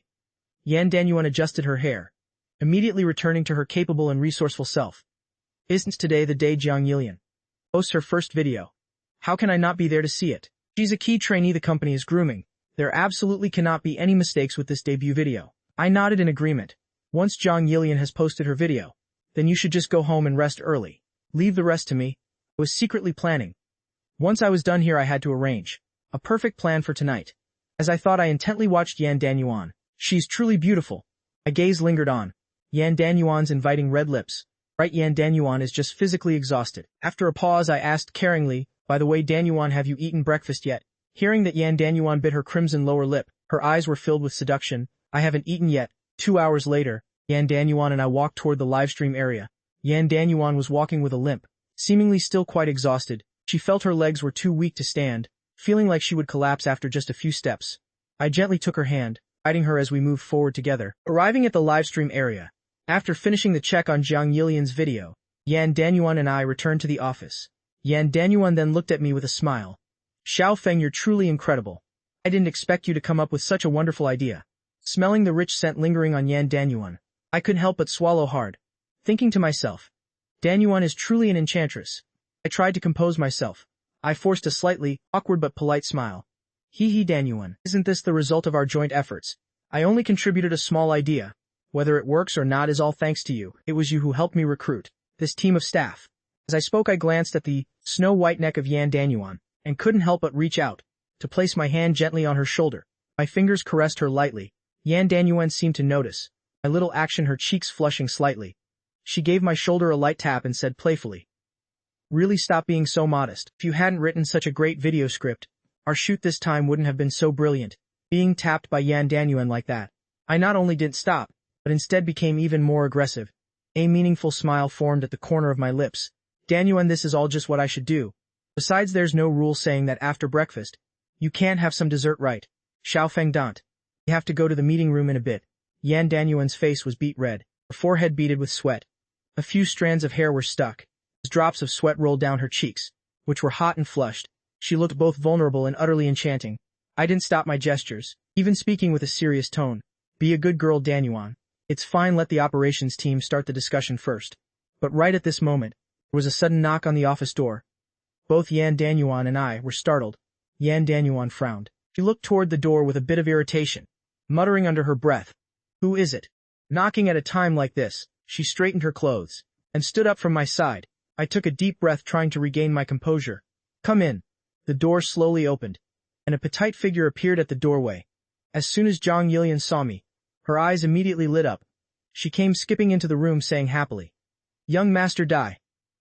I heard you were at the company, so I had to run over to find you right away." Seeing Zhang Yilian, I sighed helplessly in my heart, but kept a doting smile on my face. This girl is too greedy. Why did she have to show up right now? Isn't she just making things more complicated? Despite those thoughts, I asked, "Yilian, why are you here? Shouldn't you be in physical training?" Zhang Yilian walked to my side, pulling my arm coquettishly. "I missed you. Training isn't nearly as important as seeing you." She even intentionally nuzzled against my arm, clearly after yesterday's group conversation. Her courage had increased significantly, having clarified her own position. Zhang Yilian, no longer worried about gains or losses, being nuzzled by her like that, made my entire body feel a wave of numbness. I thought to myself, this girl's ability to act cute is getting more and more advanced. I'm about to lose my defense. Yan Danyuan, seeing Zhang Yilian being so intimate with me, suddenly felt a bit uncomfortable. It felt like her favorite thing was being eyed by someone else. She pouted slightly, a flash of jealousy in her eyes, but she tried to stay calm. "Yilian, you certainly showed up at the perfect time." Only then did Zhang Yilian notice Yan Danyuan was there. She looked at Yan Danyuan, then back at me. A mischievous smile appeared on her face. "Oh dear, did I come at a bad time? Am I disturbing you too?" Looking at these two beauties with completely different styles, getting jealous over me, the corners of my mouth curled into a satisfied smile, as I said calmly, "Not at all. You came at the perfect time." Hearing me say that, Zhang Yilian's eyes curved into crescents, and she tilted her head to ask, "Really? Dai Feng, you better not be lying to me." She then intentionally leaned closer to me. Yan Danyuan witnessed this scene, and felt a bit annoyed, but still smiled and said, "Yilian, since you're already here, let's sit down and talk together." In her heart she was secretly competing. Let's see what kind of tricks this girl is going to pull. I raised my eyebrows and walked toward the small side room, a mischievous smile on my lips, opening the door wide. Anyone who's been a boss knows this. When decorating your office, you must have a secret bedroom, so that it's convenient to discuss work with female subordinates. Just a moment ago, I brought Yan Danyuan and Zhang Yilian into this secret bedroom. 2 hours passed. I looked up, glanced at the messy scene before me, and gave a soft sigh. It's getting late. We should head out now. In the small meeting room, the operations team. Everyone is still waiting for us, even if things between us are a bit ambiguous. If someone finds the three of us staying in the office together for this long, it might cause unnecessary misunderstandings. Hearing this, Zhang Yilian, who was lying there, gradually came to. She blinked her eyes dreamily. Once she saw clearly that it was me, her large nimble eyes immediately darted around. A subtle smile appeared on her lips, faintly carrying a suggestive meaning, as she nudged herself closer to me, coquettishly saying, "Young Master Dai, tonight, I really want to treat you to dinner." An amused smile appeared on my lips. My gaze shifted back and forth between Zhang Yilian and Yan Danyuan for a moment, and then I deliberately drawled, "Well, about that, you'll have to think it over carefully. You know I'm buried in work these days. You'll have to see if I'm free tonight." In my heart I was calculating, the mature and seductive Yan Danyuan, and the young and playful Zhang Yilian, these two beauties each with her own charm. It was truly hard to make a choice. Who should I have dinner with tonight? Furthermore, this afternoon I have to meet that cold movie queen Luo Wangqing. Right at this moment, there was a knock on the office door once again. The atmosphere that had been filled with a hint of flirtation in the room suddenly seemed to freeze. The three of us looked at each other in confusion, feeling extremely awkward in an instant. Those intimate gestures from a moment ago were instinctively pulled back. I cursed under my breath. Who is it this time? Why is there always someone here to ruin my fun? It's such a mood killer. Yan Danyuan was slightly stunned. Her face still had a trace of a flush, and now a bit of doubt was added to it. She pursed her lips slightly, her gaze unconsciously turning toward the door, thinking to herself, at midday like this, I wonder who could be looking for me. Could it be something urgent? Yan Danyuan completely forgot about having to go to the meeting room. She reached up to tuck her hair back on her sweat-drenched forehead. Her hair was still a bit of a mess. Right now her heart was racing with a hint of panic. If anyone were to see her looking like this, it would be so embarrassing. Zhang Yilian, who was beside her, was like a startled little deer, hurriedly picking up the clothes scattered all over the floor. She held a pair of torn black stockings, giving me a helpless sideways glance. I just bought these. They didn't even last 2 days before they were ruined. A satisfied smile curled at the corner of my mouth. It's fine, I'll take you to the mall this afternoon, and buy you a few more pairs as spares. Zhang Yilian was so shy her face turned bright red. She bit her lower lip and whispered with her head down, "Yes, sir." After saying that, she quickly took those tattered black stockings and threw them in the trash. She felt lucky in her heart. Good thing we noticed early.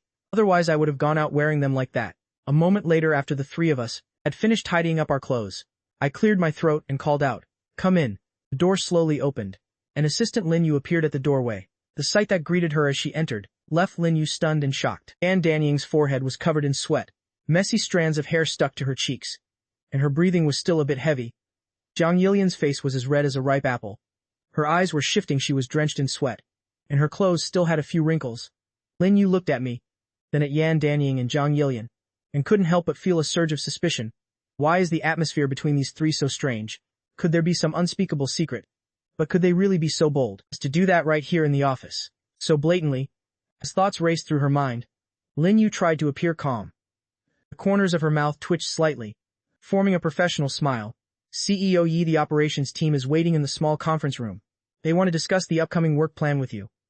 I nodded, then said with feigned composure, "All right, I understand. You go to the meeting room first, bring your notebook. You'll need to take minutes later. We'll be there shortly." Lin Yu nodded repeatedly, then replied with a serious expression, "Yes, CEO Yi." Lin Yu turned and quickly left the office, gently closing the door behind her. Watching Lin Yu's retreating back, I breathed a small sigh of relief. I turned to look at Yan Danying and Jiang Yilian, my gaze carrying a touch of reassurance. "There's a restroom and a mirror in the lounge. Go in there and tidy yourselves up, and touch up your makeup. We'll go to the meeting together in the small conference room in a bit." Yan Danying and Jiang Yilian replied in unison, "Yes, sir." After speaking, they looked at each other and smiled. That smile revealed a hint of intimacy. One mature and one youthful, the two beauties held hands as they went into the restroom to fix their makeup. Soon after, the three of us were ready and headed toward the conference room together. Right now, the most important thing is still posting the videos and the operations. In the meeting room, several people from the operations team were already gathered around the table. I smiled and greeted everyone. "Sorry to keep you all waiting. Let's get started right away." Everyone sat together, discussing the upcoming operations plan. With great enthusiasm, the entire office was filled with an atmosphere that was both urgent and full of life. Once the meeting ended, I stood up and stretched, then said with a smile to Yan Danying and Jiang Yilian, "Let's go, we've been busy all morning, and am absolutely starving. It'll take you both out for a great meal." At a nearby Chinese restaurant, we enjoyed a delicious meal, while chatting about work matters. Jiang Yilian's mouth was stuffed full of food, making her look like an adorable little hamster. She spoke with her mouth full. "Young Master Yi, tell me, if our video goes viral this time, will I get advertising contracts?" I smiled, popped a piece of meat into my mouth, then spoke leisurely. "That's a given. As long as the video blows up, your popularity will definitely skyrocket. Advertisers will naturally come seeking you out then. However, this is only the beginning. Your road ahead is still very long. Just do as I say, and I'll take care of the rest." I knew very well in my heart, the quality of this video is exceptionally high, far surpassing all current bloggers. It's a total domination.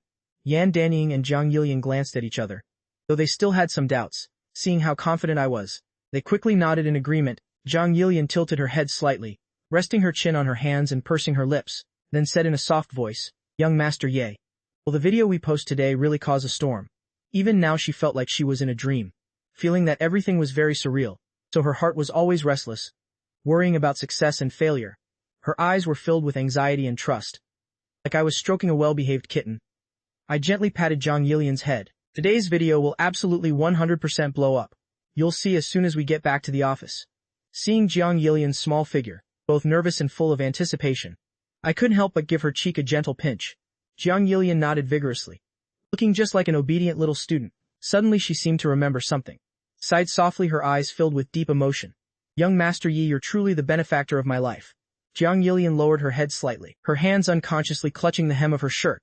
I leaned forward a bit, reaching out to gently wipe a tear from the corner of her eye, while my other hand caressed her smooth face. Then I leaned in slightly and placed a soft kiss on her forehead. "As long as you're willing to work hard, I believe you can definitely become a major blogger with millions, or even tens of millions of followers. Then you'll be chased by fans wherever you go. Besides, with our relationship being this close, as long as you stay loyal, I could never bear to abandon you." Yan Danying, who was nearby, also said with a smile, "Yilian, you must seize this opportunity well. It's rare for CEO Yi to value someone this much. He'll surely help you reach the stars." In her heart, Yan Danying was happy for Jiang Yilian. After all, she was her only ally. Ever since she found out I had so many beauties and was so powerful, Yan Danying had made up her mind. to bring in an ally to help maintain her favor, and Jiang Yilian was her natural ally. First of all, Jiang Yilian was the company's hot girl. She had a natural advantage in terms of proximity and status. Moreover, they were comrades in the same trench. Yan Danying even planned to bring Bai Ji into the fold. Although she loathed Gao Yi, she had known Bai Ji for many years, and their relationship had always been very good. But to become allies, one must go through life and death together. Yan Danying's beautiful eyes constantly swept over me, unconsciously licking her red lips. You'll have to find a chance for us, Little Feng and me, to visit Bai Ji's house together.